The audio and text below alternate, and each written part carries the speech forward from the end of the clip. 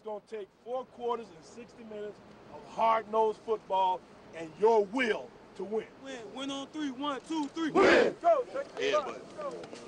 We got to play above our head. However good we are, we got to play higher than however good we are to win this game. Tiger Pride on 3. 1, 2, 3. Tiger Pride! It's the renewal of the heated rivalry between Florida A&M and Tennessee State, and it's next on Sports South.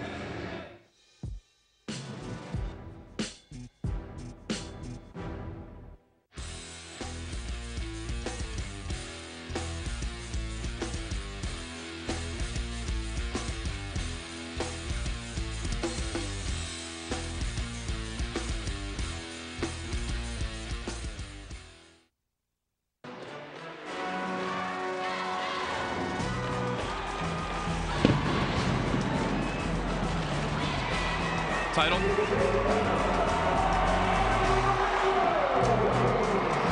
From the Georgia Dome in Atlanta, Georgia, Sports South presents the Bank of America Atlanta Football Classic as the Rattlers from Florida A&M take on the Tigers waiting in the tunnel from Tennessee State University.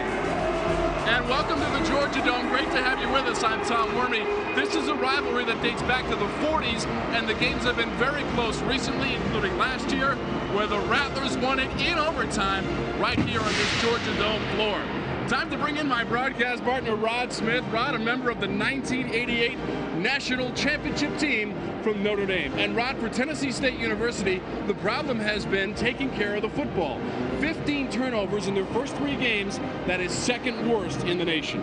Well, the turnovers have been a killer, and what is equally as being has been the 23 penalties they've had in the last 2 games. You have absolutely no shot to beat anybody with those kind of numbers. Unfortunately, their very best offensive weapon, quarterback Hefner, has been at the root of most of these turnovers and problems. He's got to play more efficient today. The coaching staff is doing a great job of giving him an opportunity to study his reads. They're going to scale back the play calling a little bit to take some of the danger out of his hands, especially late in ball games. And for Florida A&M, they have dominated this series recently. 5 straight victories for the Rattlers. Yeah, I think a lot of the success that the Rattlers have had, especially recently, it can be attributed directly to Coach Carter. He was a superstar defensive tackle for 12 years in the NFL, tough, smart football player. In conversations with him, the toughest thing for him to translate to his team is the level of a responsibility that you have when you put on those FAMU colors. You're not just representing yourself, you're representing a legacy of players there. All right, Rod, we're getting set for the 19th annual Bank of America Atlanta Football Classic. It's the Tigers and the Rattlers, and it's coming up next from the Georgia Dome right here on Sports South. 2007 Bank of America Atlanta Football Classic on Sports South is being brought to you by Bank of America, Bank of Opportunity, and by McDonald's. Welcome back to the Bank of America Atlanta Football Classic, the 19th annual. And right now it's time to check in with the 3rd member of our broadcast team on the sidelines, James Verrett. Tom, one of the big keys for Florida A&M will be their true freshman, Philip Sylvester. In his last game out, 222 yards rushing and 1 touchdown, almost an all-time record in a single game for Florida A&M. He currently ranks 4th all-time for the single game rushing record, but this will be his biggest venue to play a football game. He's from Florida, normally playing in front of crowds of 2,000 to 5,000. They're expecting over 50,000. If he can get over 100 yards rushing, expect the Rattlers once again to walk away with the victory. Back to you guys upstairs. Thank you, James. And there you get a good look at the freshman who will be receiving the kick. Florida A&M won the kickoff and will receive. That is Eric Benson, set to kick it away for Tennessee State University as Sylvester, the freshman, waits for the opening kickoff of the 19th annual Bank of America Atlanta Football Classic from the beautiful Georgia Dome in Atlanta, Georgia. Benson boots it away, and we are underway. Sylvester comes up to the 15, to the 30, and up to the 35. Taken down by Sidney Tarver. A 21-yard return by the freshman Sylvester. There is the quarterback, Albert Chester, sponsored by Georgia Power. 502 yards and 3 touchdowns for Chester from Jacksonville, Florida. The senior, 5'11", 190.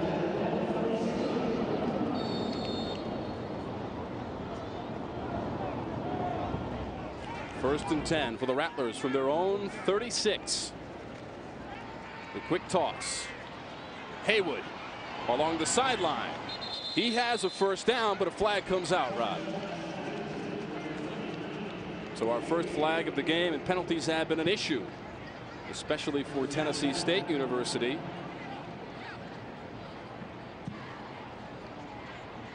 But it will go against Florida A&M, a holding infraction.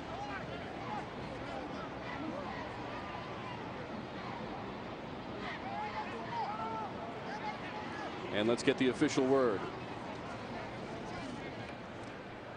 Holding on the offense, number 84. Penalties 10 yards from the spot of the foul. Remains first down. That penalty against Derek Williams, number 84. The backs and receivers for Florida A&M. You see the freshman Sylvester, 7.9 average. That is first in the conference. The starting lineup sponsored by Georgia Power. As we take a look at the offensive line, they are young, but they are solid and have done a good job thus far. 1-2 so far for Florida A&M this season. A week off last week for the Rattlers. And that is Sylvester up the middle for a short gain. You know, early in the game, we've got TSU showing blitz. And let's take a look at that defensive unit for Tennessee State University, sponsored by Georgia Power. And you see Brandon Gouch has been inserted into the starting lineup, the freshman from right here in Atlanta. The linebackers, Nashawn Bigham, 20 tackles and a sack so far this season. And watch number 45, Dominique Rogers-Cromartie, 3 block kicks so far this season in just 3 games. 2nd and 9. This is Sylvester. A stiff arm at the 39, and he's brought down by number 10, Reno Thompson. A 2-yard gain on the play for Sylvester. Time for the Ford keys of the game, and we'll start with Florida A&M University, Rod. Well, Florida A&M's got to do a couple things. The first thing is control the clock. Every time TSU trails in time of possession, they lose. They've got to move the ball, get first downs. On defense, they've got a small front. They're 210 at outside linebacker. They're 285 at defensive end. Those smaller players have got to play physical and get the run stopped of TSU today. A&M beat Howard 2 weeks ago, 30-17 in Tallahassee, but we have a stoppage in play. Florida A&M. That's their first time out of the half. A&M will take a timeout with 13:23 to go here in the first quarter. You get a good look at Reuben Carter in his 3rd year. This series history, Tennessee State University leads at 24, 22, and 1 in the last 4 games, decided by just 17 points, but all of those won by the Rattlers from Florida A&M. Make it 5 in a row for the Rattlers, who have won 11 of the last 14 meetings. And time for the Ford keys to the game for Tennessee State University, Rod, as they are 2-2 so far in the season for head coach James Webster. Well, for TSU and Coach Webster, number one, they've got to play smart and play discipline on offense. They've had a number of turnovers, a number of silly penalties, cost them opportunities to win football games. On defense, we're going to have a little trial by fire for some true freshmen and true sophomores. 3 of the 4 best defensive players the Tigers have are unavailable for today's game. You plug in freshmen, you plug in sophomores, and 55,000 screaming fans. Let's see if those young kids hold up today. James Webster, 10-16 overall in his 3rd season here at Tennessee State University. Prior to that, an assistant coach at the University of North Carolina, where he played collegiately. This is Sylvester. He's hit immediately, but gets away. Across the 40 and up to the 44, stopped by Larry Williford. Short of a first down. 5-yard pickup on the play. Well, Coach Carter is playing a little conservative earlier in the game. We've seen most of these passes are going lateral. We've got a screen here, get it in Sylvester's hand in the open field. Hopefully he can make a defender miss and get upfield. Very conservative play calling. Now Sylvester here makes the first guy miss. We don't get much wiggle on this next move here. Good open field tackle. The Rattlers punt it away to Terrence Wright. who makes the fair catch. Correction, Rogers Cromartie, who makes the fair catch at the 22. So Tennessee State will take over for its first offensive possession. The Georgia Power starting lineups, and there is your quarterback, Antonio Hefner.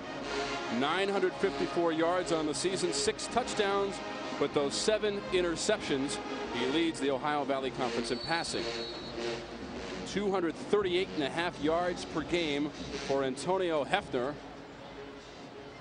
who was part of that thrilling victory against Jackson State University at the Liberty Bowl in the Southern Heritage Classic just a few weeks ago. After the toss to Williams, this is Javaris Williams, and he barrels over the defense and has a first down. Ran over Ernest Williams, number 25 for the Rattlers. Big play on first down for Javaris Williams, a 13-yard pickup. If you want to step up and tackle Mr. Williams, you better get your pad level low and your butt out, because this guy will flat run right over the top of your chest. I love the way Williams finishes his run. And it's no secret, all right, you ask Coach Webster, hey, it's no secret that we're going to try to run the football. The Tigers are going to come out, put the ball in Williams' hand, and attack that defense in a physical manner. Williams averages 106 yards per game. This is Cromartie. Rogers Cromartie, normally a defensive corner, involved in the offensive sequence here early on for Tennessee State University. Time for the backs and receivers, presented by Georgia Power for Tennessee State University. The Tigers' offensive look.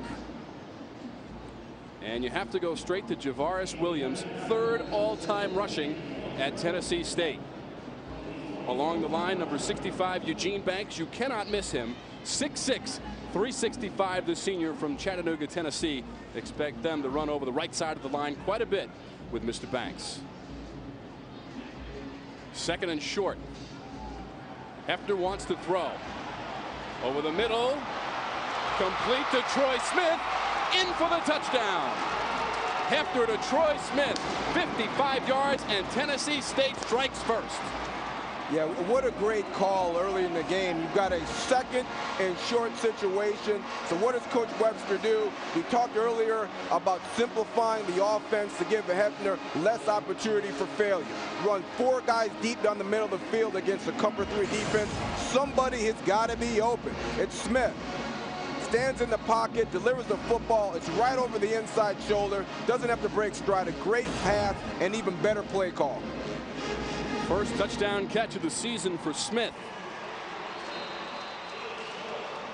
And it's 7-0 Tigers on the 55-yard connection on their first offensive series. Hefner to Troy Smith. And the Tigers have the lead, 7-0 from the Georgia Dome.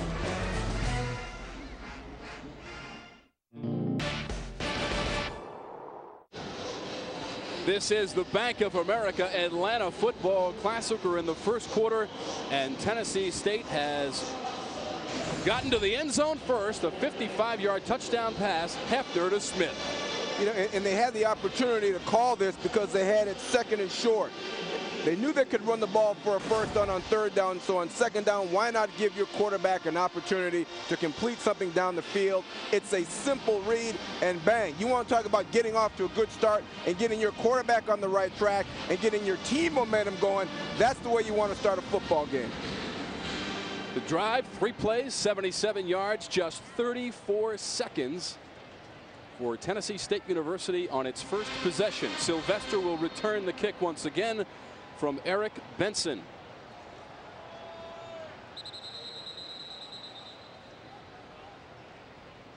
Eric Benson hit the game-winning field goal with no time left on the clock against Jackson State University just a few weeks ago in the Southern Heritage Classic at the Liberty Bowl. An exciting finish for Tennessee State University, which is 2-2 so far in the season. Lost most recently last week to Southern University. They had a 27-6 lead, but squandered it. They were shut out in the 4th quarter. Sylvester from his 11. The reverse.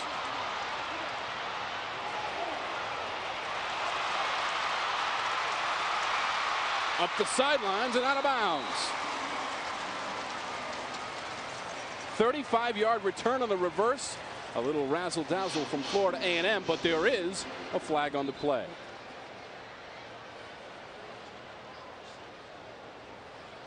I really like that play call. You know that Sylvester is such a potent all-around threat. You know that Sylvester is such a potent all-around threat that you don't want to kick the ball to him. So on the opposition, what do? You run the reverse. Everybody's keying on Sylvester. They know how dangerous he is. Bang. You hit him with the reverse. You get 1 block, 2 blocks on the perimeter, and you're out to the 50-yard line. Great play call there by Reuben Carter.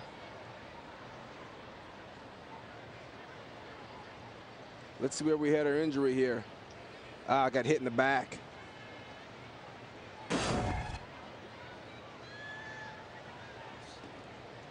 Yeah, I twisted his knee a little bit. That is Demarius Folsom. During the return, holding on the receiving team, number 48, 10-yard penalty from the spot of the foul.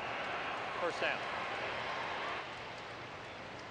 Vic Arboleda flagged for the holding penalty on the return, and it will come back. And let's take another look, Rod. Well, here we missed the hold here, but see the injury. We've got to tweak his knee a little bit. That's too bad, too, because that's such a fantastic play call. If you guys are keen on your returner, hit him with the reverse. There should be tons of open field over there, and there certainly was. Again, number 47, Demarius Folsom, the freshman from Madison, Florida, being helped by the medical staff of Florida A&M, and that is head coach James Webster right behind him. And his Tigers lead the Rattlers 7-0 here in the first quarter from the Georgia Dome. We'll be right back on Sports South after this.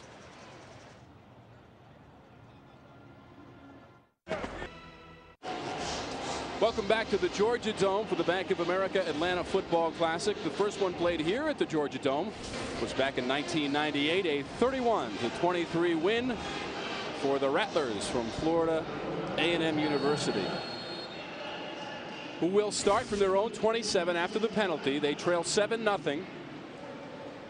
Tennessee State University leads it after a touchdown pass on their last possession from Antonio Hefner, his 7th of the season. To the ground for the Rattlers. Philip Sylvester once again getting the call. Brandon Gouch, now he's a freshman inserted into the game for Sean Richardson. And Rod, this is a big spot for him. He is a native of Atlanta. He certainly is, and especially filling in for Sean Richardson, who's their second best defender, who's out with the knee. And he's got to play big on that inside trap today. 2nd and 9 for the Rattlers. That is quarterback Albert Chester, the second. His father, a great quarterback at A&M back in the 70s. Sylvester up the middle, drags the pile very close to a first down. He might be just shy of it, taken down by Kellen Woodard, number 53. And so far, Rod, I think Sylvester's impressive, running very solidly, very strongly right up the middle there. Well, even though you're down by 7 points, you still want to get Sylvester off early, give him the football, attack the smallest front of the Tigers, and control the clock. 3rd and 1 from the 37 for the Rattlers.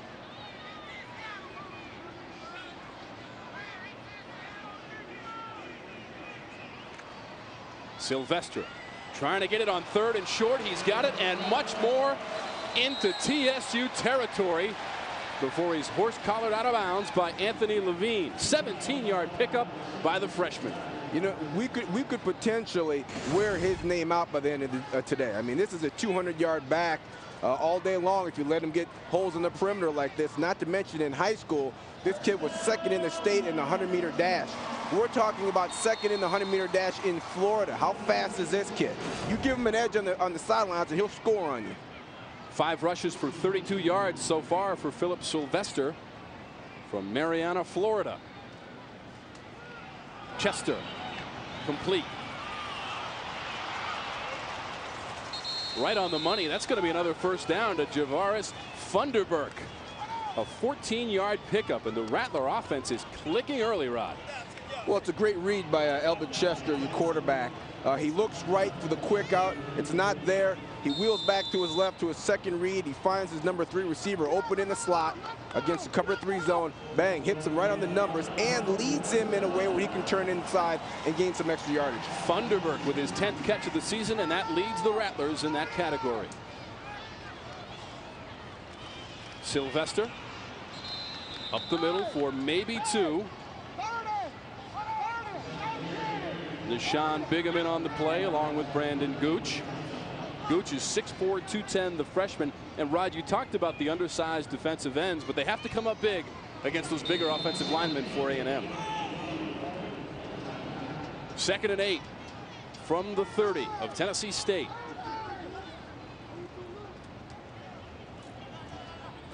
Yeah, you get audibles coming in from the sideline. They're really taking their time, trying to do a good job of controlling the ball. Play clock down to 6. Sylvester on the carry. And he goes forward to the 25, stopped by Gooch, a 5-yard pickup. And Sylvester, I think when you tap yourself on the helmet, you want a breather, Rod. Yeah. Or you want the ball again. Yeah, he's worn out. But a good tough run by Sylvester, getting in behind his offensive linemen who are big. They're not tall, but they are big. 3rd and 3 for A&M. 1 for 2 so far on 3rd down in the game. Chester to throw. Going to the end zone. Lofts it up, and it's broken up. Willie Haywood was the intended receiver. Rogers Cromartie was back there with him in the back corner of the end zone. Very tough to slide one by Rogers Cromartie, Rod, one of the top corners in the nation. Yeah, Cromartie is going to be playing in the NFL next year, folks. This guy is the most talented player possibly in the stadium right now. He's got NFL written all over him. He's a fantastic kick blocker. So if you're FAMU, you better get a hand on this guy because Cromartie's blocked 3 kicks in the last 3 games. 42-yard attempt for Wesley Taylor. This would match his long of the season. It is up. It is good, but there is a flag down on the play. And it could be against TSU offside. I think I jinxed him. If so, that would be a 1st down. And that's the early indication as some of the Rattler players come off, and you get it right there from head coach Reuben Carter. Let's get the offense back out there. Offside on the defense. Inter-neutral zone at the snap. 5-yard penalty. 1st down. Yeah, you got your All-American corner, your best defender. Just made a great play in the end zone, come back and jump offside. Yeah, just not paying attention there. And he's a better player than that. So 1st and 10 from the 20 for the Rattlers in their orange and green. Chester dumps it off. Taj Jenkins down to the 6.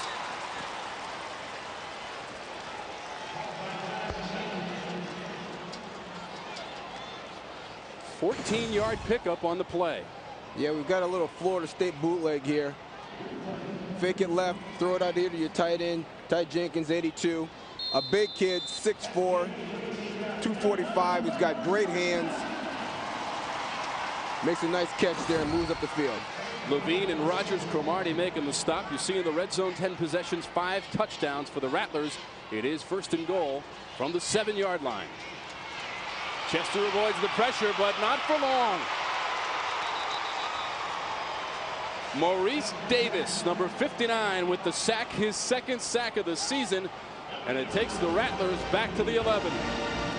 Yeah, Maurice Davis, 6'2", 245, is one of the most experienced players they have up front.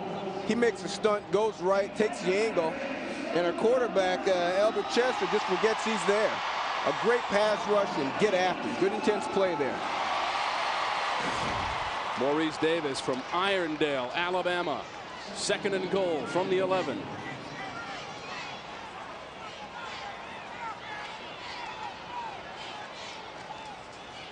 Dietrich fumbles the football. It's on the turf. He appeared to fall on it, but that's going to be a loss for the Rattlers. Henry Dietrich into the game, and the first touch he gets, he fumbles. Yeah, he's a little excited. He's in front of more people than he's ever seen in his life before. And he's looking up the field and where he wants to run with this ball before he gets his hands on it.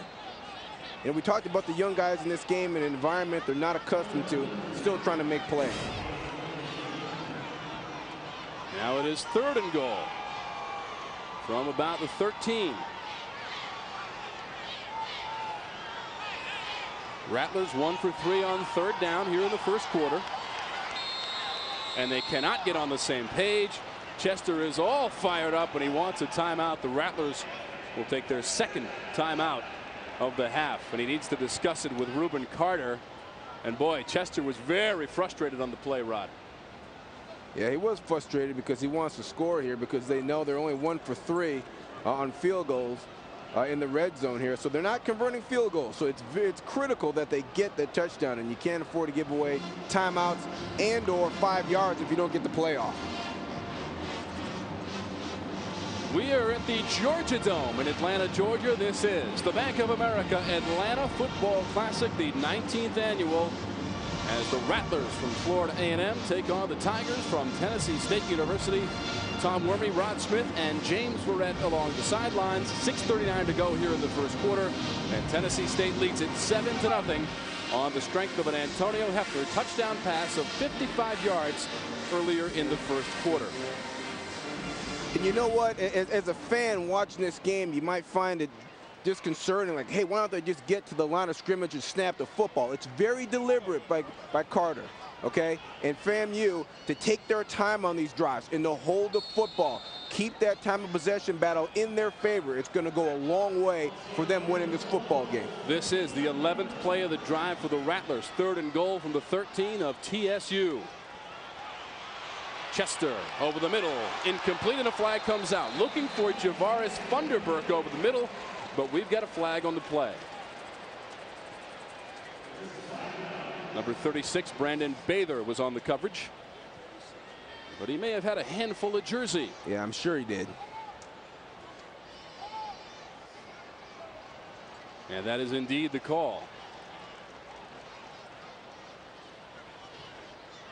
You know, we talked in the open about penalties and turnovers being just an absolute killer for TSU, and how the quarterback had committed some of those plays. Now, early in this game, we're seeing a lack of discipline on the defense, which is really hurting them.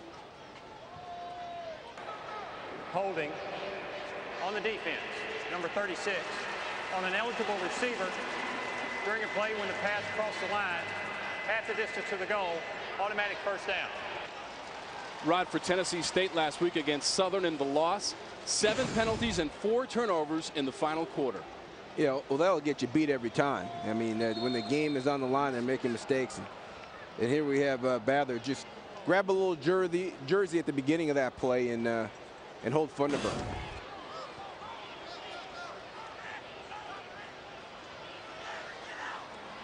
It is 1st and goal from the 6. Although the marker on the field reads 3rd down, it is 1st and goal. And now we've got a whistle, and there's a flag on the play. There's a little bit of confusion down on the field with 6 minutes and 32 seconds to go in the first quarter here. And Reuben Carter, he will let you know how this game stands. Before the snap, false start on the offense, number 82, 5-yard penalty, remains first down. Taj Jenkins called for the penalty. That moves the football back to the 11. So back and forth we go for the Rattlers. But it is still 1st and goal from the 11. And the penalty issue continues for Florida A&M.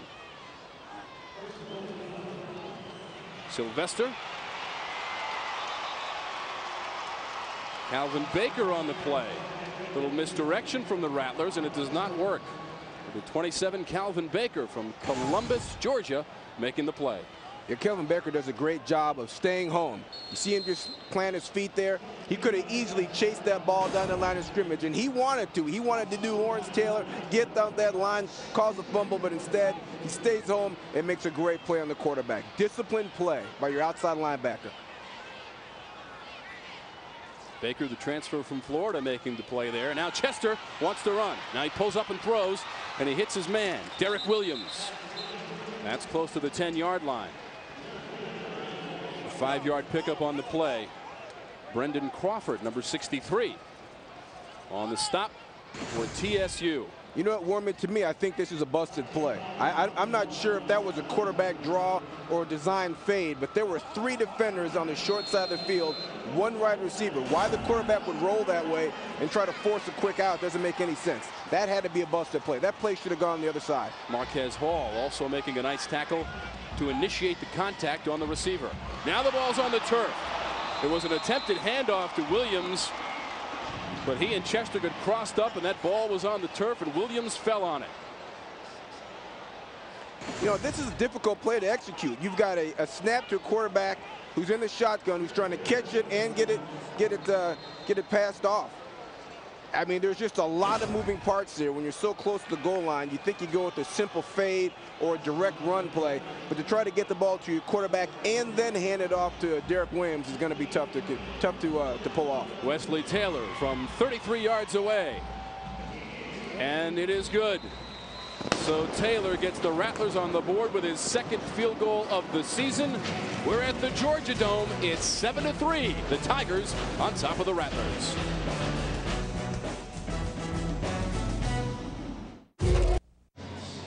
This is the Bank of America Atlanta Football Classic in the first quarter. Tennessee State leading Florida A&M 7-3. The A&M scoring drive, 13 plays, 56 yards, took up 7 minutes, 17 seconds. A 33-yard field goal from the kicker, who also kicks off, Wesley Taylor.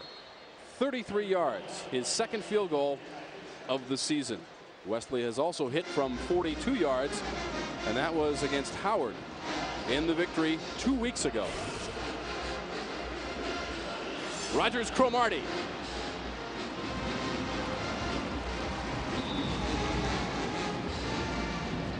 And now let's send it down to the sidelines and James Verrett.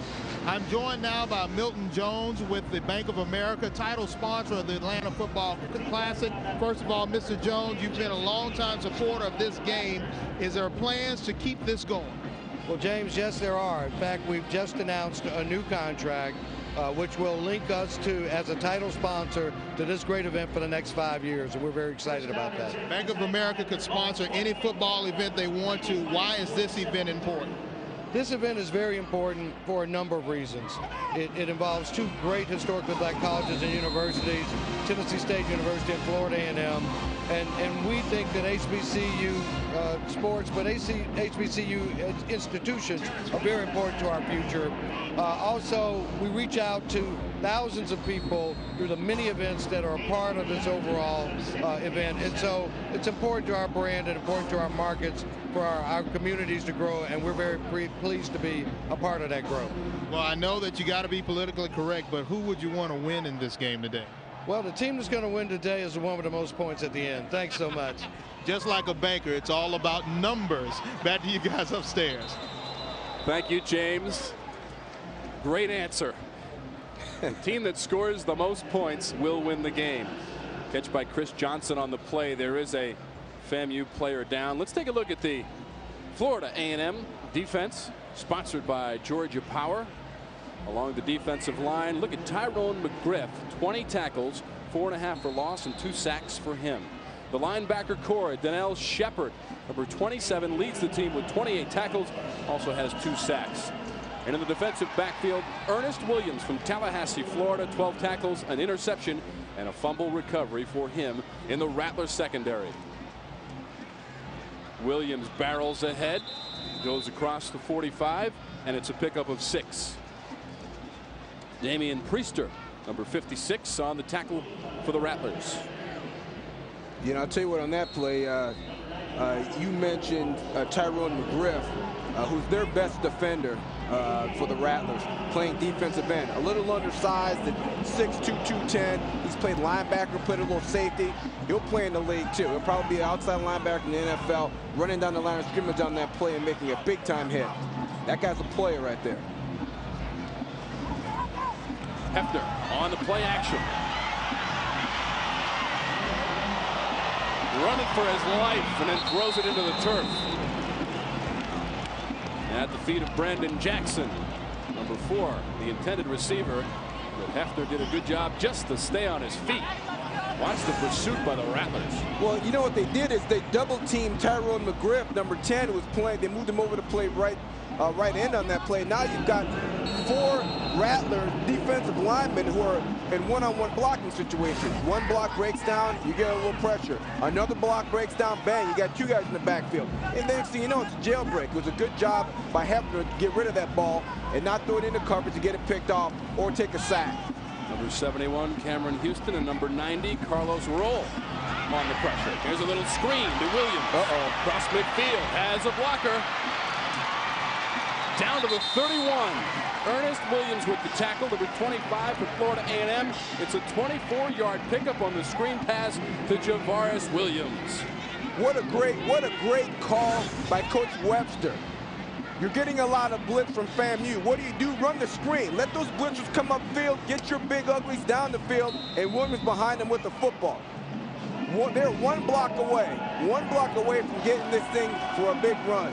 Cecil Newton's out there in front, tries to get him on the ground, can't make it happen. If he does, Williams scores on that play. 5th catch of the season for Williams, who now has the football on the ground, and he's very close to another first down as he goes out of bounds at about the 20. Bounced out by number 21, Michael Query, for the Rattlers. 10-yard pickup on the play for Javaris Williams.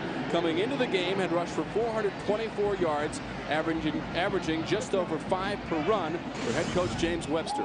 And right here, your defensive end has got the angle on him, and Williams just turns on the Jets. See ya. Too big. Williams has got great speed, a former state champion in the long jump, college sprinter, All-American in the 60-meter indoor dash. I mean, the guy's got big-time speed. You put him one-on-one in a defensive lineman, he'll win every time. He's rushed for over 100 yards in 3 of the 4 games so far this season, and he goes down to the 5. 16-yard pickup for Williams, taken down by Jason Beach, but not before a 1st and goal situation for the Tigers, thanks to Javaris Williams. You know, we talked a little bit about the woes FAMU's had in getting the run stopped. You know, not only are they undersized, I mean, they're 210 at defensive end, they're 180 to 190 at outside linebacker, and they're young. They only have 2 seniors on that team, on that starting defense. 7 of them are underclassmen, freshmen and sophomores. These guys have never seen the field, let alone 55,000 screaming fans. Williams is going to give them all they can handle today. This is Williams. Stopped short of the goal line, down to about the 2. Curtis Holcomb, number 24 for the Rattlers on the stop, joined by Carlos Roll. Javaris Williams last season ran for a career-high 229 yards in the game that was an overtime loss, 25-22 to FAMU, and he's creeping closer and closer to the goal line. He'll spot it at the 3. Good job by FAMU of swarming to the football there. We got a good contain on my offensive tackle, an outside linebacker sweeping up, and a cornerback finishing the play. Good team defense there. 2nd and goal. Williams, the stunner step at the 5. Diving to the goal line, and he is just short. Vic Arboleda, number 48 for the Rattlers, making the stop right close to the goal line. And you're looking at Williams, who's gonna end this year as the school's all-time rushing leader. Heck, and he's only a junior. But great job by FAMU, playing with willpower, running to the football, closing in. The first guy misses, second guy fills in and makes the tackle. 3rd and goal from the 1. TSU converted its other 3rd down situation. Now they go straight ahead with the quarterback keep. Antonio Hefner, it's a touchdown. Touchdown Tigers on the sneak from Antonio Hefner. His 3rd rushing touchdown of the season. And you know what? FAMU is traditionally a very, very good red zone defensive team. A matter of fact, in 2005, they beat TSU by a goal line stand late in that game to win the thing. Here, they're just a little too deep and a little too undersized to handle Williams and that TSU offensive line. That game you mentioned, Rod, in 2005, FAMU winning at 12-7 over Tennessee State University with the goal line stand and an interception on 4th down as Eric Benson knocks through the extra point The drive takes 10 plays, 72 yards, 3 minutes and 50 seconds. It's a 1-yard plunge from the QB. Yeah, Antonio Hefner does a great job. Just calls his own number, gets behind Cecil Newton, big number 65. Well, I'll tell you what, they've got him in the book. Look at him. Look at that one blue helmet up there, pushing guys into the end zone. You know, they got him listed at 6'3", about 265. You get down the field and look at big 65 Cecil Newton. Looks more like 6'4", 315 if you ask me. You know, if you're a quarterback, you get that ball, you get on his big butt, and you just push yourself on in the end zone. Great job by Hefner. Antonio Hefner last week against Southern University threw for a career-high 316 yards and 3 touchdowns, had a rushing touchdown. Now he adds another one right here to go along with his 55-yard touchdown pass in the first quarter. 10 plays, 72 yards on the drive. Javaris Williams with 24 rushing yards on the drive, and he is certainly into the flow of the offense here in the first quarter. Javaris Williams, last year in overtime, TSU had the ball first, tied at 22, and Williams, who had a career day, ended up fumbling. I think he still feels some of those effects and wants to have a great game today as he gets another chance at redemption. Yeah, I mean, the fumble in overtime to lose the game for TSU last year was the only blemish on Williams' day last year. Heck, if that game had gone into triple overtime, he'd still be running. 230 yards on the ground, and not usually a fumbler. Benson kicks it away very short and out of bounds after being caught. And either way, the Rattlers are going to come up with good field position as Todd Jenkins made the play.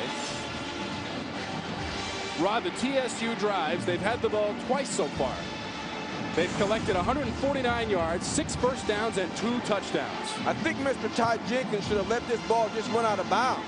I mean, there's no reason to take the risk that it gets fumbled or you get hit as you receive it. You know, just let that ball go right out of bounds and make him kick it again. If they're that afraid, okay, the Tigers are that afraid to kick the ball off to Sylvester, your big-time return threat, then you let them go back 5 yards and back 5 yards and back 5 yards and kick it again until you get that ball first and 10 on the 50-yard line. I would not let them get away with giving me the ball on the 45. 5-yard penalty from the end of the run. First down. Tack on another 5 with 32 seconds to go here in the first quarter. And Tennessee State leading Florida A&M 14-3. The Rattlers with the ball on their own 43-yard line. That is Albert Chester. Please reset the play clock to 38 seconds. The game clock, 38 seconds. So the Rattlers will get some more time added to the clock. As we wind down here in the first quarter from the Georgia Dome, Albert Chester, 5'11", 190, the senior from Jacksonville, Florida. From the shotgun. First and 10 for the Rattlers. Sylvester dances his way to midfield and a first down into Rattler territory. Larry Williford, number 2, finally brought him down, but not before a gain of 11 yards. Yeah, great job by Chester hanging on to this ball to the last minute. I mean, he's under pressure here. He wheels and there's a man right in his face. Dumbarton Sylvester, who does a good job at keeping his balance. You know, you watch him early in this game, and he's not super shifty, but he does have tremendous speed and tremendous balance. If you don't wrap your arms up and take him to the ground, he's going to break your tackle, and he's got the speed to take it to the house. And he has 2 catches for 16 yards so far here in the first quarter. With just 10 seconds to go. Sylvester runs to the right side and gets cut down. Larry Williford came up to make the stop as the clock runs out here in the first quarter. 15 minutes in the books of the 19th annual Bank of America Atlanta Football Classic. And it's the Rattlers from Florida A&M on top, 14-3. Tennessee State with the lead going deep in the first quarter. Back on Sports South after this. The 2007 Bank of America Atlanta Football Classic on Sports South is being brought to you by Bank of America, Bank of Opportunity, and by McDonald's. You get a good look at the High Museum in Midtown Atlanta. It's a beautiful day for football. It's always beautiful inside the dome for the Bank of America Atlanta Football Classic, the 19th edition. As the Rattlers from Florida A&M and the Tigers from Tennessee State University square off. The Rattlers have dominated the series recently. They have won the last 5 games in a row. They have the football on the TSU 45-yard line. 2nd and 9. The delay handoff. This is Sylvester into the secondary. That's a first down. Stopped by Ramon Willis, number 9 for TSU. 13-yard pickup, Rod. And you've got Coach Carter and FAMU going a little bit against what they like to do. TSU puts 3 defensive linemen in the game and a bunch of DBs. So what do? You check to the draw, get the ball in Sylvester's hand. He's going to find some room in your secondary. Heck, 3 guys in the defensive line can't hold anybody back. The Rattlers' 3 points came off the foot of Wesley Taylor in the first quarter with a 33-yard field goal. As you see, the freshman Sylvester putting up some hefty numbers here in the first half. Direct snap to Sylvester. Around the right side and very close to another Rattler first down. 10-yard pickup. Kevin Bledsoe on the stop for TSU, number 26. Well, we get a great block by a right tackle. Robert Okafor does a great job on the perimeter there, big 75. And then Sylvester gets up in your secondary, and you're almost moving the changer, 2nd and short. Now, with this down and distance, you know you can run it and probably get your first down. You try to get a pass off into the end zone here. 2nd and short for the Rattlers. Nice block on the play by number 47, Demarius Folsom, to spring Sylvester on the first down play for the Rattlers as the ball moves inside the 25 of TSU. Chester on the roll. Throws. Complete. Taj Jenkins. There is a penalty marker on the field. At the 27-yard line, there is a penalty marker. Hold everything. Yep. Holding on the tight end.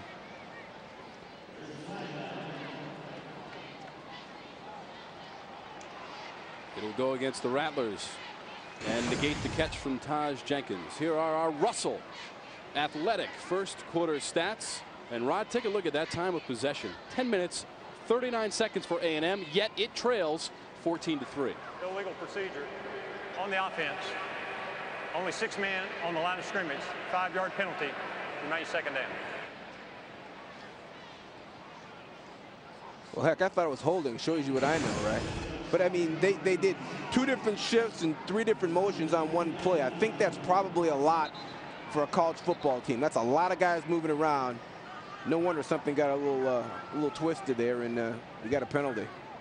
Gosh, you hate to get out of 2nd and short, though. It's such a great down for the offense.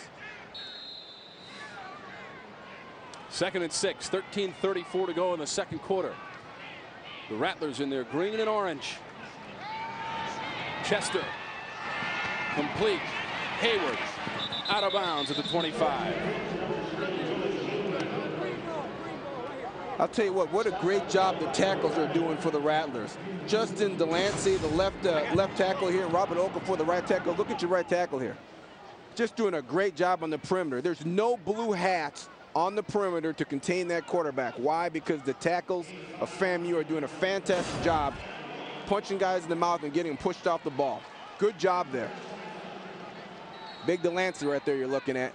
Florida A&M 1 for 4 on 3rd down. It is 3rd and 1 with the football on the 25 of Tennessee State University.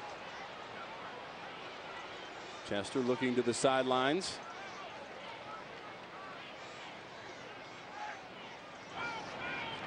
Straight back. Connects. Hayward.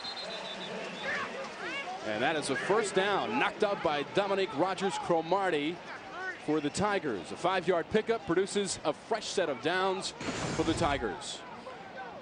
Here we go. Our big tackle out there getting his hands out, 3-step drop. Dominique Cromartie coming up and making a tackle.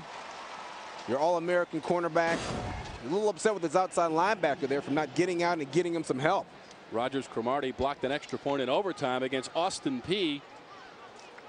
And it was a 33-32 victory for the Tigers in a conference matchup against Austin Peay. And wow, Chester took a smack, and Ramon Willis come up with the interception. Yes, it is an interception. Chester got hit right as he released the football, and Ramon Willis comes up with his first interception of the season. Well, it's not even a blitz. It's just a great individual rush over the guard. Ball gets tipped. Ball gets picked. On those short drops, it's critical that offensive linemen get their hands on the defensive linemen. Raymond Wills does a great job. The linebacker getting in there, getting his hands up, tipping the ball, picked off. Brandon Gooch, the freshman, number 17, helping Willis get that interception. Made a great diving play. And Tennessee State University takes over. Javaris Williams on the carry for 8 yards on first down. Boy, that's a killer. I mean, you have an opportunity there to get 3 points and at least make this a one-possession game, which allows you to go ahead and be patient and run the football, get it to Sylvester. Move the ball, hang on to the clock. Turnover is not going the Rattlers' way so far. Terrence Wright on the pitch.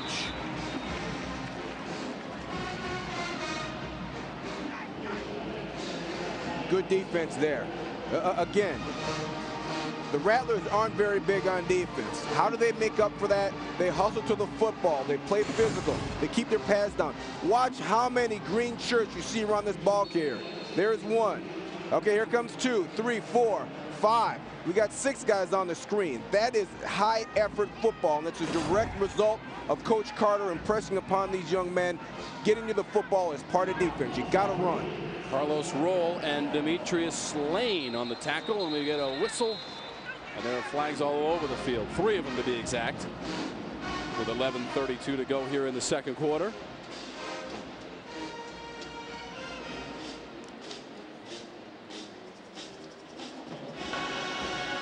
Right at the snap, false start on the offense, number 76, 5-yard penalty, remains third down. It'll be 3rd and long for Tennessee State University. Do you want to see if the Thrashers can repeat as Southeast Division champs? Do you want to know if they can make a run at Lord Stanley's Cup? Check out the Atlanta Thrashers preview show tonight at 10:30 p.m. on Sports South to find out. Sports South, your home of the Thrashers. And the snap rolls into the end zone. That'll be 2 points. It's a safety.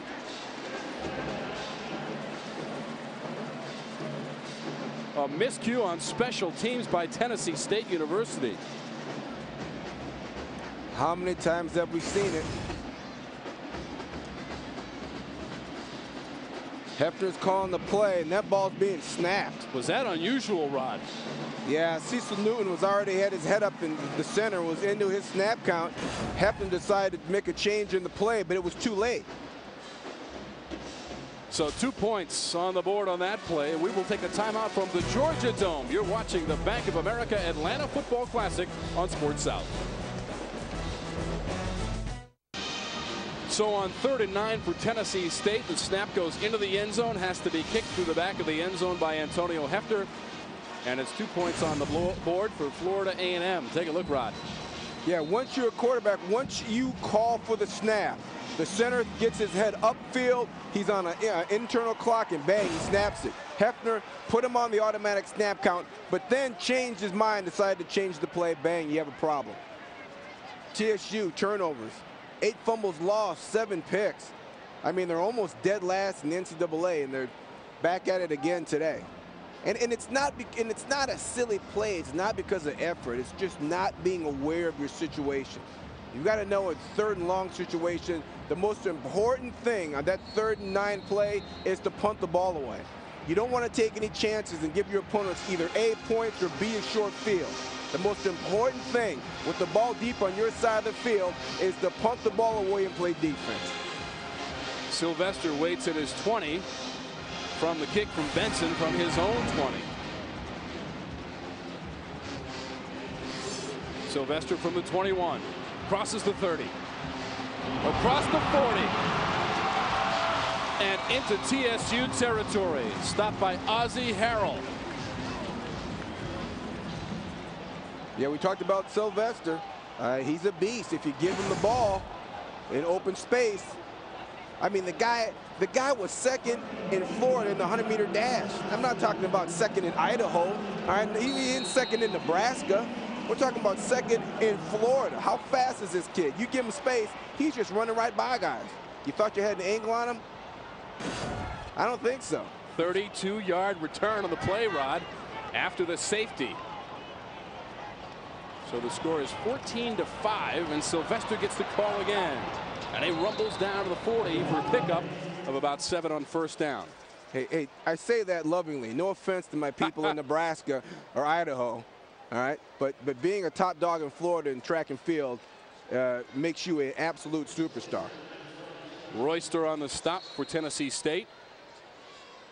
Florida A&M, September 1st, they were at Southern and lost 33-27 in Birmingham, Alabama. On September 8th, home against Delaware State. That was a loss, 20-7 in that conference matchup. But 2 weeks ago, beat Howard 30-17, and their record stands at 1-2.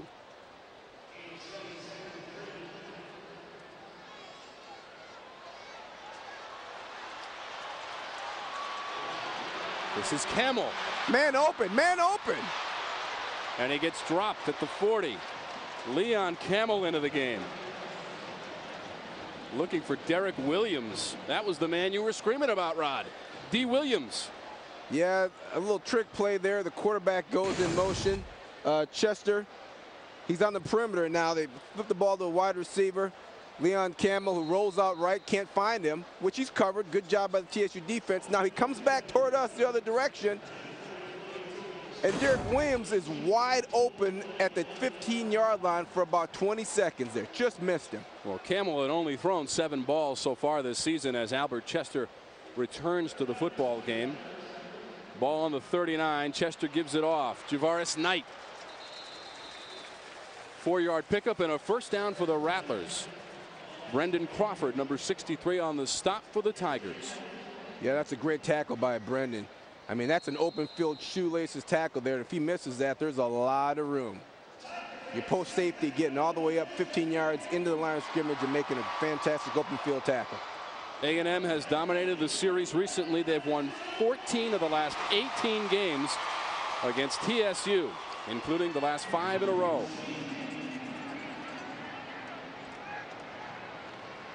Sylvester gets the handoff on first down, turns the corner, and picks up 3 or 4. Reno Thompson on the stop. Number 10 in the middle for TSU. Reno Thompson from Nashville, Tennessee. Yeah, you see Reno there make a fantastic play. I mean, just a physical, aggressive, attack the wide receiver, punch him off using your hands, maybe give him a little headbutt in there, slide inside, make the open field tackle. Aggressive physical play by Thompson. 2nd and 6. Reno Thompson led the team last year in tackles for loss with 8 and had 2.5 sacks. The fake to Sylvester, the little screen.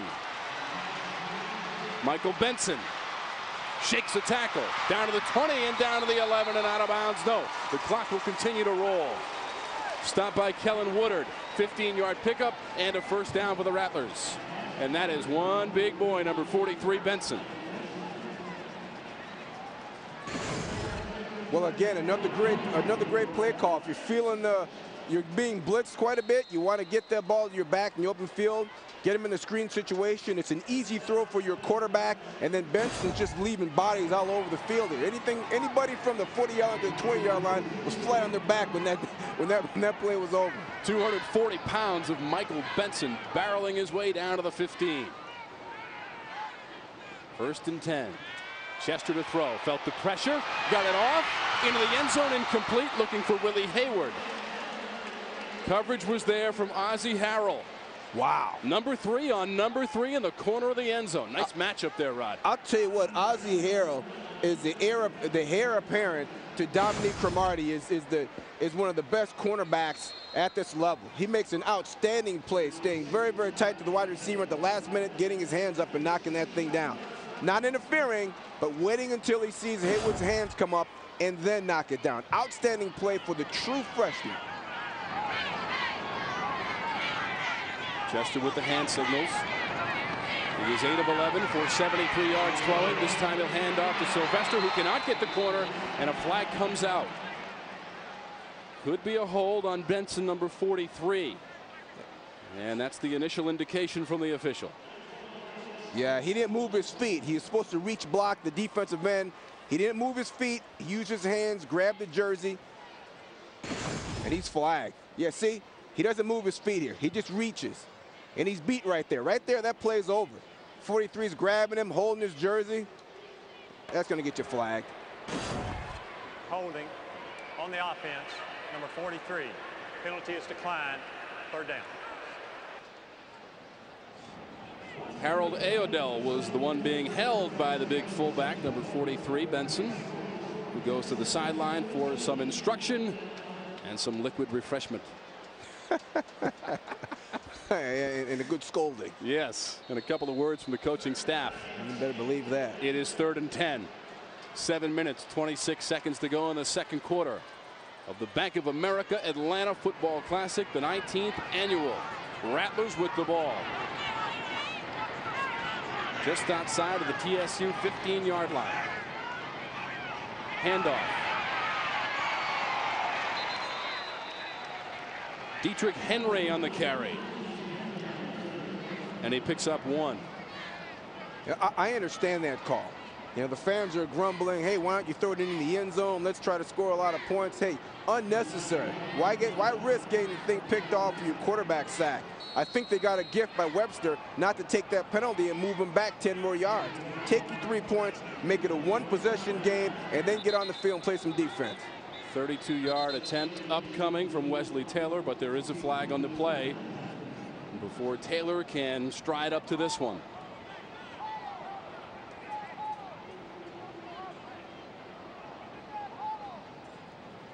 Major league discussion going on between the officials right now over a dead ball foul. Yeah, and they are in no hurry to tell us what is going on. No, they're not. And Reuben Carter wants to know. So does James Webster, both in their 3rd years at their respective schools. 2 good football coaches. Substitution foul on the offense. 5-yard penalty. Remains 4th down. Well, you know, Rod, the officials did the right thing. Get together, get it right, and then the penalty goes against the Rattlers. Yeah, you know, this is the 2nd time so far today where they've been penalized, where they've had problems getting folks on and off the field. The first time they called a timeout. Now we've got 12 men in the huddle for the 2nd time. Now, at some point, someone's got to be held responsible for this. That's a coaching problem. 37-yard attempt for Wesley Taylor. He has already connected from 33 yards in the first quarter. The senior moves it low and hard, and it is no good. Taylor missing. He is now 2 of 5 on field goals for the season. And there you see it, low and left.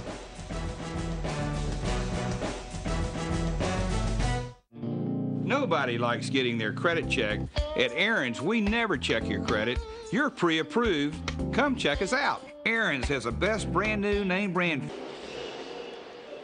The Tennessee State Band, the aristocrat of bands. That is part of the flavor here at the Bank of America Atlanta Football Classic. This is more of the flavor. The legendary coaches from both of these programs. Both these guys are monsters and built these programs into what you see in today. But you're talking about 844 and 826 winning percentage. That's crazy good. 15 Black College National Championships between those 2 coaches, Merritt and Gaither. And the John Merritt Classic is a game that Tennessee State University plays in the first week of the season. They play it at LP Field.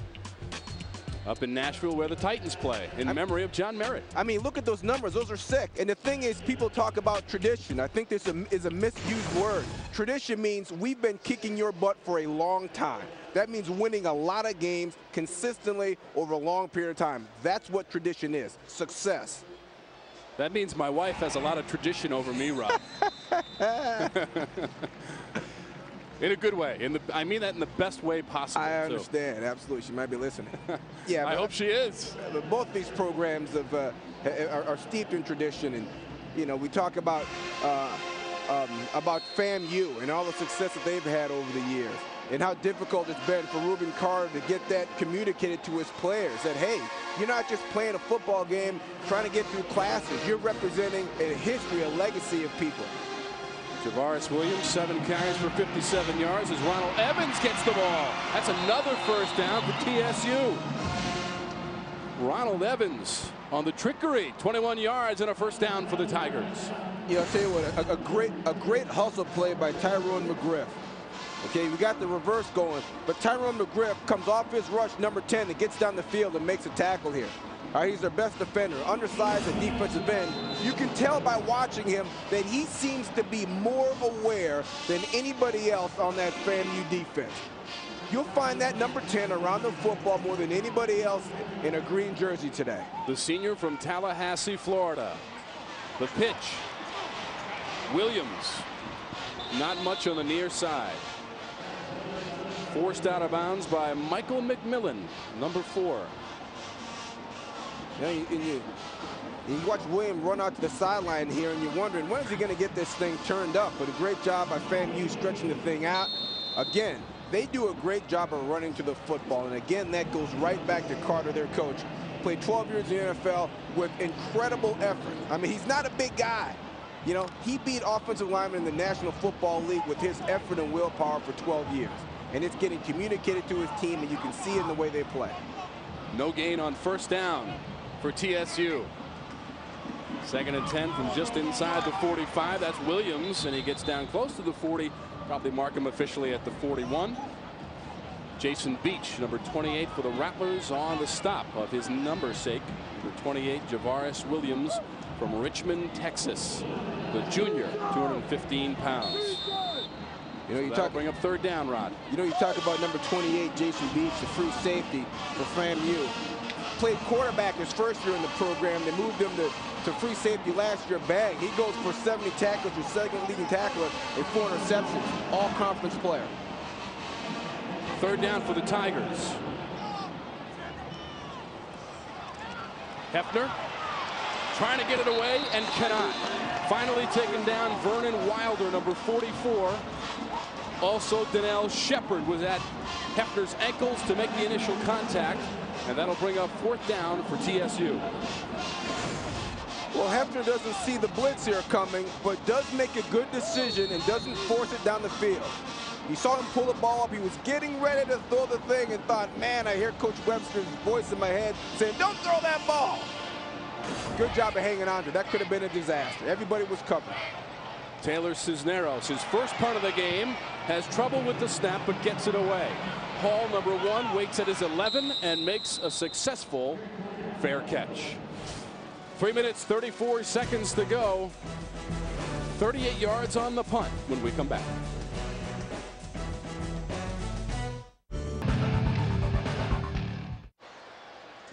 Tennessee State leads it 14-5 over Florida A&M, and now time to go to the sidelines and check in with James.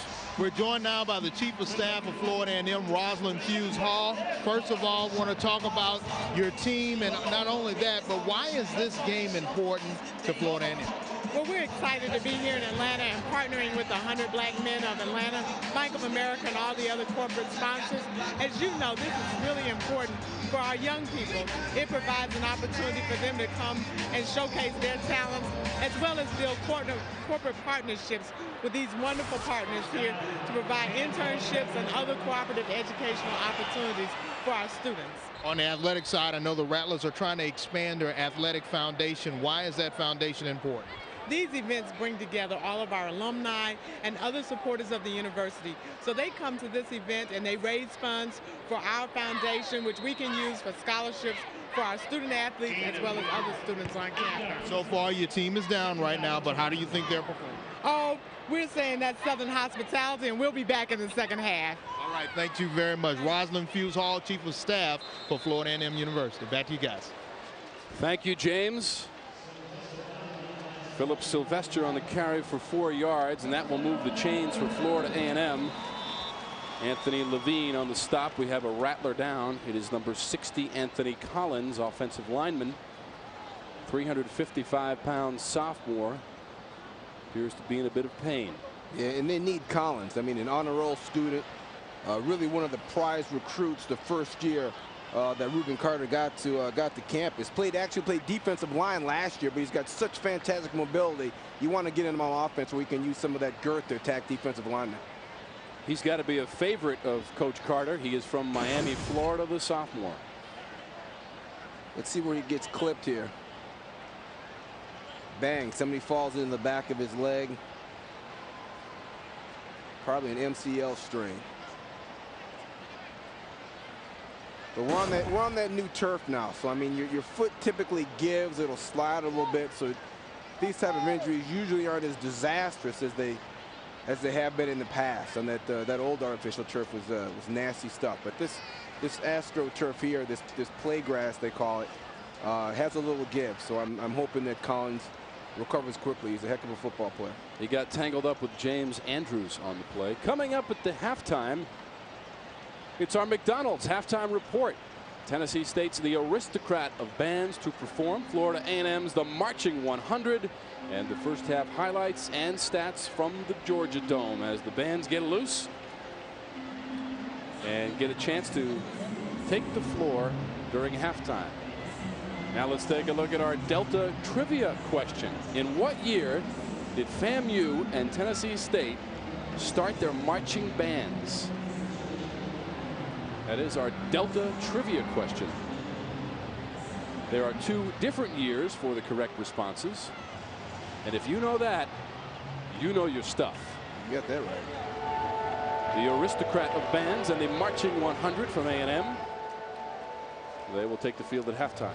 You know, I'll tell you what, Tom, the Bank of America and 100 Black Men of Atlanta really deserve high praise and credit. This is a first-class event. I mean, I saw folks in the lobby last night in the hotel talking to some FAMU folks about all the alumni events and the parties they had to go to. You got the Battle of the Bands. And we got the place almost full. It's an outstanding event. And if I'm not working next year, I might be down here myself hanging out. I mean, a lot of folks here are having a good time and raising money to educate young kids. It's a great organization. And a lot of Florida A&M University players being involved in the offense. 6 different receivers used and 6 different runners, including Sylvester, who has 14 carries for 78 yards and 2 receptions for 16 yards. Anthony Collins coming to the sidelines after being injured on the previous play. Albert Chester wants to throw, but we will stop the play and flags come out.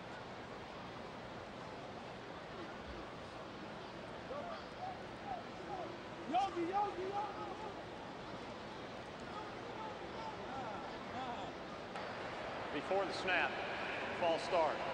On the offense, number 76, 5-yard penalty, remains first down.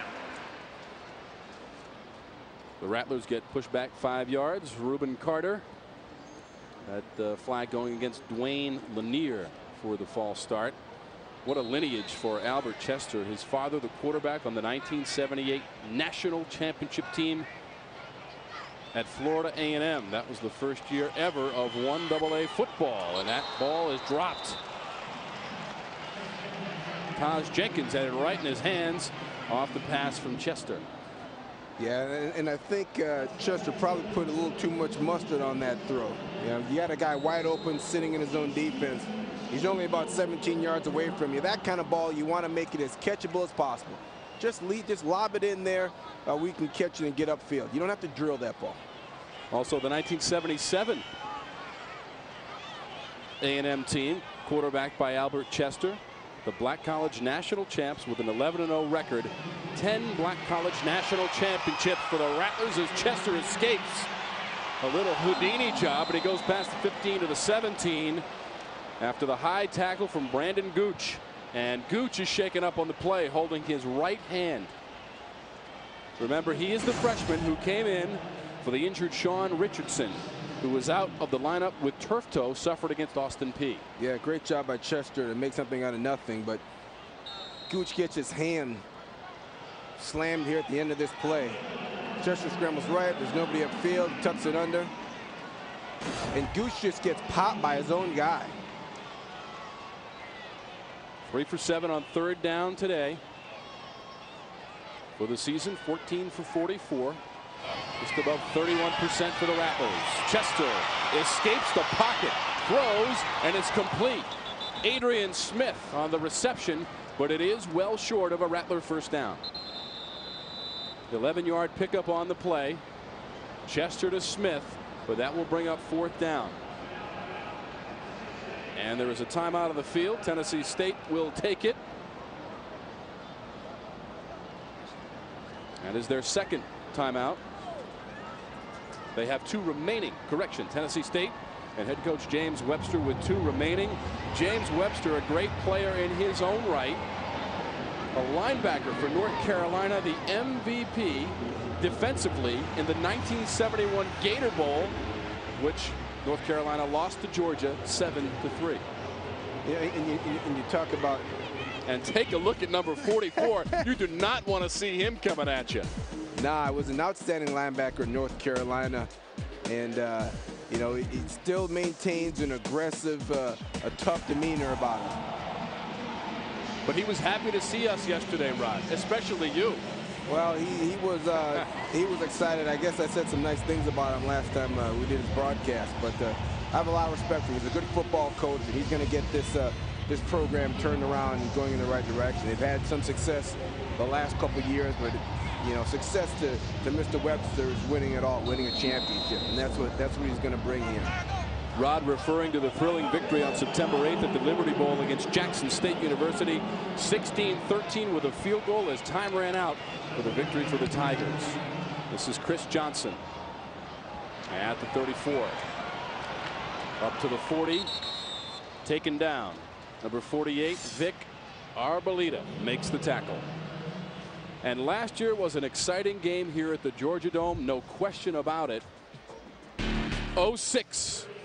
And the Bank of America Atlanta Football Classic.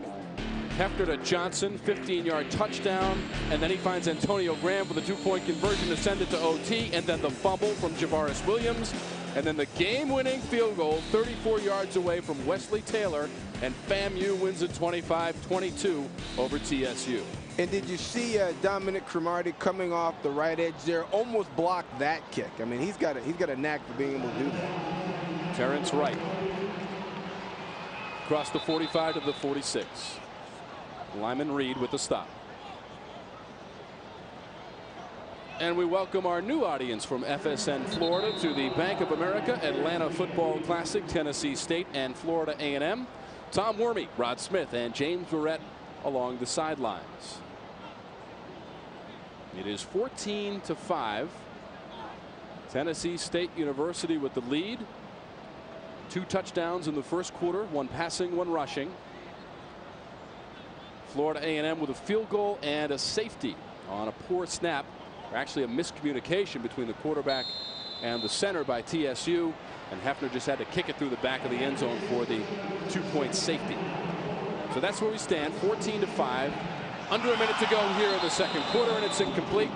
Jamal Ruffin could not haul it in. Oof. Ruffin running up the seam versus cover 3 defense. The hook defender stayed flat, so I mean, there is nothing but green grass in front of him if he can catch this ball. Hefner makes a nice read, recognizes cover 3, bang, right over the hook player's head. Golly, there's a lot of room there if you can catch that. Wow, leave your feet. TSU 2 for 4 on third down. They will convert here, but flags come out on the pass to Ronald Evans. He gets to the 43 of the Rattlers, but there is a flag on the play.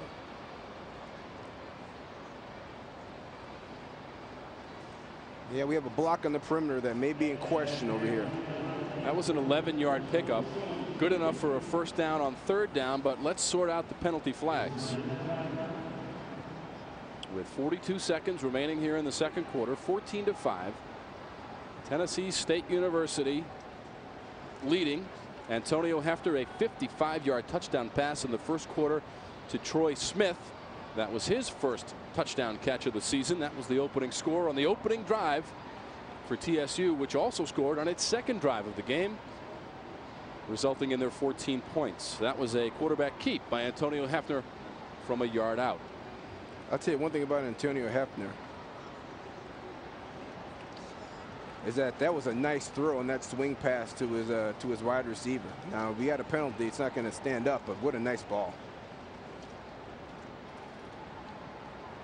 This Tennessee State offense, we'll get the word here. Holding on the offense, number 87. Penalties 10 yards from the spot of the foul. Remains third down. This offense is 19th in the country as the penalty goes against Jamal Ruffin, number 87. They average 421.8 yards per game. Well, you see Ruffin over here on the perimeter, the top of the screen.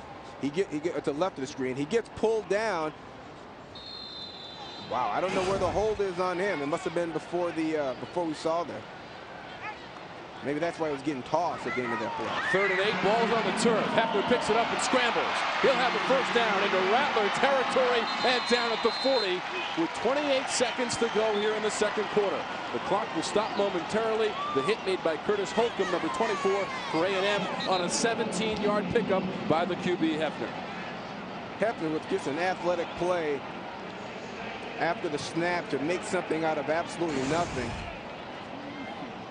Another low snap. You know, Cecil Newton's a better football player than this. I don't know if he's having problems with one of those big DLs in front of him, and that's what's causing him to be inaccurate with some of his snaps, but never seen him snap the ball this poorly in the game.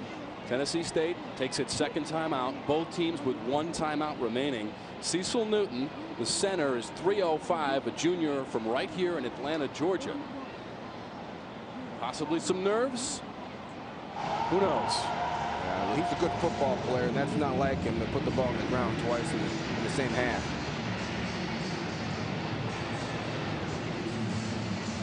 The Atlanta Braves will take on the Houston Astros at Minute Maid Park tonight, right here on Sports South. Braves live with Jerome Jurinovich and Ron Gant. Starts things off immediately after our game right here on Sports South. First and 10 from the Rattler 41 for the Tennessee State University Tigers, who lead it 14-5. Hefner from the shotgun with 3 receivers to the near side. Rolls the pocket. Has to eat the football. Tyrone McGriff chased him down. Number 10 for the Rattler D. Again, not the play result that Coach Webster would want, but a good decision by his quarterback not to force that thing in somewhere and get it picked off.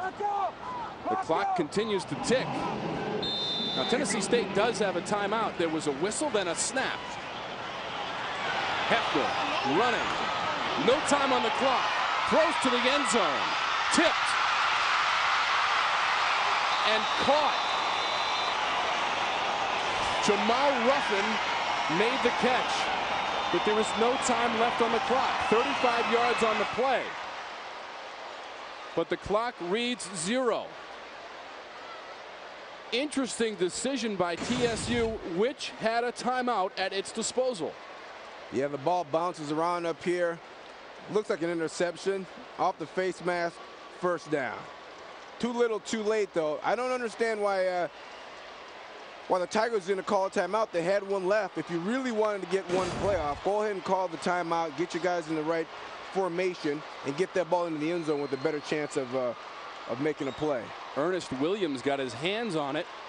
He was the first one to touch it. Then it deflected over to Jamal Ruffin, who almost stole that ball away, but short of the goal line as time runs out here in the second quarter.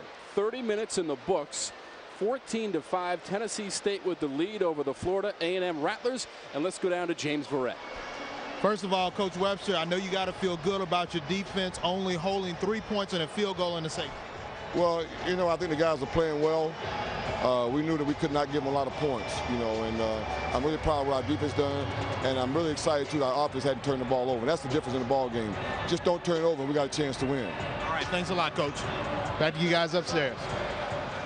Thank you, James. James Webster's team trying to stop a 5-game losing streak at the Bank of America Atlanta Football Classic. And the Tigers lead it 14-5 here at the half. Our McDonald's halftime report is coming up from the Georgia Dome. Don't go away.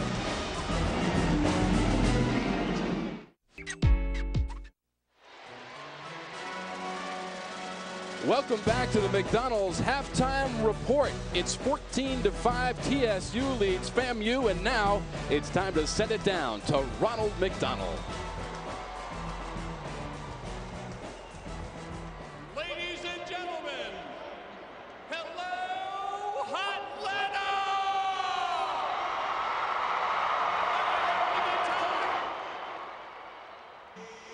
Let's give it up for our TSU and FAMU drum majors.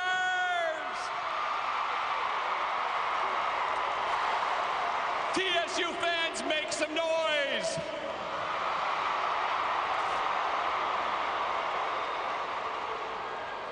FAMU fans, make some noise. Are you ready for the McDonald's halftime show? Can you say I'm loving it? Then let the McDonald's halftime show begin.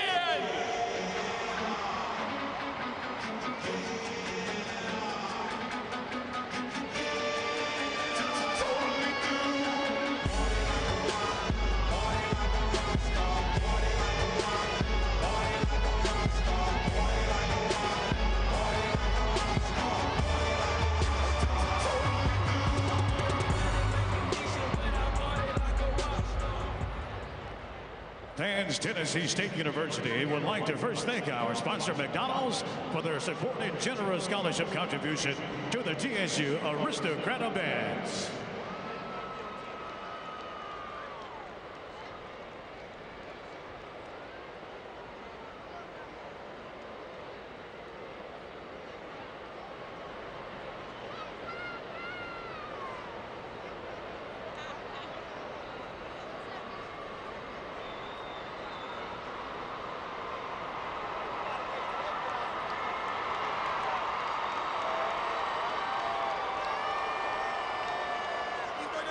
Yes, please pull forward to the second window.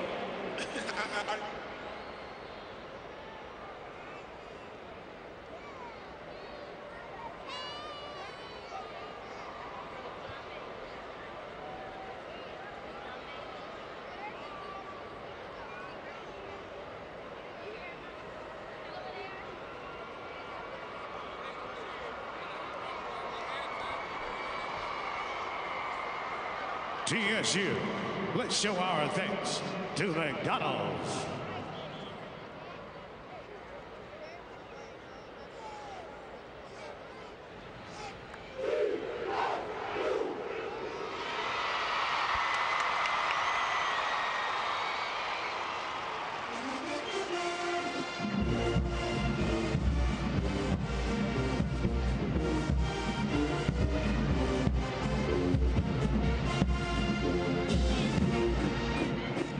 McDonald's, deeply rooted in the community and nurturing young talent. I'm loving it. Aristocrats, let's do it. Show me love.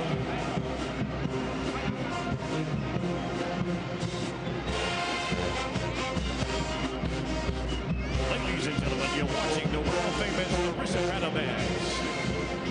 This band has won national, international acclaim for outstanding musical performance, innovative arrangement, and precision marching. Right now, we want to put the spotlight on our drum majors.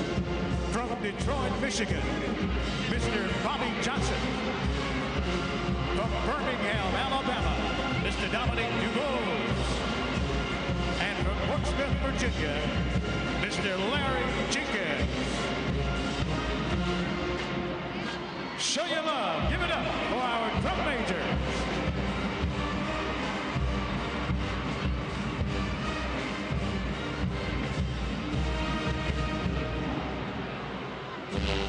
to party like a rock star.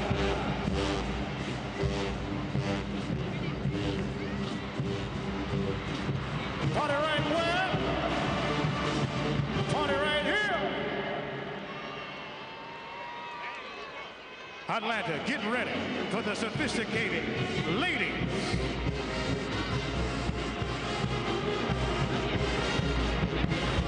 Let the lead hitter, TSU.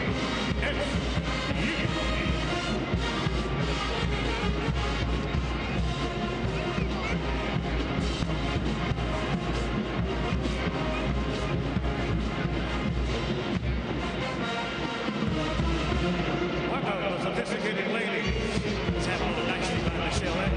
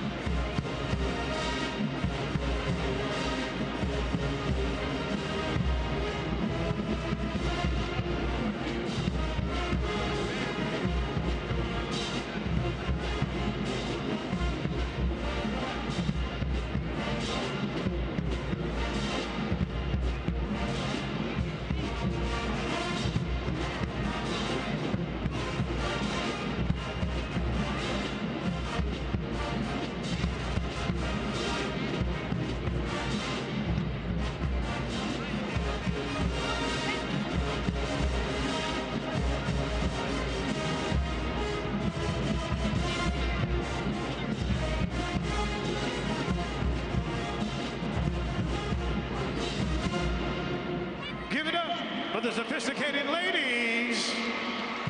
Now we're all beautiful girls in the house. Please stand up and make some noise.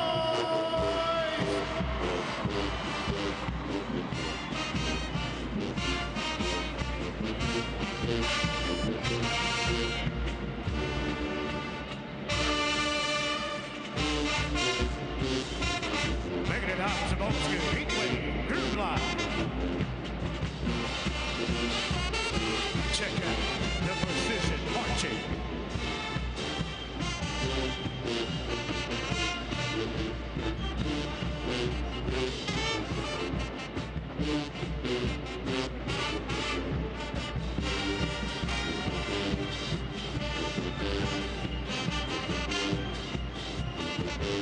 Check out the precision marching.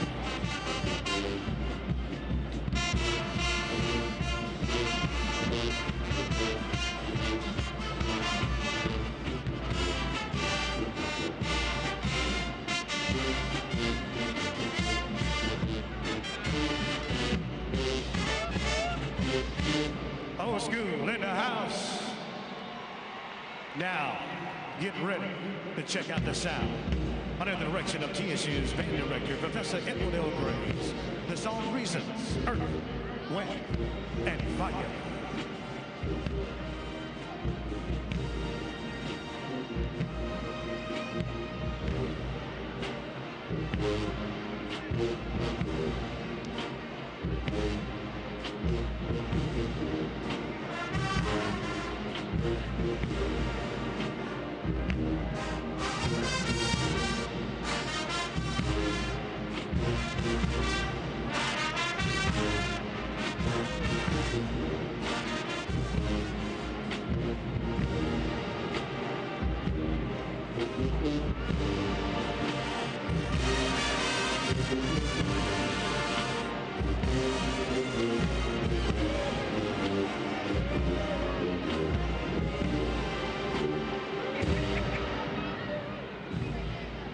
Solo says, Mr. Stephen Marshall.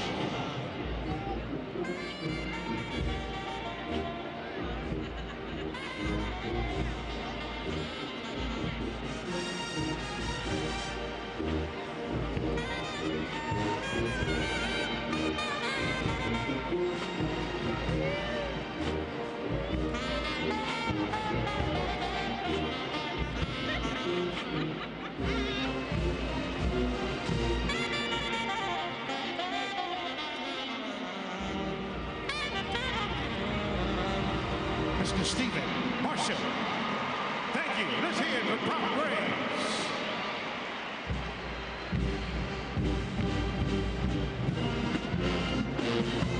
Check out the precision marching.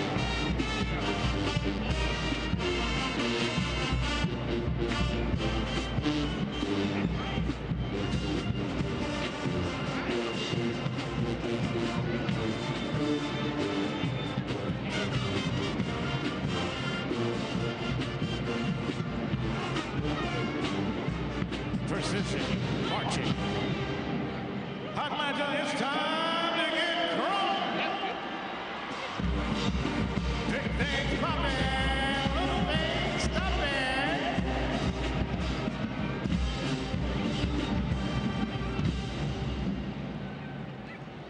Oh yeah, now it's time to do the rock.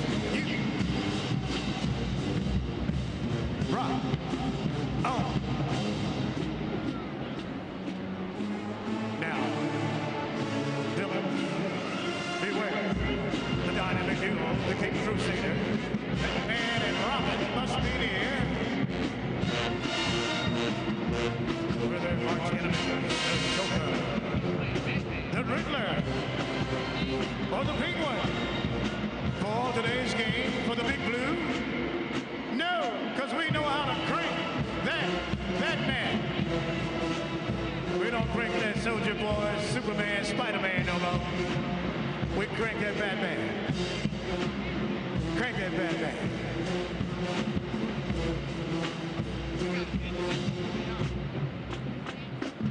Now somebody scream!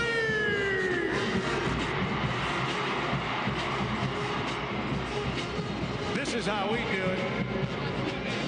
Ain't no stopping us now.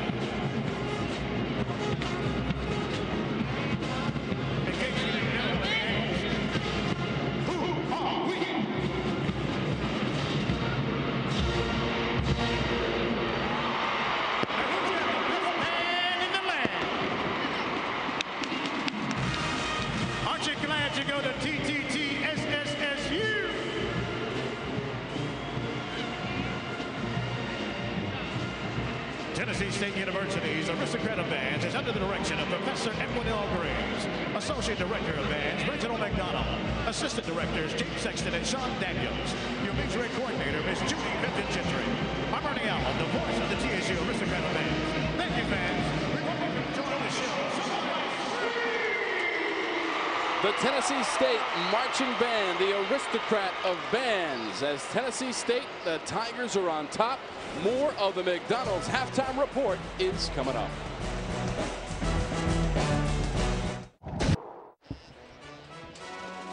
Welcome back to the McDonald's halftime report. Our score 14-5. The Tigers lead the Rattlers. Now let's take a listen to the Florida A&M Marching 100.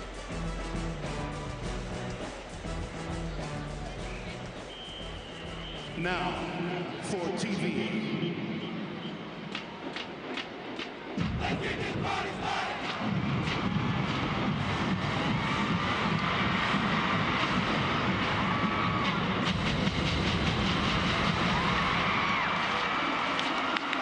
The best just got bigger.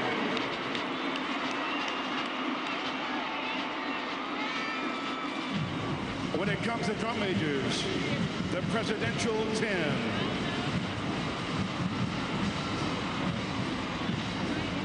The fabulous, magnificent, spectacular, the most imitated band in the world. Atlanta, please welcome the incomparable Florida A&M University Marching Band.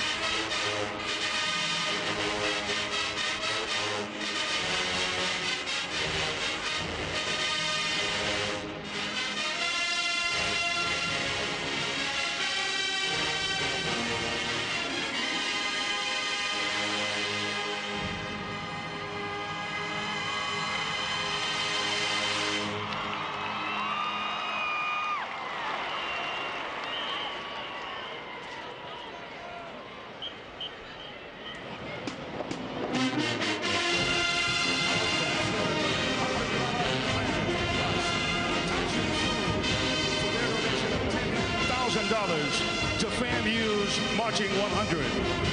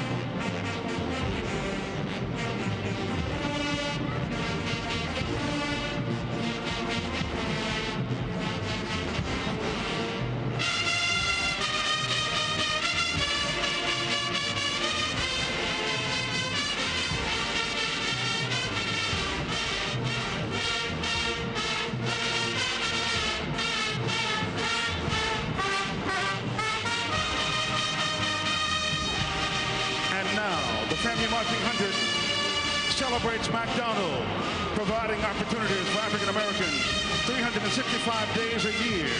And I'm loving it for McDonald.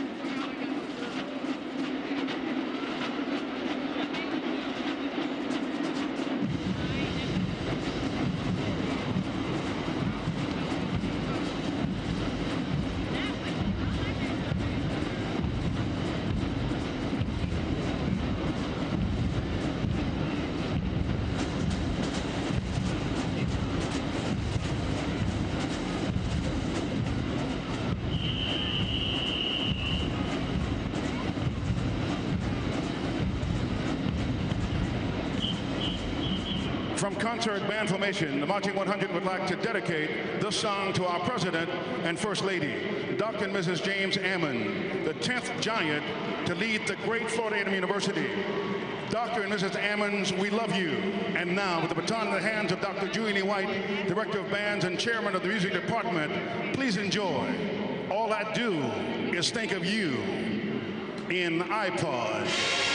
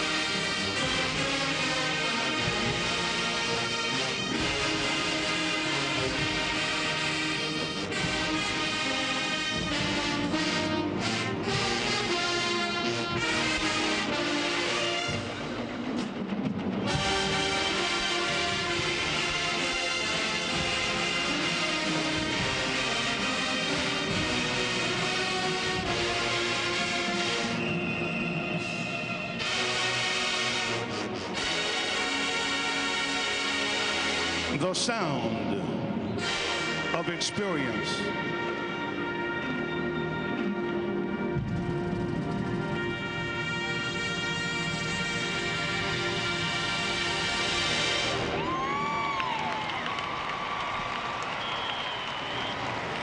Performance in Super Bowl 39 and Super Bowl 41.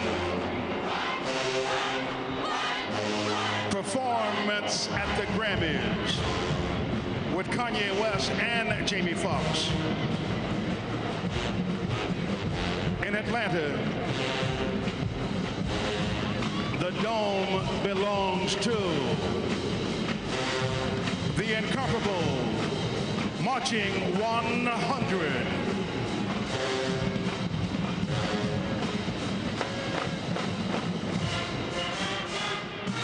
Rockstar, Get It Shorty, Bed, Cupid Shuffle, Superman and Spider-Man 100. Get 'em.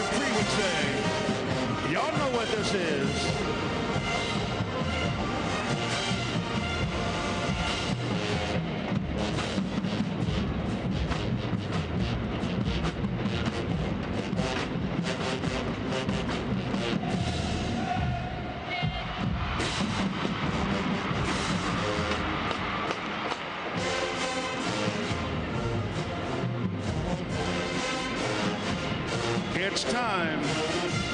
The 100 Shekel.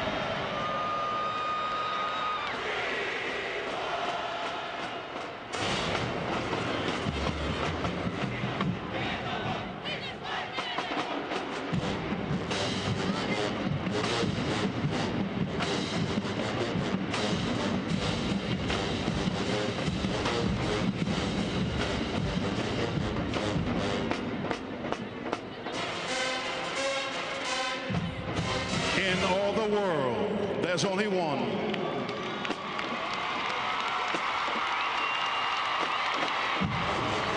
Our band staff consists of Dr. Jeannie White, Dr. Shelby L. Chipman, Mr. Lindsey B. Sargent, Dr. Shelley L. James, Mrs. Deneen White, Mr. John Robinson, Mr. Darren Holloway, Mr. Longino Parson, Anthony Simon, Shaparo Hardeman, Donald Beckworth, Kimberly Jackson.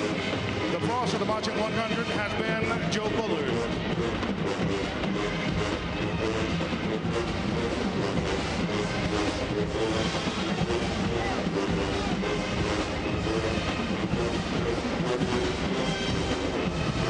The Marching 100 from Florida A&M, but it's TSU with the lead. The interception by Ramon Willis as the McDonald's halftime report continues.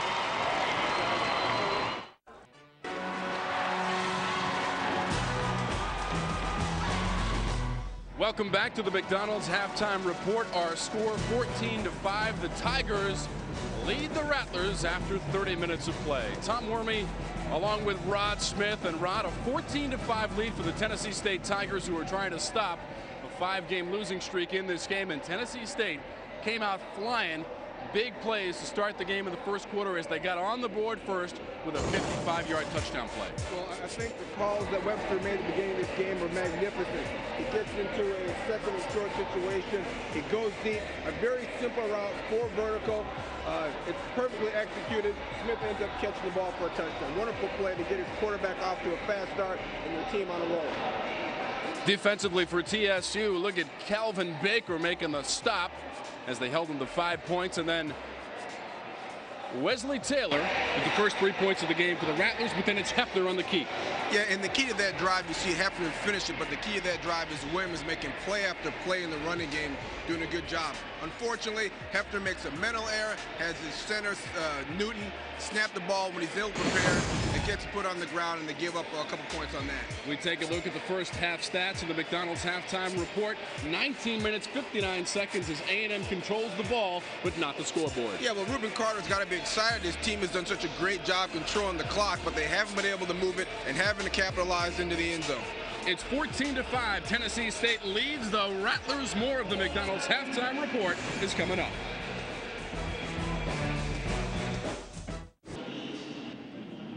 This is the Bank of America Atlanta Football Classic as we start the third quarter. Tennessee State leads it 14-5 over Florida A&M. Wesley Taylor set to boot it away.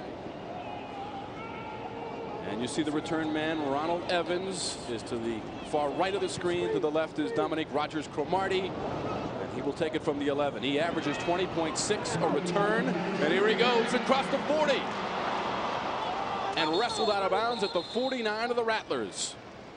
40-yard return for Cromartie. Let's go down to James Verrett with Ruben Carter. First of all, Coach, I know you got to be happy with your defense, the way you guys made adjustments at the end of the first quarter. Well, not really satisfied with performance, you know, both sides of the ball, really, offensively or defensively. We did some good things there towards the end, but we probably played the worst game we could play in the first half of a football game. You know, we're still only down 9 points. What we've got to do is come back out with a sense of urgency.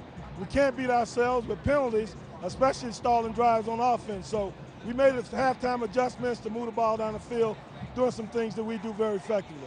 Okay, I saw some guys going down. How are you right now injury-wise? We'll be fine. You know, we have some substitutes to go in. Guys have been practicing for us ever since they came into training camp. So we'll make all the necessary adjustments with personnel and keep going. All right, thanks a lot, Coach. Good luck. Thank you, James. Head coach Ruben Carter just moments ago with some serious words for his Rattler team. Can they respond here in the second half and win their 6th consecutive over TSU? 14-5, the Tigers lead the Rattlers as we are just underway here in the third quarter. After the big return from Rodgers-Cromartie into Rattler territory. This is Hefner. And he'll get a couple. Carlos Roll, number 90, joined by 71 Cameron Houston on the first play from scrimmage here in the second half. And there is a player down for the Rattlers just beyond the 45-yard line.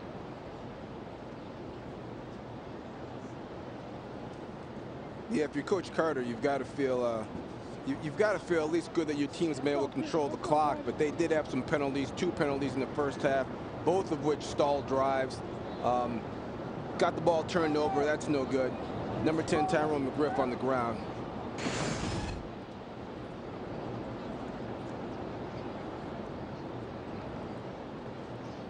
Tyrone McGriff right there got his ankle caught underneath your nose guard. Geez, that's a big injury because they need him. 71 is Cameron Houston, Rod, who caught heels there right Here's there. His ankle on the ground. That's pain. Ouch. Ankle caught right there at the 50-yard line. Wow. And he's their best defender. Kind of reminds me of John Abraham. He's an undersized defensive end that's strong enough and plays with enough leverage to be able to handle bigger offensive linemen. But then when it's a pass rush, whew, look out. Comes off the corner and plays with great intelligence. Always taking good angles, playing with leverage. And he's a tough guy to handle. McGriff has 3 tackles on the afternoon. He is 6'1", 217, the senior from Tallahassee, Florida, and he is standing, which is a good sign, but coming off the field with the medical staff of FAMU very slowly. You know, it always amazed me how these guys that play on the interior, the offensive linemen and the defensive linemen, linebackers, that they don't get rolled up more often. I mean, their bodies flying all over the place, guys jumping over the pile. It's amazing that you don't see that every third or fourth play. McGriff has 2 sacks on the season, which leads the team. 2nd and 9 for the Tigers. That is Hefner from the shotgun. Runs away from the pressure, and then steps out of bounds at about the 42. That's a 6-yard pickup. Forced out by Arboleda. You know what, and so far in this game, you'd have to say that whatever Coach Webster did last week in practice, and no matter what you talk about as far as the plays he's calling, Hefner has made progress in his reads. He has been more responsible with his decision-making this game than he has at any point during his entire career. He's playing magnificent football so far. 3 for 5 on 3rd down for the Tigers in the game. A little delay. Williams spun out of bounds. Michael Creary, number 21 for the Rattlers, took him out. And that'll be good enough for a 1st down, Rod. We got the little Florida State inside handoff, almost a Statue of Liberty play from the shotgun is what you get. And then with Williams, you know you're going to get a stiff arm and a very physical finish to your run. Javaris Williams, 11 carries for 74 yards. Yeah, Williams is the key to this game. I mean, if you can't get him stopped, regardless of the quarterback position, you're not going to beat TSU.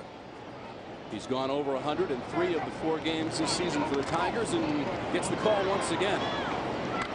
Still on his feet, taking some punishment and twirling down to the 30. The ball came out. But was he down? The indication from the officials is that the Tigers still have it for the moment. Now there's a conference, and it is Rattler ball. Javaris Williams on the fumble.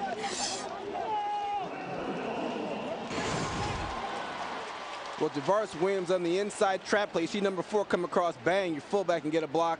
Breaks 1 tackle. At the end of that, it looks like that ball comes out. 1 spin, broken tackle. As he stretches here, right there, the ball comes out. Wow, shades of last year where Williams put it on the turf late in the game after having a spectacular rushing outing. Donnell Shepard covered the ball after the hit by 71 Cameron Houston. So it's a turnover here in the early going of the 3rd quarter for the Rattlers, who trail 14-5. 1st and 10 from the 33. Sylvester churns and burns up to the 38. Pickup of 5. Stopped by Calvin Baker, number 27 for the TSUD. Well, Chester does a great job of getting up in this hole and making number 2 Larry Wilford flat miss the tackle in a one-on-one situation in the hole. I mean, you got about a 5-yard gap in there. Wilford's coming up, boom. Sylvester puts a little move on him. He gets up the field for a 5-yard gain. Could have been a loss of 1. Good play by the freshman. Rattlers trying to keep the momentum moving. Sylvester, the leading rusher and receiver for the Rattlers, as he crosses the 40, goes up to the 43. Baker again on the stop. Well, you got big number 61, Javier Wallace, 6'3", 260. Redshirt sophomore pulling guard on that last play, getting out there in front and getting after the linebacker. Good athlete. Brings up 3rd and short for the Rattlers, who are 3 of 8 on 3rd down in the game. And how about the effort of the freshman as the chains come out to get a precise measurement? Philip Sylvester, 17 rushes for 91 yards. Closing in on 100 for the freshman from Marianna, Florida. The true freshman. You know, the challenge for Sylvester going forward is going to be at 185 pounds, at 5'9", can he withstand the pounding that you're going to get in the MEAC? In this conference, you're playing against bigger, tougher, more physical players than he has at any point in his career. He's having a fantastic start to his freshman season, but can he hold up over time? You know, I certainly hope he can, but this is going to be his challenge. In the offseason, he'll get in the weight room. He'll get bigger. He'll get stronger. Next year, he'll come back. He'll be 200 pounds. The next year, he'll be 205. The next year, he'll be 210. But as of right this year and in this game, does he wear down in the second half of games early in his career? In the victory over Howard 2 weeks ago, Sylvester 222 yards rushing, which included a 94-yard touchdown run. That is Chester on the keep, and he would appear to have a first down. 4-yard pickup for the quarterback.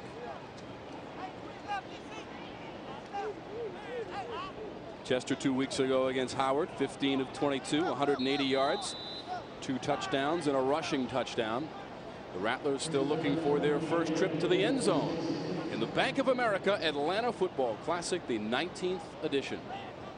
The Rattlers have won 11 of the last 14 contests with TSU. Sylvester stopped cold. Lamar Divins, big number 91 along the line. That'll be a loss of 1. You know, and Reuben Carter says, hey, listen, forget this spread offense. I'm going to line up and eye power back, and I'm going to run the ball straight at you. Just don't get it done there. They don't get any push on that right side with Okafor or Wallace, the right guard or right tackle. Don't get anything done on that play, and they end up losing a yard. 2nd and 11 for the Rattlers from their own 45. In the green and orange of FAMU. Pass is incomplete, looking for Willie Hayward. That'll bring up 3rd and long.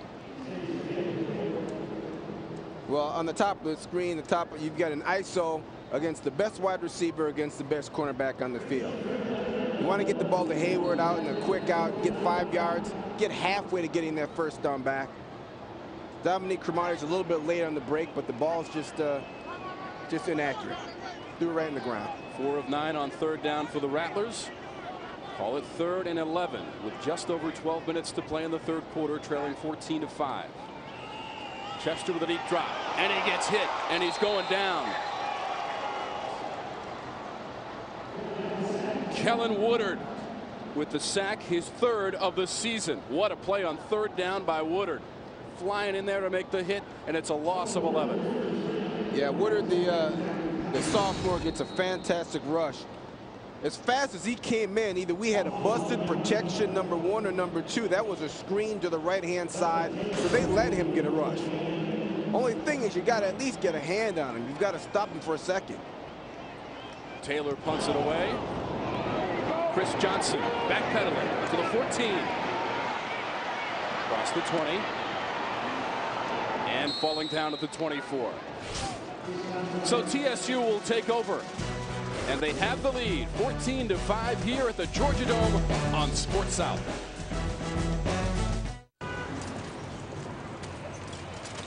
The 2007 Bank of America Atlanta Football Classic on Sports South is being brought to you by Bank of America, Bank of Opportunity. Welcome back to Atlanta, Georgia, and the Georgia Dome. And the Bank of America Atlanta Football Classic, 14-5, Tennessee State on top of Florida A&M. Tennessee State has the ball. They're in the white, A&M in the green and orange. But there's a whistle and some flags.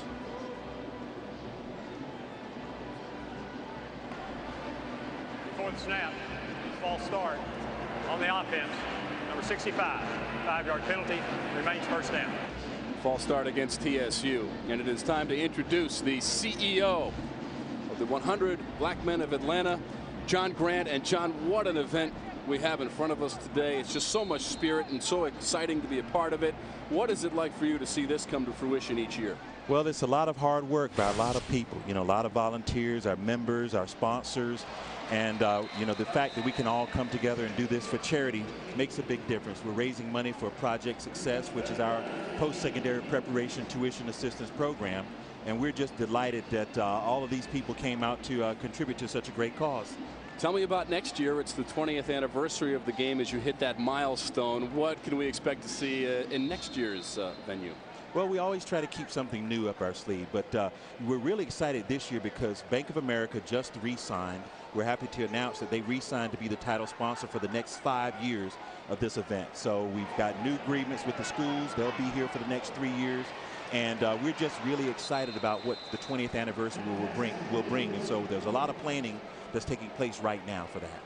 Hey, John, tell us a little bit about what the people can't see and what happens behind the scenes a little bit, because the scene in the hotel for the last couple of days, I've witnessed fans coming in and out talking about alumni events and dinners and parties. Tell people a little bit about the stuff that goes on off the field. Well, you know, it's a year-long effort, and we've been planning this immediately following last year's game. We began to work. But, you know, we start Monday. We have press conferences. On Wednesday, we had a town hall meeting focusing on childhood obesity, some national experts talking about that real issue. Thursday night, we had the All-State HBCU Showdown, step show and band jamboree here in the Georgia Dome. Friday, job fairs, health fairs.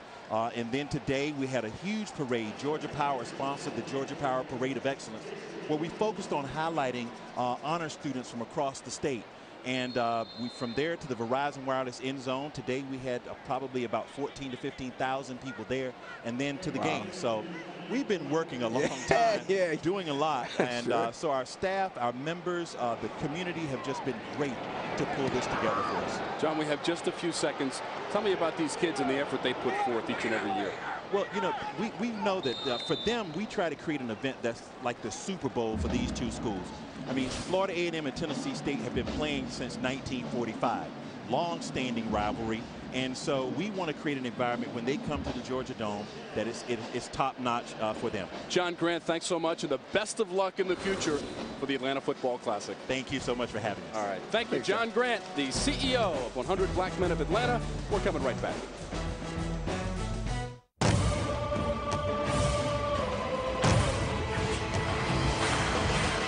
This ball crush. There it goes. Forget it. Ball game. How's that for a finish? Welcome back to the Georgia Dome. This is the Bank of America Atlanta Football Classic, the 19th annual. Tom Wormy along with Rod Smith. James Verrett is along the sidelines. That is the Marching 100 from FAMU. What a show they put on during halftime, along with the aristocrat of bands from Tennessee State University. All part of the flavor of the Atlanta Football Classic. On first down, Chester will call his own number and pick up a few. Cross into TSU territory. Stopped by Nishan Bigham, number 55. Yeah, Mr. Bigham doing a nice play on that, as well as Larry Wilford helping him out on that tackle. And you get one-on-one in the open field with an athlete like Elbert Chester, it's really easy to get fooled or to get juked out. Both those guys made a great play, keeping their feet underneath them and making an open field tackle. In this game last year, Chester 13 of 25 for 218 yards passing. That's what he wants to do right here, and it's incomplete, looking for Willie Hayward along the far sideline at about the 40-yard line.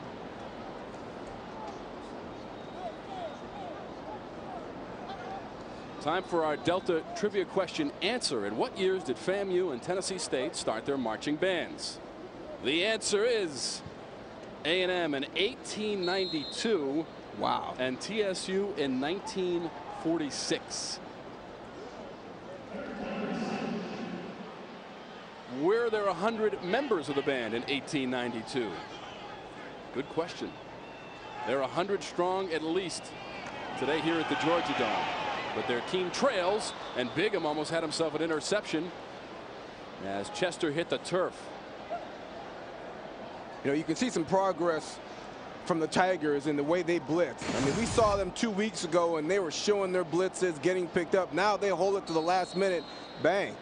And they're in the backfield causing problems for Chester. Outstanding. Good play by Sean Richardson. Wesley Taylor to punt it away. Richardson, that's the first time we've called his name. He had a turf toe injury that has limited his action as the punt goes out of bounds.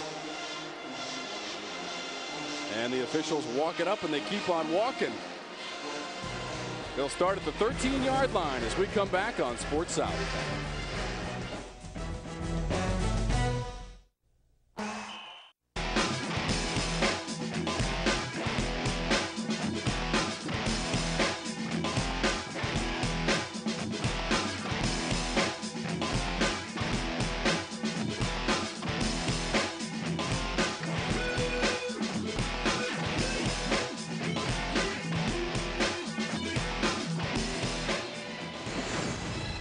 This is the Bank of America Atlanta Football Classic from the Georgia Dome. It is 14-5. Tennessee State with the lead.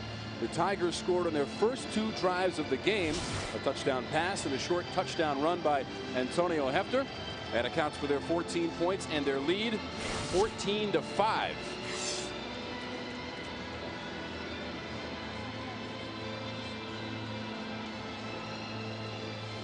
Tennessee State has produced a litany of incredible players to go on to the NFL. You start right at the top with Richard Dent, the MVP of the Super Bowl, held at the Superdome. It was Super Bowl 20 against the New England Patriots. What a team that was.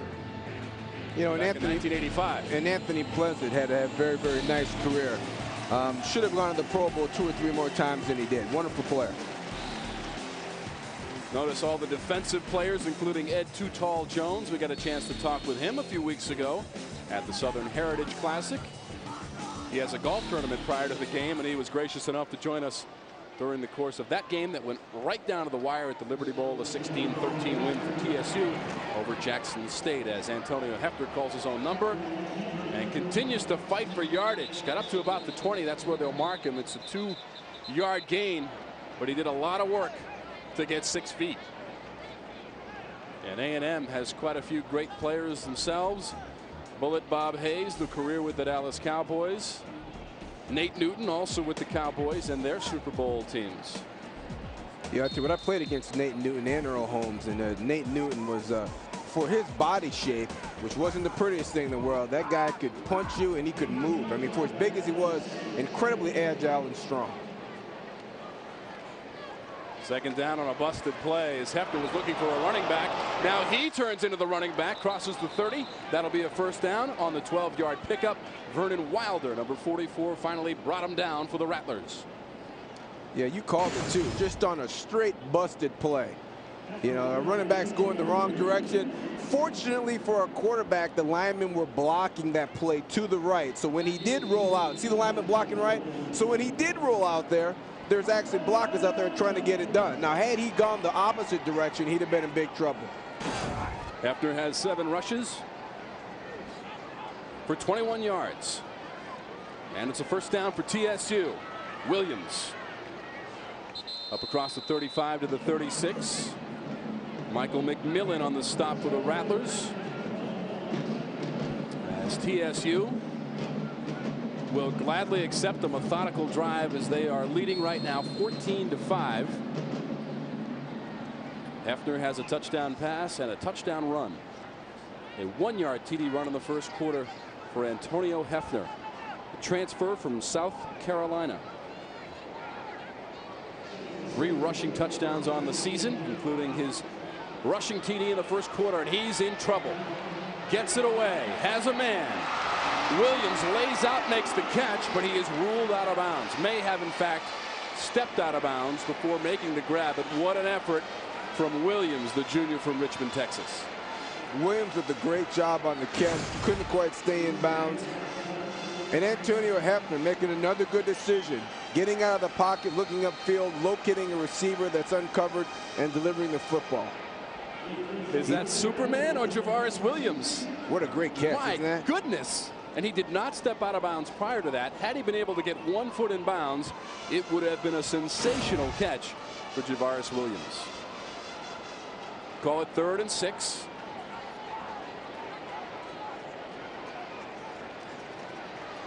Couple of fakes, a throw, and the receiver fell down. Yeah, Javaris Williams was tackled by the 35-yard line. And he just flat tripped up and hit the deck. Probably a little excited that there was nobody in front of him but white shirts and green grass, and just 35-yard line just reached up and grabbed him by both ankles. Yeah, hate when that happens. Took him to the turf. That'll bring up 4th down. Taylor Cisneros, who averages 35.9 per punt. Keir Hall waits at his 26.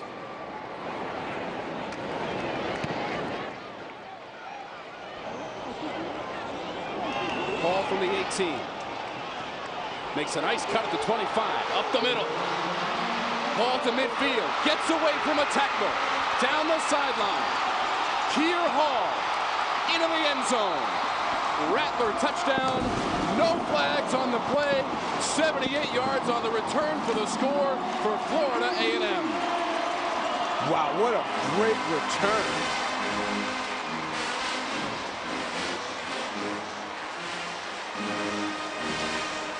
I'll tell you what, too. I mean, fantastic blocking. I'm watching them attack the gunner at the bottom of the field here, and guys are getting knocked down. There are a lot of white jerseys flat on their back by the time this play's over. And then outstanding individual effort by your returner. I want to see some of these bodies on the floor. There's one guy down. Two guys missed tackle. Stiff arm, 3 missed tackles. And now it's a foot race, and you're going to lose that one. Hall, the true freshman, going 78 yards. Wesley Taylor adds the extra point. No, it is no good. So the extra point is no good, but Keir Hall, the true freshman from Cocoa Beach, Florida, 78 yards to the house, and it's 14-11. TSU leads.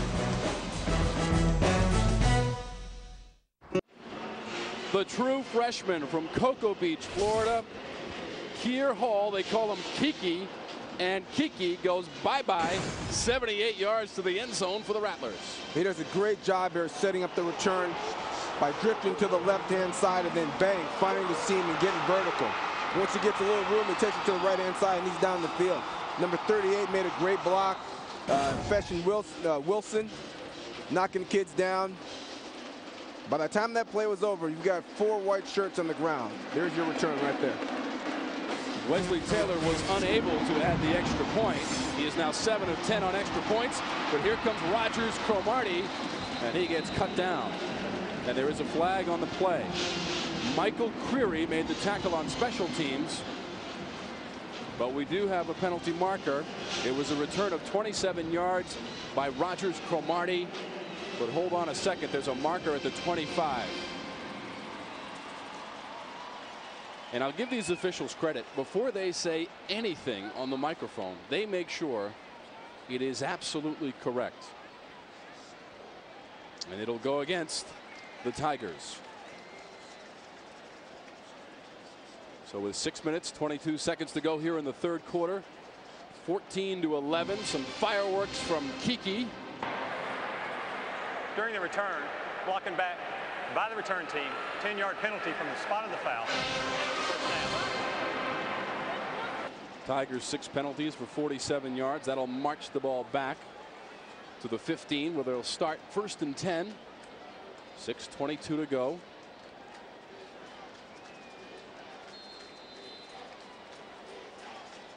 Well, if you're Coach Webster, you just got scored on. The last thing you want to do is start going back to penalty and turnover route. Got to put this in the football here. After the handoff, and it's stopped stone cold. Terrence Wright wrapped up. Donnell Shepard's in there. 71 Cameron Houston is in there, and it's a play of -5 yards.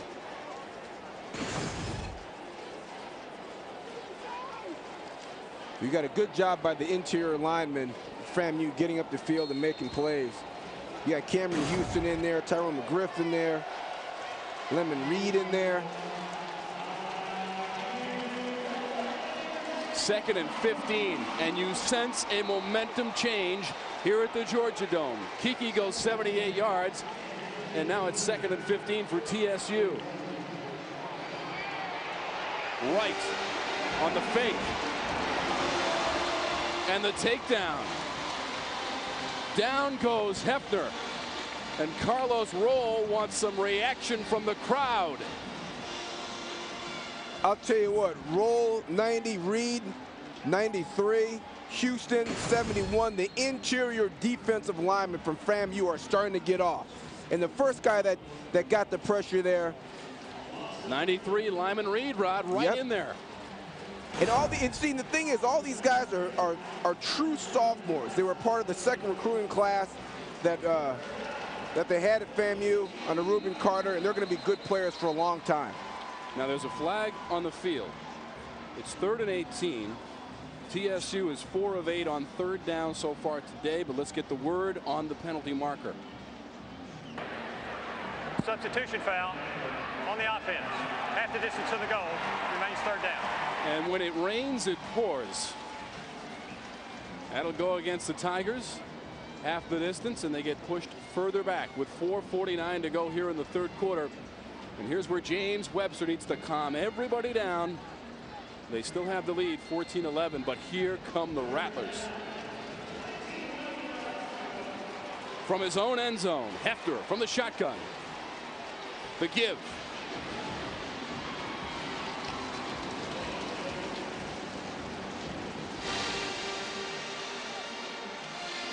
Terrence Wright picks up 11 yards, but it will be well short of a first down. So the punting unit will have to come on for TSU. And the Rattlers will get the ball back, and there goes number 1, Kiki Hall. Cisneros will punt from his own goal line. There's Hall. Returned the last kickoff. The last punt for 78 yards and a touchdown for the Rattlers. And the return is on again. Hall goes back from the 43. Across the 50.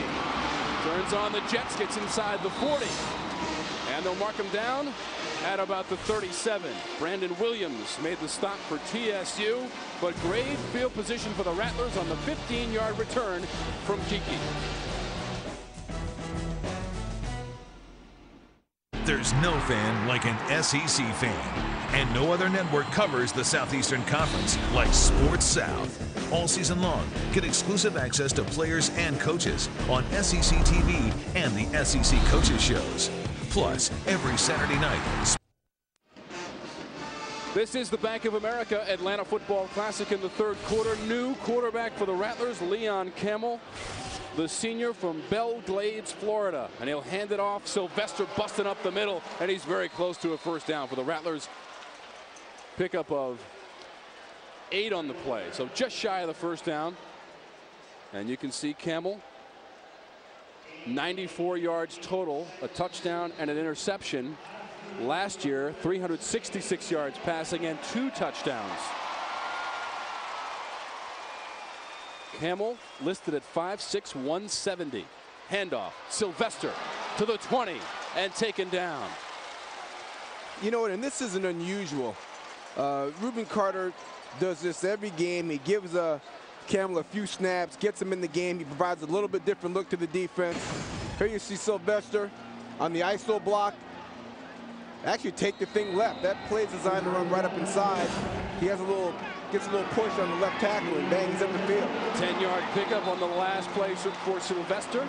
Now he goes down to the 7-yard line, stopped by Calvin Baker.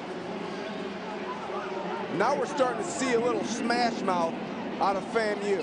All right, they're deciding, hey, listen, let's challenge these guys man on man. These are ISO run blocks.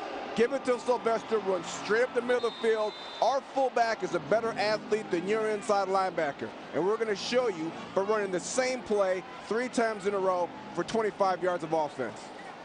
The ball is spotted at the 9-yard line, and the officials want to come out and make a measurement. Another 10-yard pickup for Sylvester. You saw his numbers. 21 rushes, 118 yards for the freshman, the true freshman, who had 222 yards rushing 2 weeks ago in the victory against Howard. And it will be 2nd and 1 for the A&M Rattlers, who are 1-2 so far in the season. And this is your play action down. You know, because if you give a run fake in, the defense has to honor it because there's only 1 yard between you and a first down. Put your guys in secondary at risk. Head coach Reuben Carter's team last season, a 7-4 record, 4th in the MEAC, 2 overtime wins. And then in 05, his first year in Tallahassee, a 6-5 record, also 4th in the MEAC. Leon Campbell under center for the Rattlers in their orange and green. 2nd and short. Campbell to do it himself. Campbell in the end zone. Touchdown, Leon Campbell, 2 in a row for the Rattlers.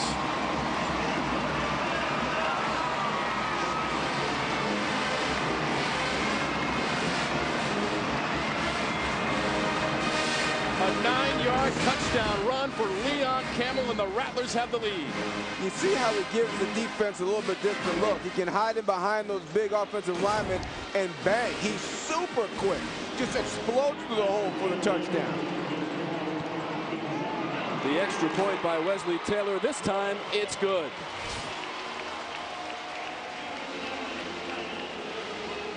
So Leon Campbell takes him to the end zone with 2:59 to go in the third quarter.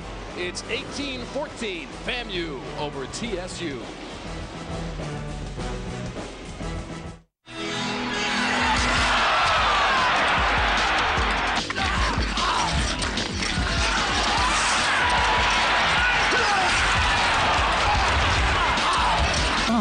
A message from the Foundation for a Better Life.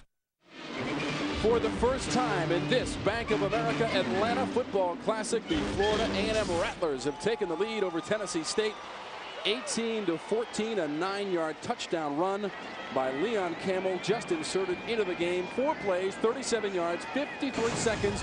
One more look at the second rushing touchdown of the season for Campbell.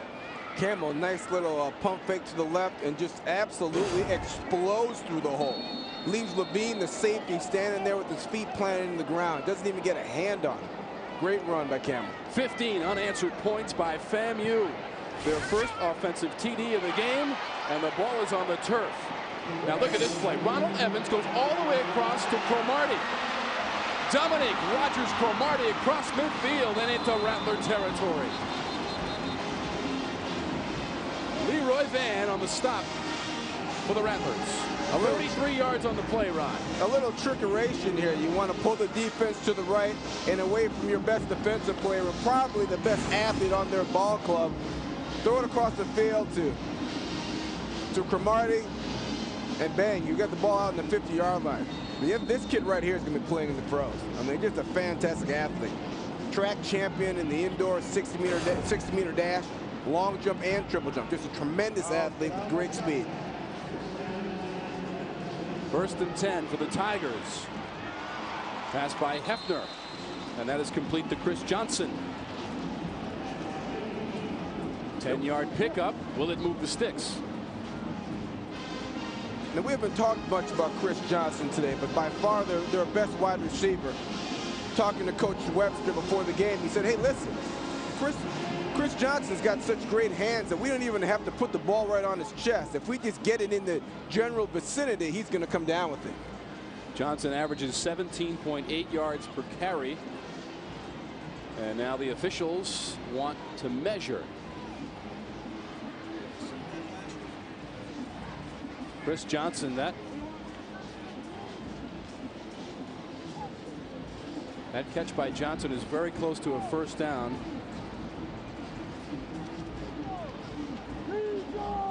And we'll wait and see what the officials say. They're going to say it's short. Second and short for TSU. For Chris Johnson. Rod, believe it or not, his first catch of the game. Yeah, we haven't mentioned his name yet, you know, and you watch that last play, what great soft hands. He averaged 22 points a game his senior year playing basketball in high school. He's an all-state basketball player. Basketball players tend to have fantastic hands. Chris Johnson, no exception. Antonio Hefner, 7 of 11 for 152 yards in the ball game. Second and short. Williams. It's going to be very, very close as we approach the 2-minute mark here in the third quarter. And FAMU says no way. Cameron Houston, number 71, coming out of the pile, saying that TSU did not get the first down. And he is exactly right. Yeah, Reuben Carter loves his two young interior defensive linemen. Cameron Houston, 71, 93. Lemon Reed, both these guys true sophomores, about 270 to 300 pounds. Short guys, just like their head coach. Tough physical football players. Tennessee State, 4 of 9 on third down, make it 5 of 10 with some quick math. For the 3-yard pickup for the quarterback Antonio Hefner. And James Webster's team moves the chains, and there are 2 Rattlers down on the field at the 38-yard line. 2 Rattler players. Number 90 is Carlos Roll, and he just wants to get the heck out of there. He didn't make it to the sidelines as the medical staff will attend to Roll. There is another Rattler down in the center of the field.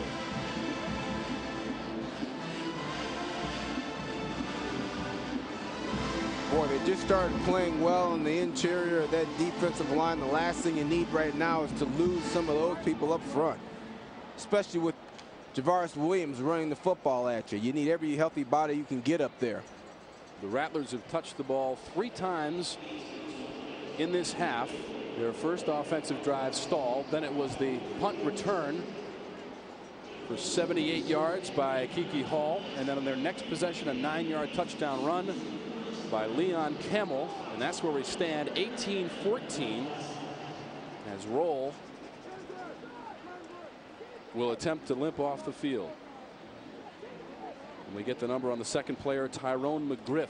And now he is seated and sitting in the middle of the field. Stay tuned to Sports South. Right after we're done here, we'll get you to Braves Live in our Atlanta studio. Jerome Jurinovich and Ron Gant break down the Braves and the Astros as the regular season winds down. That's Braves Live coming up next right here on Sports South. Game scheduled to start at 7 p.m. And McGriff, you can see, being helped off the field, and they are holding his left forearm. That'd be a big loss if McGriff would have to leave the game. That's Roll being attended to. It appears to be in the left ankle area. And we've seen that injury a couple of times today. Roll from Tallahassee, Florida, 235, the 6'1" defensive end. TSU breaking the huddle, 1st and 10 from the 34. And trailing 18-14. Antonio Hefner, the junior from Memphis, Tennessee, at the controls from the shotgun. Pressured. Spins out of there and runs out of bounds. He was pressured by Michael McMillan, number 4, and then ran to the out of bounds area just to save his own life. Well, if you notice, what they did at TSU is they put Cromartie, the outstanding defensive back, Dominique, number 45, into the game on offense, put him across in motion to kind of hide him from the defense and run him on a wheel route on the far sideline, and he had about 5 yards of separation. Unfortunately, we got pressure on the quarterback. Hefner had to scramble left, couldn't find him. But they just called it snap, called the play, which should have resulted in a touchdown. Saved by the pressure. 4 receivers set for TSU from the 39. 2nd and 15. Hefner fires. Johnson has it at the 25, and he's spun down. Number 21, Michael Creary on the stop on Johnson. That's a pickup of 14. That'll bring up 3rd and short. You know, it's actually been surprising that the Rattlers have had so much pressure considering their experience on the offensive line. Here they buy time against the blitz for Hefner, who completes the ball to Johnson. That should be an everyday thing, all day thing. If you blitz an offensive line like this, like TSU has, with the experience they have, they should be able to pick that thing up and buy their quarterback some time. Hefner now with 166 yards passing. 3rd and 2. Williams to the 25, and that is going to be short of it. Rod, I don't think he has enough for the first down, and there's a great look at it. You can tell he does not have enough for the first down. Lyman Reed pulled him down. Well, James Webster, what would you like to do here on 4th and short? Yeah, Lyman Reed getting great penetration into the backfield there. Cameron Houston, number 71, also doing a good job of getting upfield and in the gaps. I talk about these 2 young interior linemen, Houston and Reed, both built just like their coach. Under 6 feet, about 275, and good football players. That is the end of the 3rd quarter. The Florida A&M Rattlers lead the Tennessee State University Tigers 18-14 on Sports South. The 2007 Bank of America Atlanta Football Classic on Sports South is being brought to you by Bank of America, Bank of Opportunity. Welcome back to the Bank of America Atlanta Football Classic, the 19th edition here at the Georgia Dome, a building that opened in 1992. home to the Falcons, SEC Championship football, the Peach Bowl, and a couple of Super Bowls, Super Bowl 28 and Super Bowl 34. Dallas and St. Louis winning those Super Bowls respectively. Here we go with 4th and 1, the first 4th down attempt by either team in the game, and that's Hefner on the keep. And he appears to have enough. Straight ahead for the TSU Tigers. Yeah, we talk a lot about the young interior defensive lineman for FAMU, but let's not forget Cecil Newton, Young and Banks, the interior offensive lineman for Tennessee State. These guys are studs, man. Yeah, the older guys got the best of the 2 young sophomores there. Got their pads underneath into their bodies, into their knees, into their legs. Got them pushed back. All right, then Javaris Williams, the tailback here, gives him a little push in the back to make sure that he gets that first down. Yeah, that's experience beating up on youth right there. The official measurement, and it is a first down for TSU. Time for the Russell Athletic. Statistics after 3 quarters in the passing yardage for TSU, 165 yards to 84 for Florida A&M. And here comes TSU. They failed to score in the 3rd quarter. FAMU with 13 points to take the lead, 18-14. But the Tigers are on the move with a fresh set of downs inside the 25 of the Rattlers. Hefner rolls it. Keeps on going. Tucks and runs. Spins at the 15, down to the 10. And it could be 1st and goal after a 14-yard pickup. Jason Beach on the stop for the Rattlers. You know, and that was just a slow developing extended quarterback run. That's all it was. You got 2 wide receivers on the far side running straight down the field. They're just running down, looking back at the quarterback, waiting for him to break contain. Well, spin move here. Gets a couple extra yards. Good block by Williams on the exterior there. Spin move back inside, going to buy you another 4 yards. Outstanding play by 2 fantastic juniors, and Williams the tailback and Hefner your QB. 1st and goal for the Tigers. Williams stretches it out wide and is stopped cold. Terrence Wright, correction on the carry. Curtis Holcomb coming up to make the stop. But what we have here is a great job by your outside linebacker. See him fighting upfield there, getting held a little bit. Now that pushes the ball so far in the backfield, it gives everybody a chance to get to it. Daniel Shepard, number 27, does a great job of keeping his outside arm and leg free. He's the reason this ball's got to bounce, and inside linebackers can get across to make the play. Outstanding. Ernest Williams and Vernon Wilder also in on the tackle for the Rattlers. That is Antonio Hefner, the junior quarterback for the Tigers. 1st and goal from the 13. Whistle on the play. Snap. Delay a game on the offense. 5-yard penalty. Remains 2nd down.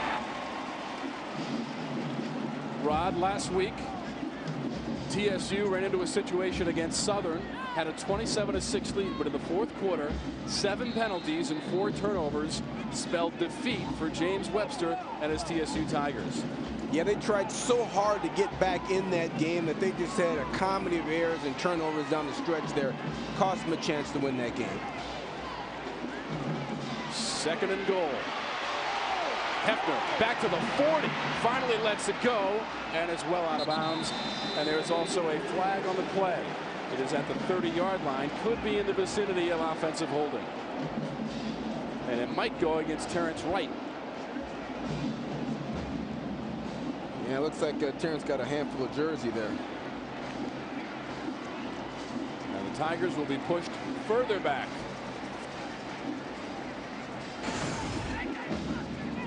Near the top left of your screen. Oh, grabbed him right from the back. Yeah, you can't do that. Yeah, you can't. I mean, that's about as blatant as you're going to get, right? And Coach Webster's telling him right now, hey, look, son, you're already beat. You know, the blitz is coming. You see the guy walking up. Hefner checks to it to get our best receiver one-on-one, and you decide not to move your feet and get over there and get your body in front of him. You want to grab him from behind. Well, why don't you just go have a seat over here with me? Have some Gatorade. 55 yards of penalties against the Tigers. Holding on the offense, number 25. Penalty is 10 yards from the previous spot. Remains second down and goal. That is a 10-yard penalty. It is second and goal. Wow. Now the Tigers had it first and goal from the 9. Yeah. They have now been pushed back to the 28-yard line. I mean, they've killed themselves with penalties all year. 23 penalties in the last 2 games coming into this. Now you can, what, you stack on 8 more? 31 penalties in 3 games. You can't beat anybody doing that. And it's too bad because this team is so talented offensively and defensively rushing the passer. They could be easily undefeated. Second and goal from the 28. Hefner gets it away. Williams at the 30. Oh, makes a move. Different. Oh. To the 10, to the 5, puts his head down and gets down to the 2. Ernest Williams made the stop. It's a 26-yard pickup. Michael McMillan got stiff-armed by Javaris Williams, who brought it all the way down to the 2. Yeah, you know what? If FAMU is going to continue to blitz that way, you're going to end up seeing the screen and draw. You get the ball to Williams one-on-one in the open field with your linebacker. Well, linebacker loses. Big-time stiff arm. And then he's got speed up the field. You realize when Williams has the ball in his hands, he never gets tackled from behind. Why? Because he's flying down that field. He's not going left and right. He's going north and south, getting that ball closer to the goal line. Outstanding effort. There is a timeout on the field. The ball is spotted at the 2-yard line. So Tennessee State making it difficult on themselves. The ball went all the way back out to the 28 after a couple of penalties, and then the big pickup by Williams to take it all the way down to the 2.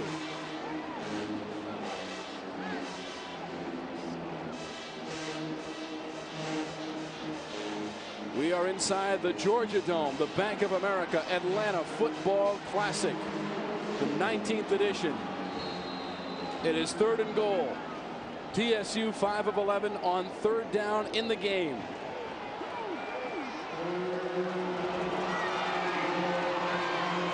Hefner throws. It's incomplete, looking for Johnson. Coverage by Creary. Creary does a nice job here staying between the receiver and the quarterback. Just cuts off the angle to the fade.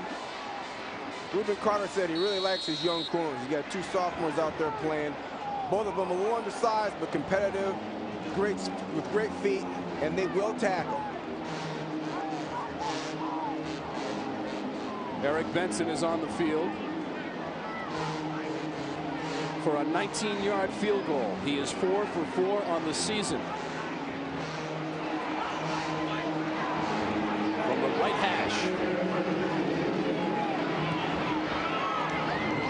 And it's good. Eric Benson 5 for 5. That one from 19 yards. And he cuts the FAMU lead to 1. 18-17 from the Georgia Dome on Sports South. You know when you want something so bad you'll do anything to get it? So Speed wants to know, are you ready to go all out? Pink's all out. Cars. Speed. Power. Speed. Back to the Bank of America Atlanta Football Classic. 12:15 to go in the fourth quarter, and it's awfully tight. 18-17 after Eric Benson has just booted a 19-yard field goal. 12 plays, 44 yards. Took up 5 minutes and 44 seconds, and TSU draws to within a point of the Rattlers. Sylvester waits deep at his own 11. Philip Sylvester has rushed for 118 yards in the game today as the true freshman. On the return from the 7. Up to the 31 and take it down. Let's go down to James on the sidelines. Tennessee State Tigers trail only by a point. We're joined now by the president of the Tennessee State University, Melvin Johnson. First of all, why is this good business for Tennessee State to be affiliated with the Atlanta Football Classic? Well, it's an absolutely great football rivalry between two outstanding programs. And we come to Atlanta, which is the seat of the South. It allows us to show the students, potential students, the quality of our programs. We bring our bands here. We give a college fair. So it's a great opportunity for us to expose this section of the country with the best of our and brightest of our students and what we have to offer at the university. Well, the Tigers have the construction bug. I hear you guys are trying to expand your athletic facility. Well, we are. We're going to build a brand new practice facility. We're going to put artificial turf right in the hole, the Hill Stadium. But we're also building on the campus. We have a $23.5 million renovation of our Avon Williams downtown campus. We also just put in a new agricultural technology center. And we also just finished a new research and sponsored programs building, which is going to add immensely to our objective of creating a great research institution. One last question. I know it's the fourth quarter. It's getting tight. How do you rate your team's performance so far? Well, I thought that both teams have played an outstanding football game. I wish the score was a little bit different for my Tigers, but they're going to come back. I am just thrilled with the fans that we have here. I'm thrilled with all of this entire weekend, and I say congratulations to both programs. You're ready for this losing streak to end, though? Oh, I absolutely am, and it's got to end tonight. All right, thanks a lot. President for Tennessee State, back to you guys upstairs. Thank you, James. Derek Williams on the catch right there for 17 yards from Leon Camel, who remains in the game. Sylvester on second down, and he's into TSU territory. Down to the 44, an 8-yard pickup. Stopped by Sean Richardson. And Sean Richardson back in the game. Didn't start the game. He's their second best defender for TSU. A little banged up right now. You saw him get run over by Sylvester. That doesn't happen if Richardson is healthy. Sean Richardson has 4 sacks on the season. That is first in the Ohio Valley Conference as Sylvester runs it again. Travis Stubblefield, number 61 for TSU on the stop. That'll bring up 3rd and short. Back to Richardson, Rod. He has 1 fumble recovery in the season. Against Austin Peay, he took it 73 yards for a touchdown return. And there is a player down for TSU.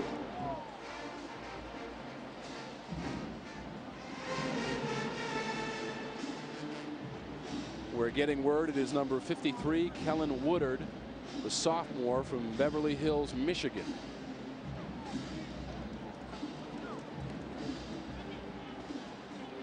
Yeah, that's a bit of a testament to what kind of recruiter Coach Webster is if he's going into Michigan and getting kids. Got a lot of kids from Florida on that roster, some kids from Alabama into Georgia up into Michigan, a couple of kids from California in this roster. And Rod, how about the effort from Philip Sylvester, rushing for Florida A&M 24 times for 130 yards.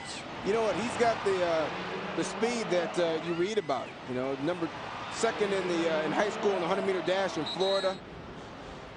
Got to be in the 10-2 100-meter range. And he does a much better job than you'd anticipate breaking tackles at only 180 pounds. My question about him earlier was, hey, is this kid going to wear down as this game continues on, as this season continues on? But you still see him late in the game giving great effort and running hard. Got a little turf toe there. And rub some dirt on it, put some tape on it, and get back in the game when you need him.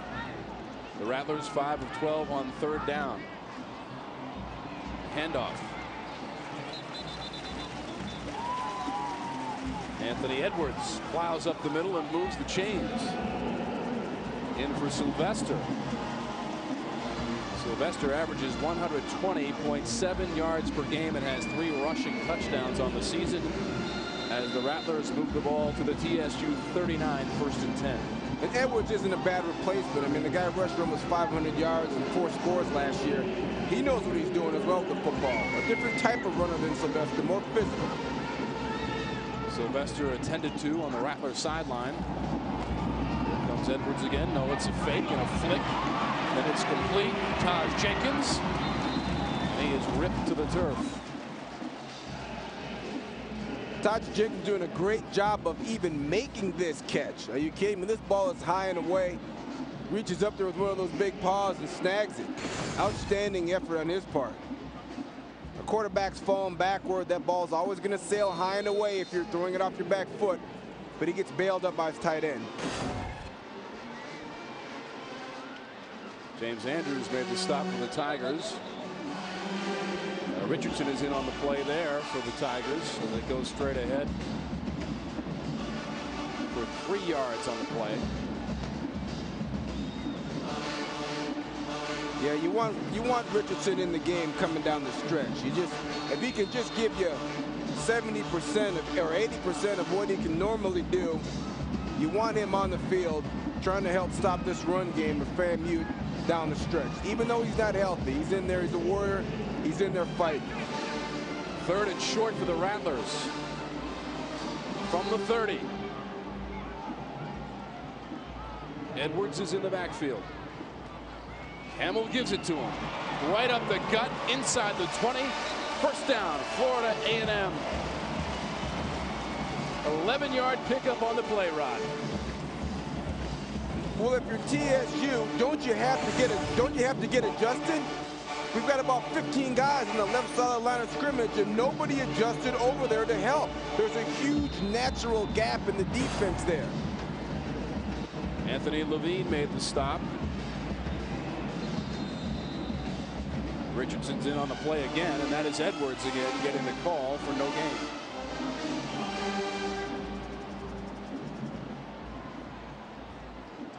Well, Carter, you know he wants to smash the football.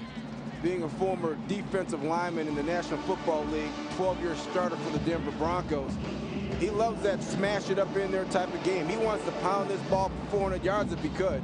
54-year-old Reuben Carter, 14-11 overall in his 3rd season in Tallahassee with the Rattlers. And we've got movement along the left portion of the line. Justin Delancey, number 7, maybe a bit over anxious.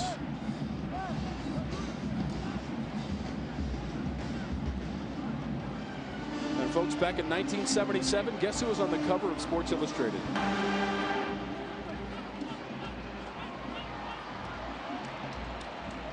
That is the face of Reuben Carter. In his Denver Broncos uniform, part of the Orange Crush defense that went to the Super Bowl in 1978 and 87, part of 5 AFC West championship teams.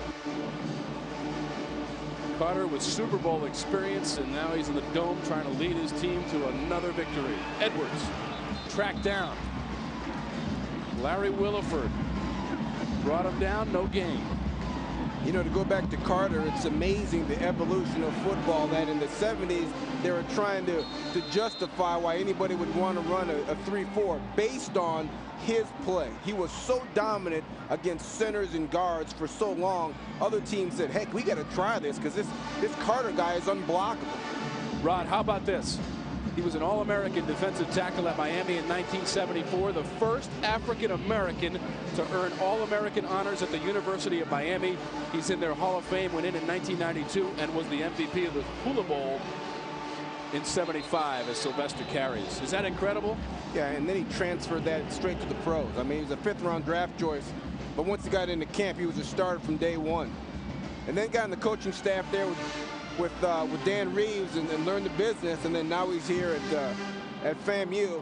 He's from the Florida area, from Miami area, so I mean, recruiting these kids is something that should be fairly natural for him. The Fort Lauderdale native, the last 4 games decided by just 17 points, but all going in favor of the Rattlers as Wesley Taylor tries to knock home a 40-yard field goal. It's going to be well left and no good.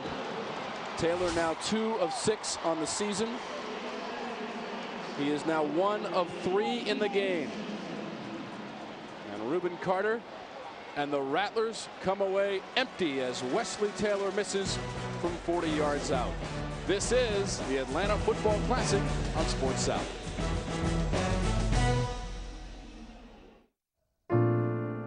Brick by brick, stone by stone, we built a place to call our own.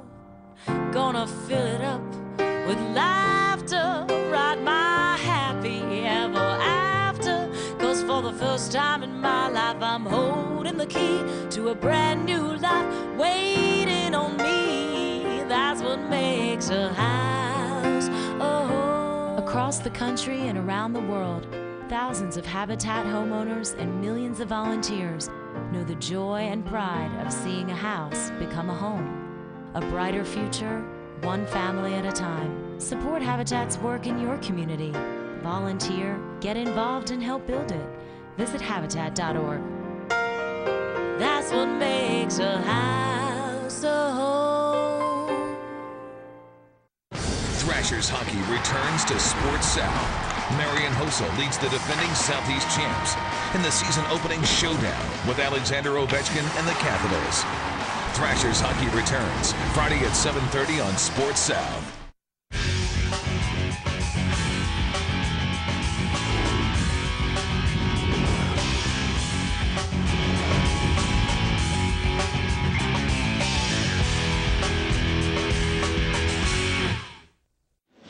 That is the roof of the Georgia Dome here in Atlanta, Georgia for the Bank of America Atlanta Football Classic. 6 minutes, 9 seconds to go here in the fourth quarter. And take a look at these proud programs and the all-time totals, Rod. Oh, yeah, both of them outstanding. Yeah, another close game, very typical of when these two teams play. Incomplete, looking for Johnson. Rod, both of these teams in FCS play, they are in the top 10 all-time in winning percentage. Yeah, no surprise. I mean, two programs built with legendary Hall of Fame coaches. And now in present day, we've got Mr. Carter on the FAMU sideline, and Webster with TSU. Guys have had success, know what they're doing, do it the old-fashioned way, recruit kids out of high school and build the kids up. You know, not as many JC transfer at these two programs. They want to get the kids at 18 years old and turn them into men from the ground up, and I applaud them for that. Tennessee State next week, they're off. They'll play Thursday, October 11th at Tennessee Tech. Here comes Hefner, stays in bounds and takes the punishment at the 35. Curtis Holcomb delivered the blow to Antonio Hefner. Let me tell you what. Now, Hefner does a great job of making something out of nothing. The pass play breaks down. There's nobody available, so he gets the ball up the field. Good decision. But when you take a shot like that, boom, and that ball pops out, you know why it pops out? It's called momentary paralysis. When you get hit in the chest that hard, your nervous system shuts down for about 2 seconds. Bam, ball hits the ground. Now, he pops up. He's a tough kid, but that's got to hurt tomorrow. That does not sound like fun. Hefner's still in the ball game after the 15-yard pickup on the play. First down from the TSU 37. Here comes FAMU with the pressure. Johnson had it but couldn't hang on. Huh. That's not like Johnson. He catches everything. The junior from Nashville, Tennessee, could not corral it. 2nd and 10. And you can see what Carter's starting to do now. He says, hey, listen, okay, well, the ball's off the turf. The timing's a little wrecked. That has a lot to do with it. That play was wrecked as soon as that ball's in the ground. And I don't know what's going on with Cecil Newton, the all-conference center, but we've had about 3 or 4 snaps to roll back to the quarterback. That's not like him. I wonder if he's got a bad hand or something. Johnson has 2 catches for 22 yards. Hefner gets away from 1 man, chased by 2, and throws it. Throws it wildly. Jason Beach had him, and Hefner tossed it. Threw behind his back, didn't he? Now, how will they rule this? He's out of the pocket. I mean, if he's out of the pocket. I don't see a flag on the play quite yet. No, they threw one, but did he pick it up? Okay, all right. Here, our only question is, he throws it, whoop. You know what, Rod? He is down because the football touches the ground. They should rule him down at that spot. Intentional grounding on the quarterback. Penalty, loss of down, spot of the foul, 3rd down.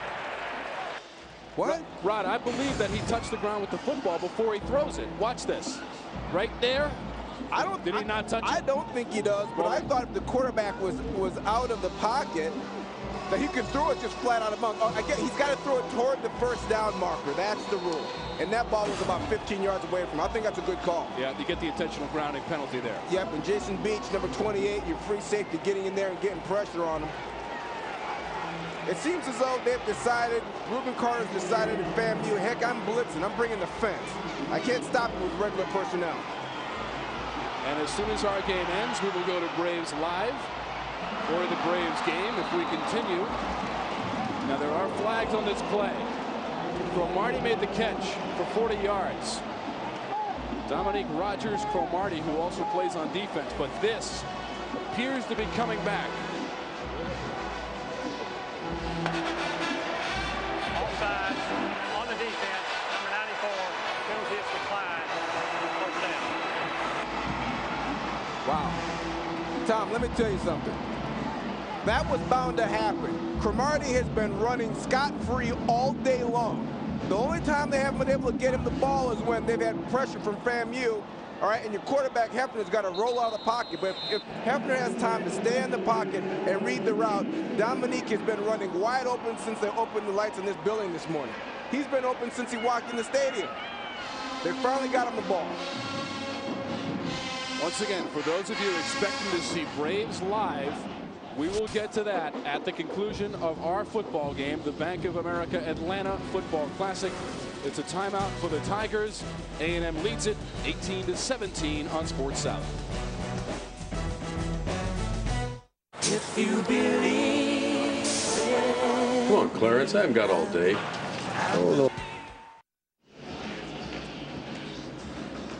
Just over 5 minutes to go in the Bank of America Atlanta Football Classic, and A&M has a 1-point lead, but the Tigers are on the move at the Rattler 41-yard line. Williams.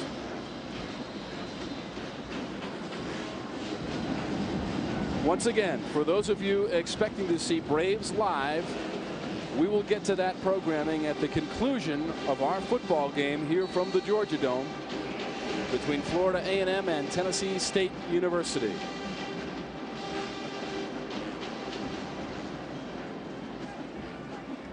We apologize for any technical difficulties you may be experiencing. Our technical staff hard at work trying to fix those for you. As we continue, that is Hefner on the keep. And it gets close to a first down, but will be short after a 4-yard pickup. 4 minutes, 27 seconds to go and counting. Game on the line, 4:22 at the count with the clock running down. I don't expect either of these two teams to fade. You know, we've already seen what Tennessee State can do in a last-minute situation against Jackson State. They were magnificent in the fourth quarter with the game on the line. And if you think Reuben Carter's team's going to fold their tent down the stretch, you're sadly mistaken.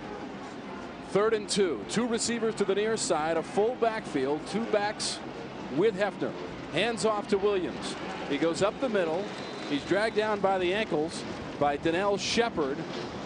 Is it enough for a first down? It's going to be very close. The officials have already spotted the ball. It looks like it'll be 4th and short. 3 minutes, 35 seconds to go in the ball game. And I like Carter's strategy. In that last play, you saw blitzing a corner off the right-hand side, get in the backfield and make the tackle. They're just not big enough and old enough, to be honest with you, with all these sophomores and true freshmen. They just haven't been around quite long enough to understand what it takes to stop the run, being a little undersized. So what does Carter do? Heck, let's bring the kitchen sink. Let's start blitzing. Let's force them to beat us in the passing game. I've got 2 young corners that I like, that I think can stand up to the pressure, and we're going to bring the fence. It's the only way they can stop this running attack with Javaris Williams and TSU. Once again, we apologize if you are experiencing technical difficulties with our video feed. We are working on that to return you to the Bank of America Atlanta Football Classic. In the meantime, 3 minutes, 33 seconds to go. Tennessee State University has just taken its 2nd timeout. They have 1 remaining. It is 4th and short. The football spotted on the Rattler 33-yard line. It's actually right between the 32 and 33, and TSU must gain the 31 for a first down. They are 1 of 1 on 4th down conversions today. What do you call here, Tom? Hefner has to keep the ball and go right up the middle. Has to. Because you get the first down and you keep the clock moving. You know, I like the idea of keeping the ball in Hefner's hands. I also like the idea of getting it into Williams' hands. You also got a receiver in Johnson that can make plays. You got a lot of options. Shotgun formation for Hefner, who drops the ball. Gets away from the pressure. Down to the 35. But he will be stopped, and he is short of a first down. The Rattlers will take over. The play never developed. Cameron Houston blew it up, made the tackle on Hefner, who had 2 men in the backfield with him, fumbled the snap, dropped the ball to the turf, picked it up, tried to run, but was unsuccessful. And now there is a Florida A&M player down the field at about the 45, injured during the course of the play. All right, I got 2 questions. The first question is, that is the 5th snap that's rolled back to the quarterback today. There's got to be an explanation. Something's gone horribly wrong. Cecil Newton is infinitely a better football player than that. I don't know what's going on there, but something's not right. My second question is, why are you standing in the shotgun with 2 backs 5 or 6, 7 yards off the ball when you got an experienced offensive line with 3 seniors on it? You've got an all-star wide receiver, but you've got 2 sophomores in the game. You've got 3 wides and 2 backs in on a 4th and short situation. I don't understand that.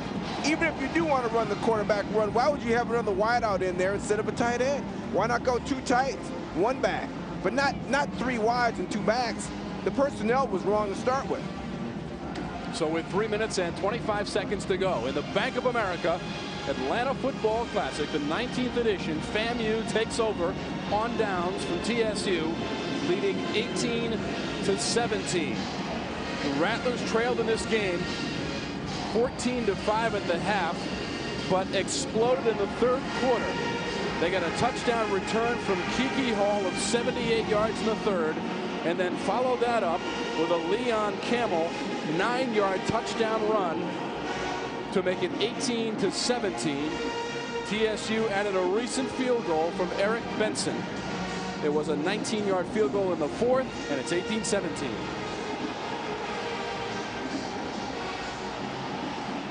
We welcome you back. We have taken care of the video and audio issues.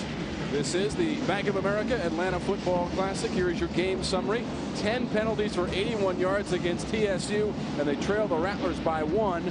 The Rattlers 205 return yards, 78 of those from Kiki Hall, the true freshman in the 3rd quarter, with the 78-yard punt return for a touchdown. The injured player, number 48, Vic Arboleda, for the Rattlers, who have taken over on downs and will start from their own 34-yard line. Again, 3 minutes, 25 seconds to go. Florida A&M is trying to win its 6th in a row here at the Atlanta Football Classic.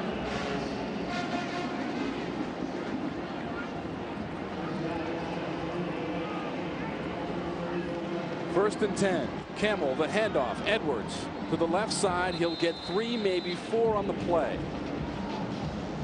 Nashawn Bigham made the tackle, his 4th hit of the game.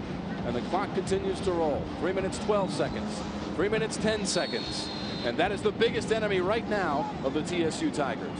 Yeah, and what Carter's going to do now with FAMU is get lined up in that power I-back formation and just play a little smash mouth. There's no reason to take any chances. You've got the lead. Run the thing. Camel, the quick pass. Incomplete, looking for Willie Hayward. And just as Rod Smith says, run the thing, kill the clock, they throw the ball incomplete and stop the clock on the pass to the far side to Hayward. Incomplete from Leon Camel. But one thing about FAMU is they have not been afraid to take their best wide receiver, Haywood, put him out there against Dominique Cromartie, the All-American cornerback for TSU, and go after him. They are unafraid. I don't know why you'd want to throw the ball over to him with the game on the line. Participation on the defense. 12 men on the field. Penalties 15 yards. First down. Big penalty against TSU. 12 men on the field, 15 yards, and an automatic first down for the Rattlers. And the officials will spot the ball at the TSU 48-yard line with 2 minutes and 47 seconds to go.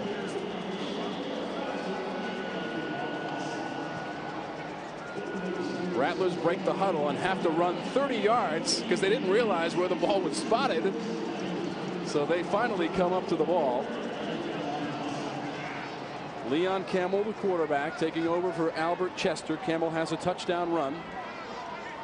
of 9 yards in the third quarter. 18-17, FAMU over TSU in the Bank of America Atlanta Football Classic. Last year's game went to overtime with FAMU winning it. Edwards hops over the 50 up to the 52. It's going to be a minimal gain at best for Edwards. Stopped by Maurice Davis, who has a sack in the ball game today. And your defense for the Tigers at this point is self-explanatory. You've got 10 guys lined up, crouched up close to the line of scrimmage, and you've got Dominique Cromartie, the All-American cornerback, one-on-one out there with Haynes, and it's going to be man-on-man inside the tackle box for the next couple plays, I'll tell you that much. No safety in the middle of the field, no help for the corner. 2nd and 10 for the Rattlers from the TSU 48. 2 minutes, 5 seconds to go. Play clock runs out on the Rattlers. And what is that all about? This could be a delay of game against the Rattlers. For the snap, delay of game on the offense. Number 16, 5-yard penalty, remains 2nd down. And Reuben Carter, the head coach for the Rattlers, wants to know what is going on out here, to paraphrase Vince Lombardi. That is unbelievable. I mean, you've got to have enough awareness to understand that the game is winding down and you have a chance to win it. The clock's down to 17 seconds now, but that's unforgivable.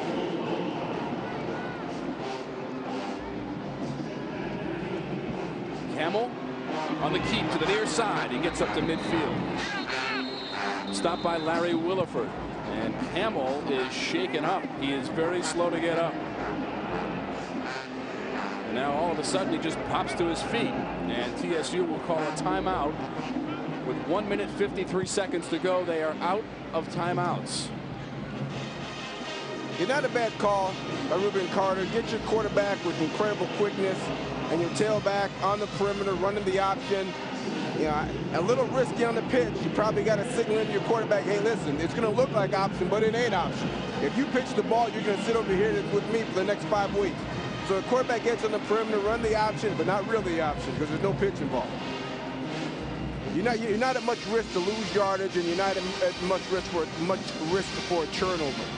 Good call. It's time for the All-State Good Hands play of the game, and it is the 78-yard punt return from Kiki Hall in the third quarter. Yeah, that's your game. I mean, a great job by Hall. And also you've got to think about, there were 6 white shirts on the ground at the end of that play. Outstanding blocking by FAMU special teams, getting guys knocked to the ground. Kiki Hall, the true freshman from Cocoa Beach, Florida. The 78-yard punt return for number 1.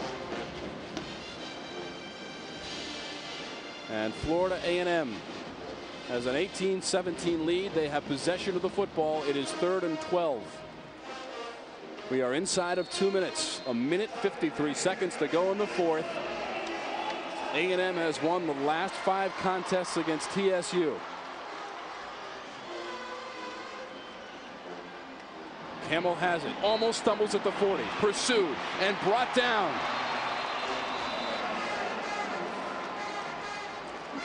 Brandon Gooch, correction, Sean Richardson. Now Gooch came in for Richardson to start the game, but Richardson makes a huge play here, tracking down Leon Campbell. What a great play by the veteran.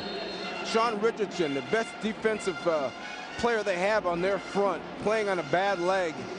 Getting up the field, forcing the quarterback outside, and then making the tackle. Outstanding play by Richardson, who's playing on a half a leg out here today. Still getting it done. 9-yard loss on the play. Wesley Taylor to punt it away. Chris Johnson will wait at his 20-yard line.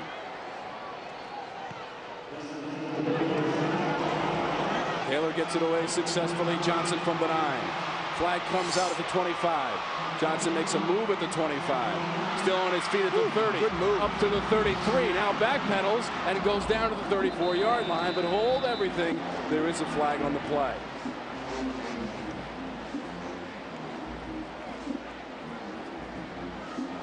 The officials want to sort this one out. This is crucial. And on the return, it could go against TSU. A 50-yard punt, a 26-yard return by Chris Johnson with 50 seconds to go in the game. 18-17, FAMU over TSU. Trying to make it 6 in a row in the series from the Georgia Dome. What a great kick. I mean, that was high and great hang time. Got him all the way back, going backwards on the 13-yard line. And then Johnson makes a series of nice moves. Runs left, runs right. Ends up getting some space up around the 30-yard line, cuts it back. Very athletic run by him. That punt by Taylor was for 50 yards, well above his average of 38.1 for the season. So he came through with a big play on special teams as we get the word from the officials. During the kick, holding on the receiving team. The penalty will be half the distance to the goal from the end of the kick. The penalty goes against Tennessee State University, half the distance to the goal. That'll push him back with just 50 seconds to go in the game.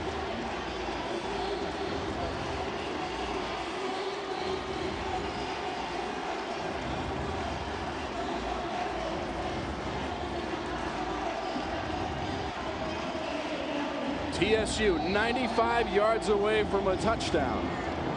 A field goal could win it, though, for the Tigers. Here comes Hefner from his own end zone.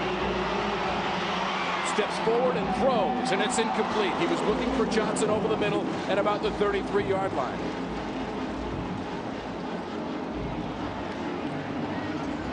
Leroy Van had the coverage. And number 8, Troy Smith, is down at the 35. So that'll stop the clock with 44 seconds to go. Yeah, you've got 4 wide receivers on the field against cover 2 coverage. All right, so you've got 2 guys running up the sidelines. You've got 2 guys running down your slot receivers. Well, what they did, which is a little different, is both receivers on the inside are coming into the middle of the field. You see where Smith just gets his ankle hit, bang, right there. Normally you have one or the other guy bend into the middle of the field, but if you have both guys bend in there, you create confusion and congestion, and it's tough to get that thing completed. 2nd and 10 from their own 5 for the Tigers. 44 seconds to go, and they trail FAMU by 1, 18-17. Hefner from the S in TSU in the end zone. Now he scoots out to the near side of the 10, steps out of bounds at the 14. 9-yard pickup for Hefner, and that'll stop the clock. 36 seconds to go. Antonio Hefner, the junior from Memphis, Tennessee, needs to drive his team. The ball spotted on the 15. It is a first down on the play. I'm thinking you want to get, if you can't get the ball to number 45, Dominique Cromartie, your all-star cornerback, you want to get somebody in on a corner route or somebody in on a deep seam or the corner route. Hefner rolls to the far side, steps across the 10-yard line and connects with Johnson at the 35 up to the 38. Ronald Evans on the grab, 25 yards on the play. Once again, if you are waiting to see Braves live, it will come up at the conclusion of our game here from the Georgia Dome, the Bank of America Atlanta Football Classic. Ronald Evans on the catch. 27 seconds to go. 1st and 10 from their own 40 for TSU, and Hefner spikes the football. Stop the clock with 25 seconds remaining. Is our clock operator from FAMU, because 2 seconds just went off the clock there awful quick. We might want to check out the loyalties. I mean, they're trying to get this thing over fast. Smart play there. I like the idea of spiking the football rather than have your guys scrambling around and make an error. Great pass on the run here by Hefner. Gets outside, breaks contain, sits the ball at Ronald Evans, number 12. Hefner steps up, connects with Johnson at the 35, to the 30, down to the 25, the 20, makes a move at the 15, still inbounds at the 10, drives his way down to the 5. 1st and goal, TSU with 11 seconds remaining. What are you doing? You're on the sideline. Just get out of bounds. 55 yards on the play. They're going to spike it and get it anyway. 11 seconds to go. 18-17. FAMU on top of TSU. First and goal from the 5, and Hefner will spike it. 8 seconds to go. 55 yards on the play. Hefner to Johnson. Yeah, they played zone, and Johnson found the middle of the cover 2. Sits right down the middle of the field. Gets to the boundary. They got a couple missed tackles. Now, cover 2 is a great coverage to run as a pre-bit, but you can't run it over and over and over and over. TSU's got good coaches, too. They're going to figure out that there's a hole in the middle of that thing. They ran cover 2 zone for 6 snaps in a row. You're going to get beat every time doing that. Mix it up with some man. You had no success when you had pressure. Blitz them. So with 8 seconds to go, the field goal kicker for Tennessee State University, Eric Benson, the 5'10", 190-pound junior from Rolette, Texas, trots on the field to attempt a 22-yard field goal. He is 5 for 5 on the season. And there are whistles and flags. And there may have been movement along the TSU line. Number 65, Eugene Banks. All of the FAMU players pointing at the TSU line prior to the snap.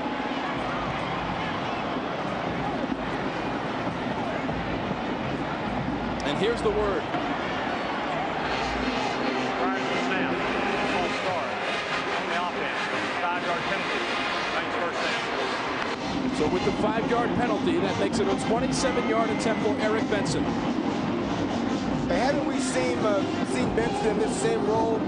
September 8th against Jackson State University at the Liberty Bowl. Benson making a field goal as time ran out to win the game for TSU 16-13. Now we have a timeout on the field. And it will be FAMU taking the timeout, its first. They have 2 remaining. With 8 seconds to go in the game, and Eric Benson could be Mr. Clutch for the 2nd time this season. Now, Rod, also against Austin Peay, Benson connected on a 43-yard field goal to send the game into overtime. That is a game on September 5th that TSU won against Austin Peay 33-32. Now you remember what happened in overtime. Rogers Cromartie blocks an extra point. TSU then scores a touchdown and an extra point in overtime, and they win that game against Austin Peay. They have another chance here to take this one against Florida A&M. I'm going to go out on a limb, and I'm going to say this. Benson is the Adam Vinatieri of the MEAC. I said it. That's right, I said it. Or the Ohio Valley Conference. There you go. Either way. Either way. This is to break a 5-game losing streak against A&M here in the Atlanta Football Classic from 27 yards away. Eric Benson. It is down. It is to the left. It is no good. The snap was good. The hold was good. The kick went left. Hooked badly by Benson to the left. And the Florida A&M players are going berserk on the field. There is a TSU player down at the 9-yard line momentarily. Now he's up. 4 seconds remaining in the game. Benson from 27 yards away, take another look. What happened on the kick here? Rod, it just looks like a flat-out miss. Everything was good. Yeah, he just hooked it. The hold's good. You know what? He did feel a little pressure coming on the right-hand side. I mean, somebody was coming off that, well, off of his right side, unblocked, causing him to maybe yank it a little bit left. Benson has been a hero several times during the course of this season, this young season. His team 2-2 on the season. But he misses this time from 27 yards away. First down. And you know what? It's almost trouble. College quarterbacks have a much higher success rate from the right hash than they do from the left hash. To try to hit that cut shot, to try to hit that power fade is a lot tougher motion for a college kicker than it is to have the hook motion and have your leg go across your body. You're stronger that way. This Rod, his first field goal missed of the season. He was 5 of 5 coming into that, had connected from 19 yards in the 4th quarter of this game. But with that final snap, Florida A&M extends its winning streak to 6 games. The Rattlers have defeated the Tigers here at the Atlanta Football Classic. Coming up next, it's Braves Live. For Rod Smith, James Verrett, and our entire Sports South crew, I'm Tom Wormy saying goodbye from Atlanta. It's the Rattlers over the Tigers.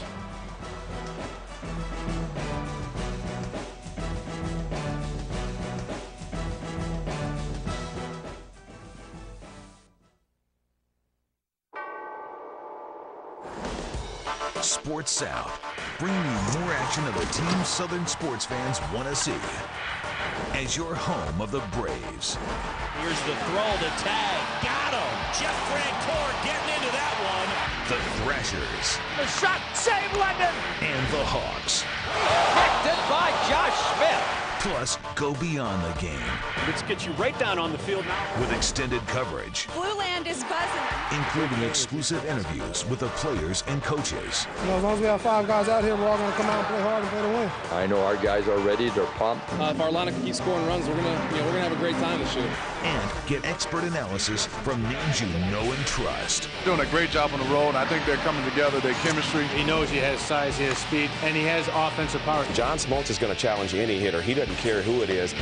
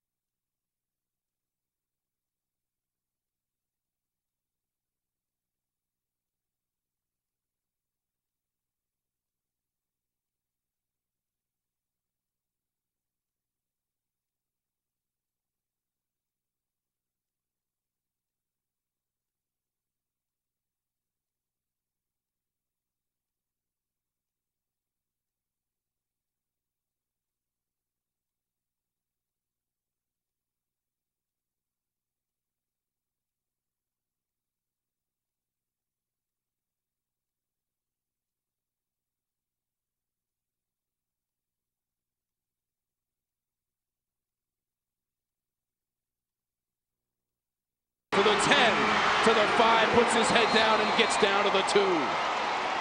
Ernest Williams made the stop. It's a 26-yard pickup.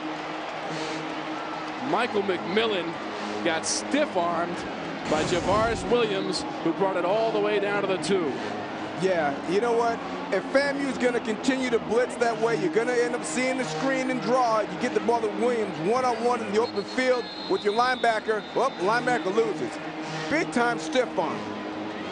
And then he's got speed up the field. You realize when Williams has the ball in his hands, he never gets tackled from behind. Why? Because he's flying down that field. He's not going left and right. He's going north and south, getting that ball closer to the goal line. Outstanding effort. There is a timeout on the field. The ball is spotted at the 2-yard line. So Tennessee State making it difficult on themselves. The ball went all the way back out to the 28 after a couple of penalties, and then the big pickup by Williams to take it all the way down to the 2.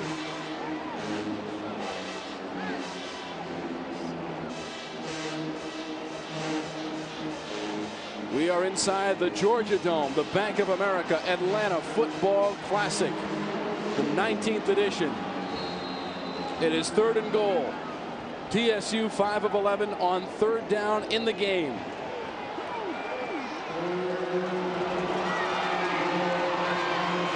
After throws, it's incomplete, looking for Johnson. Coverage by Creary. Creary does a nice job here staying between the receiver and the quarterback. Just cuts off the angle to the fade. Reuben Carter said he really likes his young corners. He's got 2 sophomores out there playing. Both of them a little undersized but competitive, with great feet, and they will tackle. Eric Benson is on the field for a 19-yard field goal. He is 4 for 4 on the season. From the right hash. And it's good. Eric Benson 5 for 5. That one from 19 yards. And he cuts the FAMU lead to 1. 18-17 from the Georgia Dome on Sports South.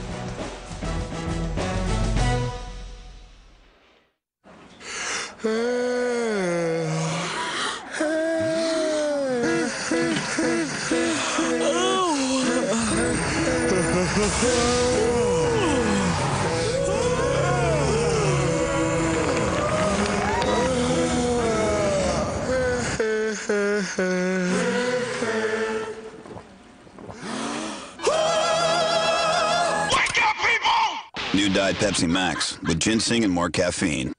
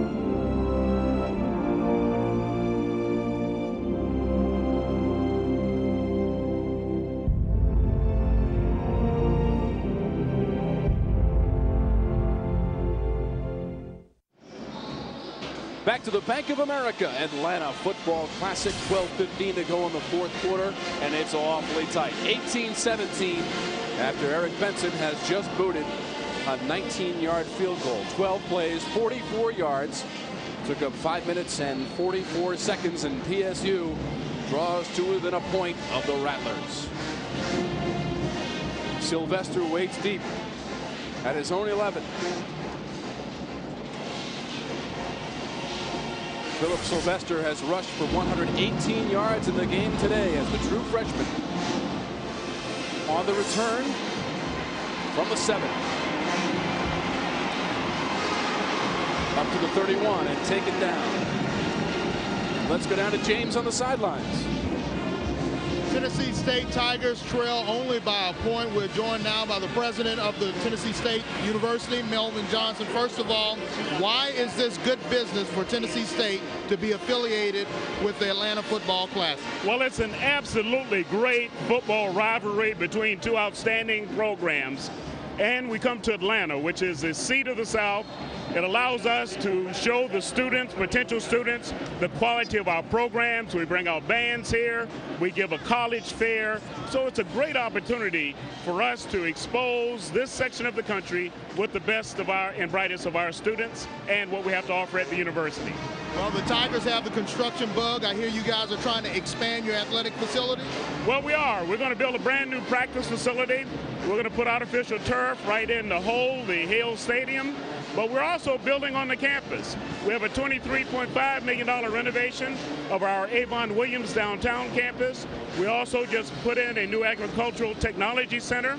And we also just finished a new research and sponsored programs building, which is going to add immensely to our objective of creating a great research institution. One last question. I know it's the fourth quarter. It's getting tight. How do you rate your team's performance so far? Well, I thought that both teams have played an outstanding football game. I wish the score was a little bit different for my Tigers, but they're going to come back. I am just thrilled with the fans that we have here. I'm thrilled with all of this entire weekend, and I say congratulations to both programs. You're ready for this losing streak to end, though? Oh, I absolutely am, and it's got to end tonight. All right. Thanks a lot. President for Tennessee State. Back to you guys upstairs. Thank you, James. Derek Williams on the catch right there for 17 yards from Leon Camel, who remains in the game. Sylvester on second down, and he's into TSU territory. Down to the 44, an 8-yard pickup. Stopped by Sean Richardson. And Sean Richardson back in the game. Didn't start the game. He's their second best defender. TSU, a little banged up right now. You saw him get run over by Sylvester. That doesn't happen if Richardson is healthy. Sean Richardson has 4 sacks on the season. That is first in the Ohio Valley Conference as Sylvester runs it again. Travis Stubblefield, number 61 for TSU on the stop. That'll bring up third and short. Back to Richardson, Rod. He has 1 fumble recovery in the season. Against Austin Peay, he took it 73 yards for a touchdown return.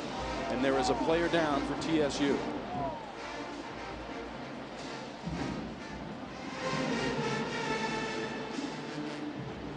We're getting word it is number 53, Kellen Woodard, the sophomore from Beverly Hills, Michigan.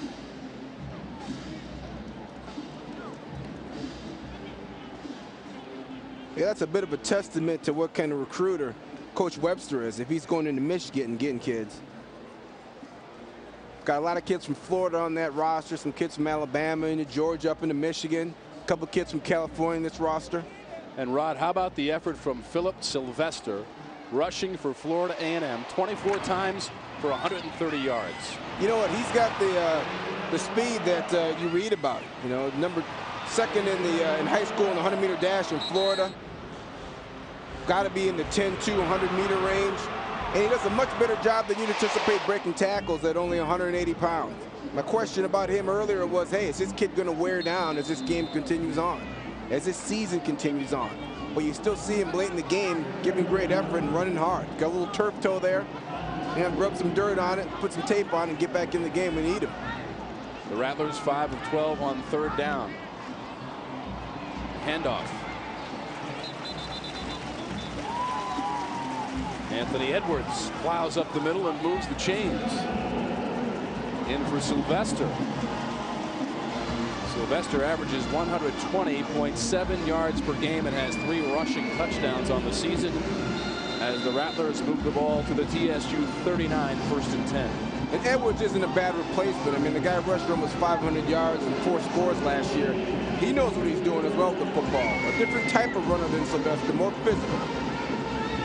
Sylvester attended to on the Rattler sideline. Here comes Edwards again. No, it's a fake and a flick. And it's complete. Taj Jenkins. And he is ripped to the turf. Taj Jenkins doing a great job of even making this catch. Are you kidding me? This ball is high and away. Reaches up there with one of those big paws and snags it. Outstanding effort on his part. quarterback's falling backward, that ball's always going to sail high and away if you're throwing it off your back foot, but he gets bailed up by his tight end. James Andrews made the stop for the Tigers. Richardson is in on the play there for the Tigers, so they go straight ahead for 3 yards on the play. Yeah, you want Richardson in the game coming down the stretch. If he can just give you 70% or 80% of what he can normally do, you want him on the field trying to help stop this run game of FAMU down the stretch. Even though he's not healthy, he's in there, he's a warrior, he's in there fighting. 3rd and short for the Rattlers from the 30. Edwards is in the backfield. Hamill gives it to him. Right up the gut, inside the 20. First down, Florida A&M. 11-yard pickup on the play, Rod. Well, if you're TSU, don't you have to get adjusted? We've got about 15 guys in the left side of the line of scrimmage, and nobody adjusted over there to help. There's a huge natural gap in the defense there. Anthony Levine made the stop. Richardson's in on the play again, and that is Edwards again getting the call for no gain.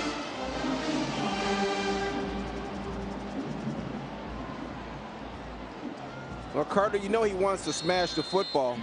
Being a former defensive lineman in the National Football League, 12-year starter for the Denver Broncos, he loves that smash it up in there type of game. He wants to pound this ball for 400 yards if he could.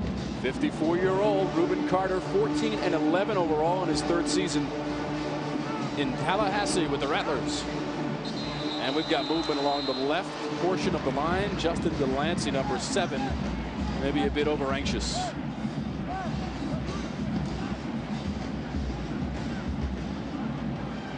And folks, back in 1977, guess who was on the cover of Sports Illustrated?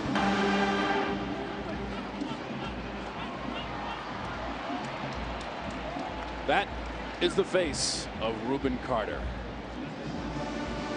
In his Denver Broncos uniform, part of the Orange Crush defense that went to the Super Bowl in 1978 and 87, part of 5 AFC West championship teams. Carter with Super Bowl experience, and now he's in the Dome trying to lead his team to another victory. Edwards tracked down. Larry Williford brought him down, no gain. You know, to go back to Carter, it's amazing the evolution of football that in the 70s they were trying to justify why anybody would want to run a 3-4 based on his play. He was so dominant against centers and guards for so long. Other teams said, heck, we got to try this because this Carter guy is unblockable. Rod, how about this? He was an All-American defensive tackle at Miami in 1974, the first African-American to earn All-American honors at the University of Miami. He's in their Hall of Fame, went in 1992, and was the MVP of the Hula Bowl in 75 as Sylvester Carries. Is that incredible? Yeah, and then he transferred that straight to the pros. I mean, he was a 5th-round draft choice, but once he got into camp, he was a starter from day one. And then got in the coaching staff there with Dan Reeves and learned the business, and then now he's here at FAMU. He's from the Florida area, from Miami area, so I mean, recruiting these kids is something that should be fairly natural for him. The Fort Lauderdale native, the last 4 games decided by just 17 points, but all going in favor of the Rattlers as Wesley Taylor tries to knock home a 40-yard field goal. It's going to be well left and no good. Taylor now 2 of 6 on the season. He is now 1 of 3 in the game. And Reuben Carter and the Rattlers come away empty as Wesley Taylor misses from 40 yards out. This is the Atlanta Football Classic on Sports South. College football is taking over Sundays on Sports South with a full lineup of coaches shows from the SEC. It all starts at noon with a Philip Fulmer show. Then get inside the mind of Georgia's top dog on the Mark Richt Show. At 5:30, it's Mississippi State football with Sylvester Croom, followed by the O Show with Ole Miss's Ed Orgeron. And stay tuned for encore presentations of the Philip Fulmer and Mark Richt shows beginning at 6:30. Go beyond the game with the SEC Coaches Shows. Sundays only on Sports South. Fox College Sports has the recipe for the ultimate college reunion. Start with over 900 live NCAA events. Add your favorite conferences like the Pac-10, Big 12, and more. Toss in news from around the NCAA. And garnish with the hottest coaches shows. This is the place where college never ends. To order Fox College Sports, call 1-877-2-GET-FCS. Thrashers hockey returns to Sports South. Marian Hossa leads the defending Southeast champs in the season opening showdown with Alexander Ovechkin and the Capitals. Thrashers hockey returns Friday at 7:30 on Sports South.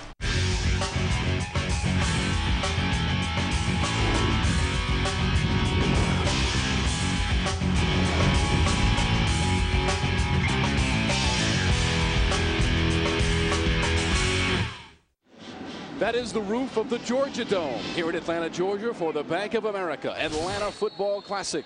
6 minutes, 9 seconds to go here in the fourth quarter.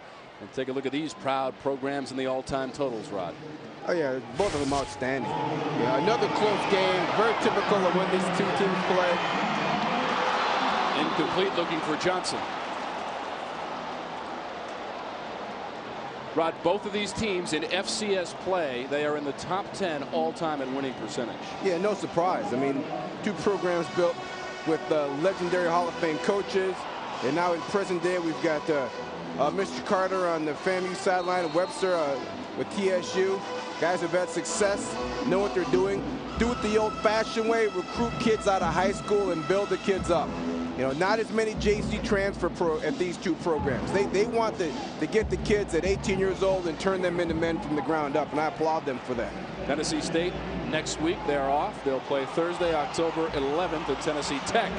Here comes Hefner, stays in bounds and takes the punishment at the 35. Curtis Holcomb delivered the blow to Antonio Hefner. Let me tell you what. Now, Hefner does a great job of making something out of nothing. The pass play breaks down. There's nobody available, so he gets the ball up the field. Good decision. But when you take a shot like that, boom, and that ball pops out, you know why it pops out? It's called momentary paralysis. When you get hit in the chest that hard, your nervous system shuts down for about 2 seconds. Bam, ball hits the ground. Now, he pops up. He's a tough kid, but that's got to hurt tomorrow. That does not sound like fun. Hefner's still in the ball game after the 15-yard pickup on the play. First down from the TSU 37. Here comes FAMU with the pressure. Johnson had it but couldn't hang on. Huh. That's not like Johnson. He catches everything. The junior from Nashville, Tennessee, could not corral it. 2nd and 10. And you can see what Carter's starting to do now. He says, hey, listen, okay, well, the ball's off the turf. The timing's a little wrecked. That has a lot to do with it. That play was wrecked as soon as that ball's in the ground. And I don't know what's going on with Cecil Newton, the all-conference center, but we've had about 3 or 4 snaps to roll back to the quarterback. That's not like him. I wonder if he's got a bad hand or something. Johnson has 2 catches for 22 yards. Hefner gets away from 1 man, chased by 2, and throws it. Throws it wildly. Jason Beach had him, and Hefner tossed it. Threw behind his back, didn't he? Now, how will they rule this?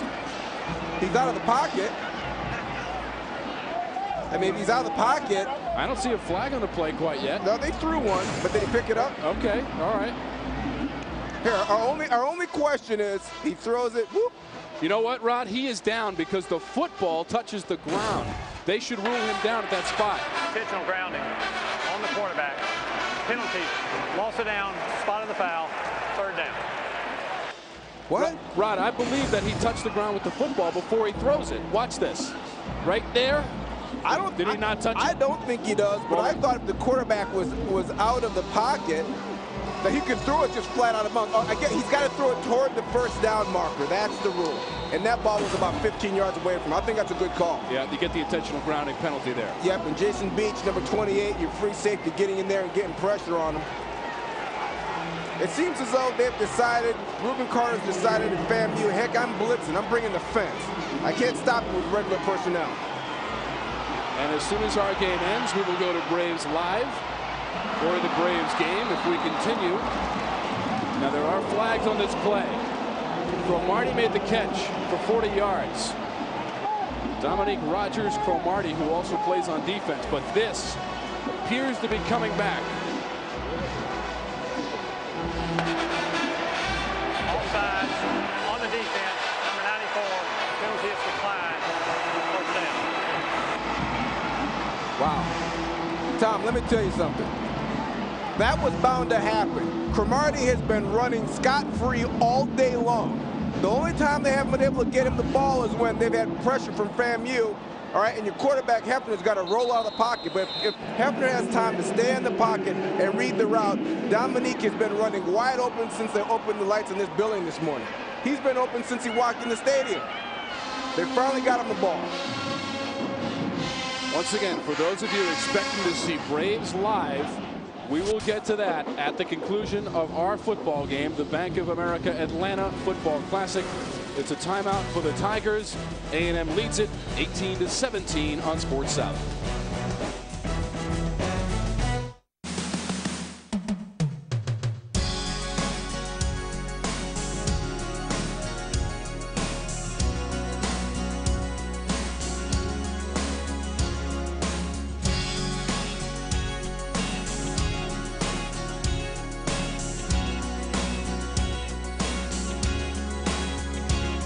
Looking in your eyes, I see a paradise. This world that I found is too good to be true. Standing here beside you, want so much to give you this love in my heart that I'm feeling for you.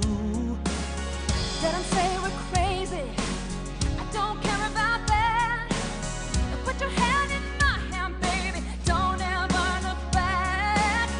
Let the world around us just fall apart. Baby, we can make it if we're heart to heart. And we can build this dream together, standing strong forever. Nothing's gonna stop us now. And if this world runs out of lovers, we'll still have each other. Nothing's gonna stop us. Nothing's gonna stop us now.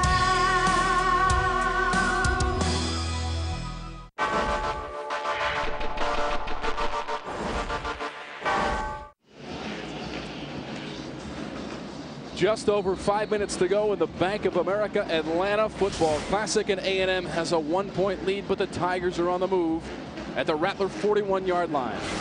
Williams.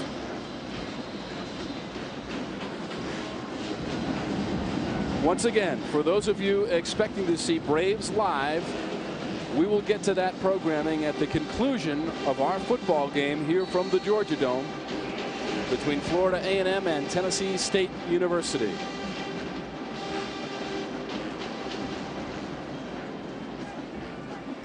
We apologize for any technical difficulties you may be experiencing. Our technical staff hard at work trying to fix those for you. As we continue, that is Hefner on the keep. And it gets close to a first down, but will be short after a 4-yard pickup. 4 minutes, 27 seconds to go and counting. Game on the line, 4:22 at the count with the clock running down. I don't expect either of these two teams to fade. You know, we've already seen what Tennessee State can do in a last-minute situation against Jackson State. They were magnificent in the fourth quarter with the game on the line. And if you think Reuben Carter's team's going to fold their tent down the stretch, you're sadly mistaken. 3rd and 2. 2 receivers to the near side, a full backfield, 2 backs with Hefner.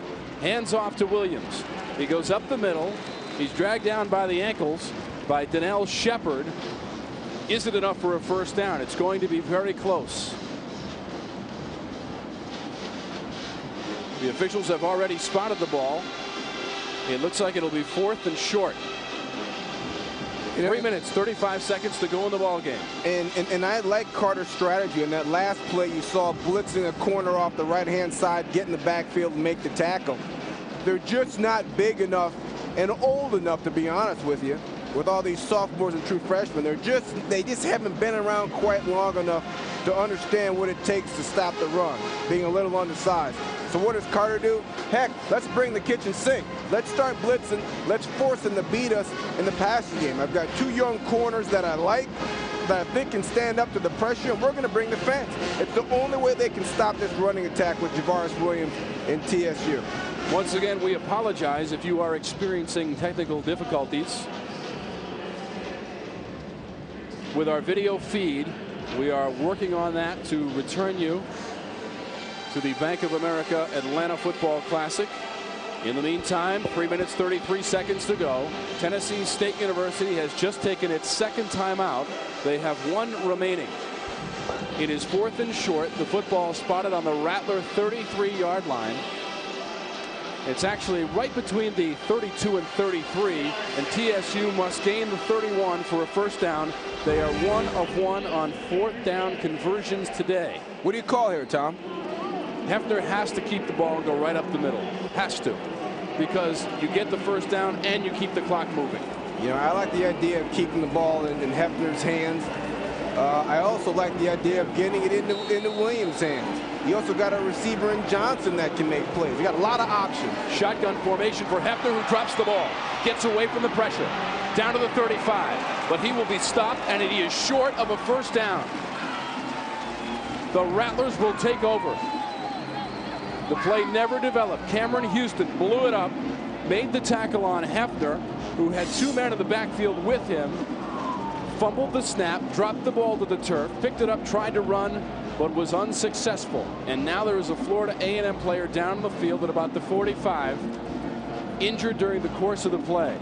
All right, I got 2 questions. The first question is, that is the 5th snap that's rolled back to the quarterback today. There's got to be an explanation. Something's gone horribly wrong. Cecil Newton is infinitely a better football player than that. I don't know what's going on there, but something's not right.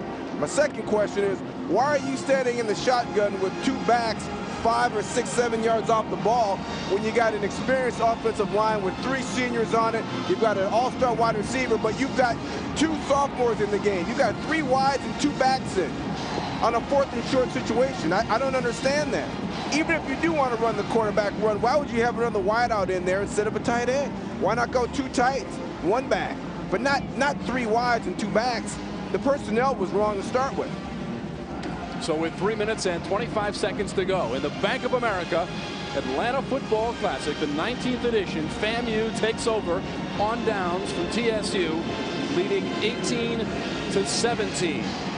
The Rattlers trailed in this game 14-5 at the half, but exploded in the 3rd quarter. They got a touchdown return from Kiki Hall of 78 yards in the 3rd, and then followed that up with a Leon Camel 9-yard touchdown run to make it 18-17. TSU added a recent field goal from Eric Benson. It was a 19-yard field goal in the 4th, and it's 18-17.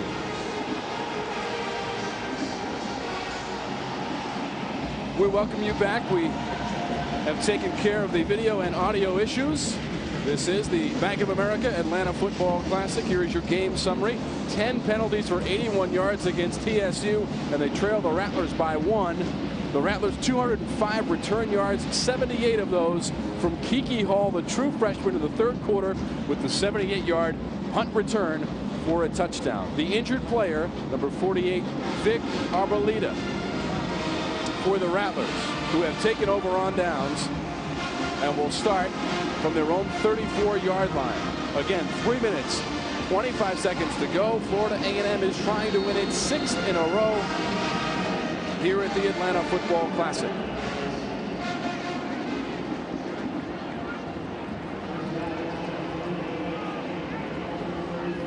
First and 10. Camel, the handoff. Edwards to the left side. He'll get 3, maybe 4 on the play.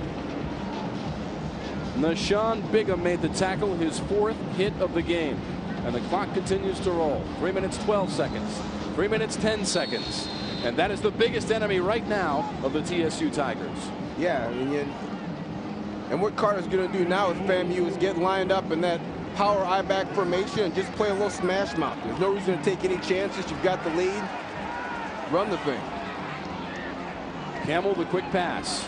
Incomplete, looking for Willie Hayward. And just as Rod Smith says, run the thing, kill the clock, they throw the ball incomplete and stop the clock on the pass to the far side to Hayward. Incomplete from Leon Campbell. But one thing about FAMU is they have not been afraid to take their best wide receiver, Haywood, put him out there against Dominique Cromartie, the All-American cornerback for TSU, and go after him. They are unafraid. I don't know why you'd want to throw the ball over to him. Illegal participation on the defense. 12 men on the field. Penalties 15 yards. First down. Big penalty against TSU. 12 men on the field, 15 yards, and an automatic first down for the Rattlers.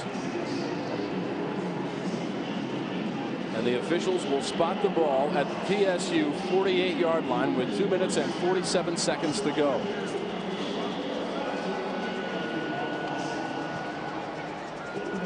Rattlers break the huddle and have to run 30 yards because they didn't realize where the ball was spotted. So they finally come up to the ball. Leon Campbell, the quarterback, taking over for Albert Chester. Campbell has a touchdown run of 9 yards in the third quarter.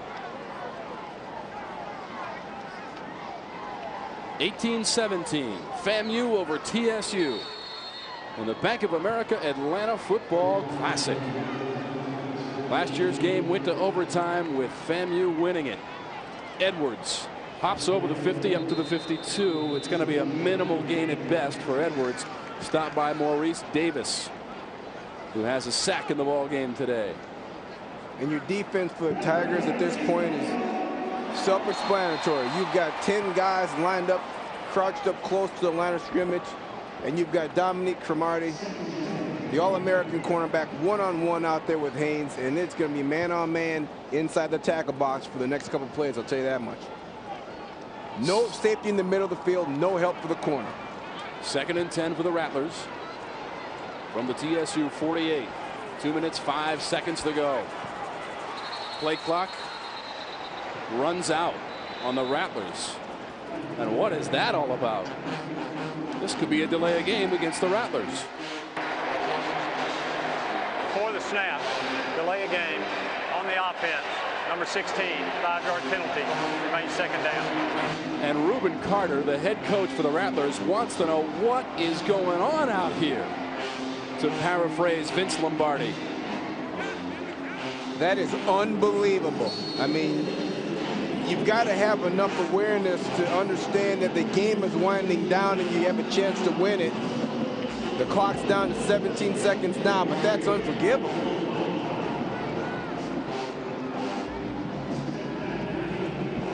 Campbell on the keep to the near side. He gets up to midfield. Stopped by Larry Williford.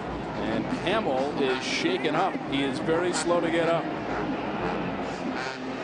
And now all of a sudden he just pops to his feet. And TSU will call a timeout. With 1 minute 53 seconds to go, they are out of timeouts. You're not a bad call by Reuben Carter. Get your quarterback with incredible quickness and your tailback on the perimeter running the option. You know, a little risky on the pitch. You probably got to signal into your quarterback, hey, listen, it's going to look like option, but it ain't option. If you pitch the ball, you're going to sit over here with me for the next 5 weeks. So the quarterback gets on the perimeter, run the option, but not really the option because there's no pitch involved. You're not at much risk to lose yardage, and you're not at much risk for a turnover. Good call.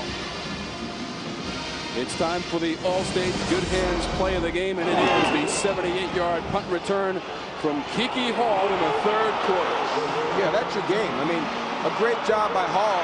And also you've got to think about, there were 6 white shirts on the ground at the end of that play. Outstanding blocking by FAMU special teams, getting guys knocked to the ground. Kiki Hall, the true freshman from Cocoa Beach, Florida. The 78-yard punt return for number 1. And Florida A&M has an 18-17 lead. They have possession of the football. It is 3rd and 12. We are inside of 2 minutes. 1:53 to go in the fourth.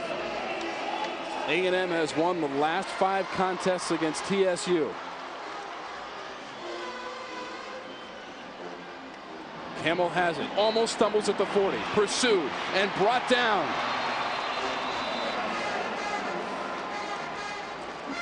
Brandon Gooch. Correction, Sean Richardson. Now Gooch came in for Richardson to start the game, but Richardson makes a huge play here, tracking down Leon Campbell. What a great play by the veteran. Sean Richardson, the best defensive player they have on their front, playing on a bad leg, getting up the field, forcing the quarterback outside, and then making the tackle. Outstanding play by Richardson, who's playing on a half a leg out here today. Still getting it done. 9-yard loss on the play. Wesley Taylor to punt it away. Chris Johnson will wait at his 20-yard line.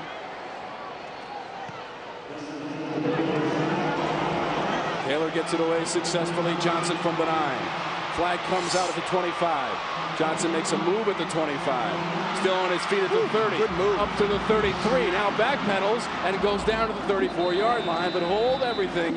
There is a flag on the play.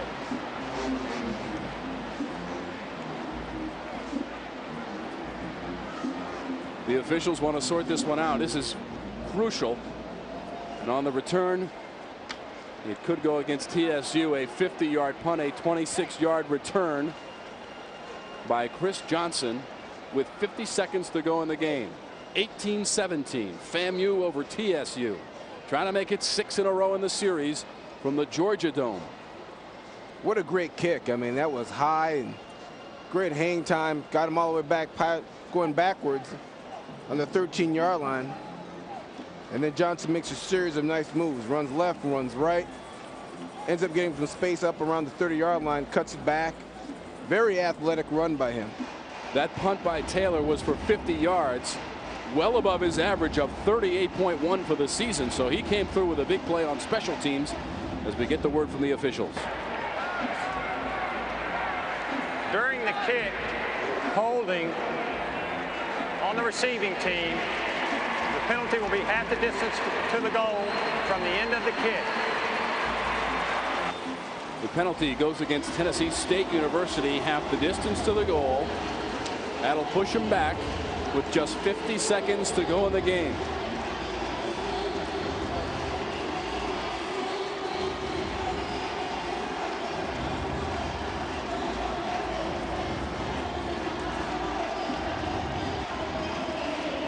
TSU 95 yards away from a touchdown. A field goal could win it, though, for the Tigers. Here comes Hefner from his own end zone. Steps forward and throws, and it's incomplete. He was looking for Johnson over the middle at about the 33-yard line.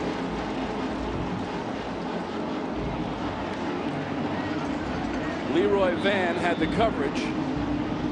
And number 8, Troy Smith, is down at the 35. So that'll stop the clock with 44 seconds to go. Yeah, you've got 4 wide receivers on the field against cover 2 coverage. All right, so you've got 2 guys running up the sidelines. You've got 2 guys running down your slot receivers. Well, what they did, which is a little different, is both receivers on the inside are coming into the middle of the field. You see where Smith just gets his ankle hit, bang, right there. Normally you have one or the other guy bend into the middle of the field, but if you have both guys bend in there, you create confusion and congestion, and it's tough to get that thing completed. 2nd and 10 from their own 5 for the Tigers. 44 seconds to go, and they trail FAMU by 1, 18-17. Hefner from the S in TSU in the end zone. Now he scoots out to the near side of the 10, steps out of bounds at the 14. 9-yard pickup for Hefner, and that'll stop the clock. 36 seconds to go. Antonio Hefner, the junior from Memphis, Tennessee, needs to drive his team. The ball spotted on the 15. It is a first down on the play.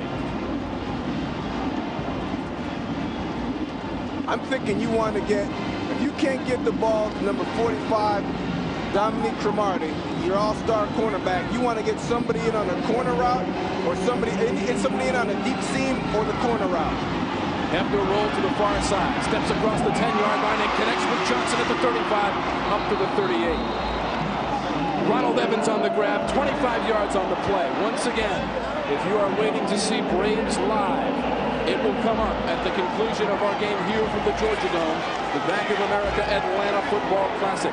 Ronald Evans on the catch, 27 seconds to go. First and 10 from their own 40 for TSU, and Hefner spikes the football. Stop the clock with 25 seconds remaining. Is our clock operator from FAMU, because 2 seconds just went off the clock there awful quick. We might want to check out the loyalties. I mean, they're trying to get this thing over fast.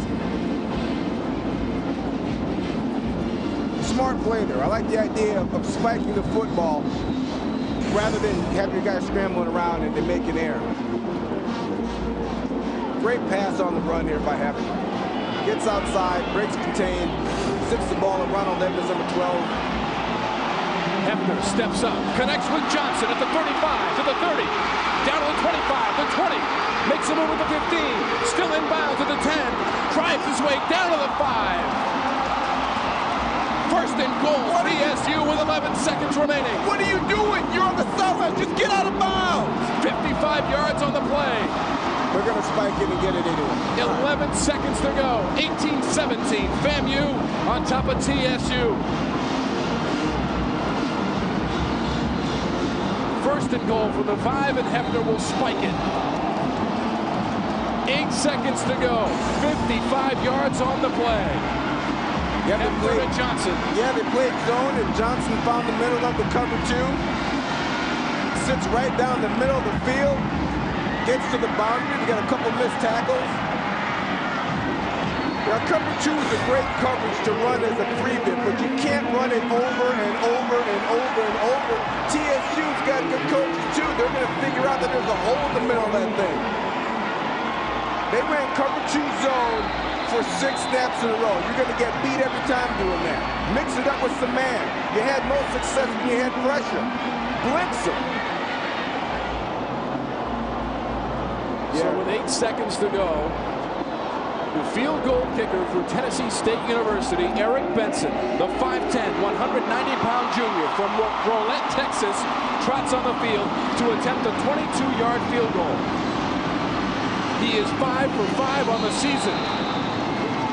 And there are whistles and flags. And there may have been movement along the TSU line. Number 65, Eugene Banks. All of the FAMU players pointing at the TSU line prior to the snap.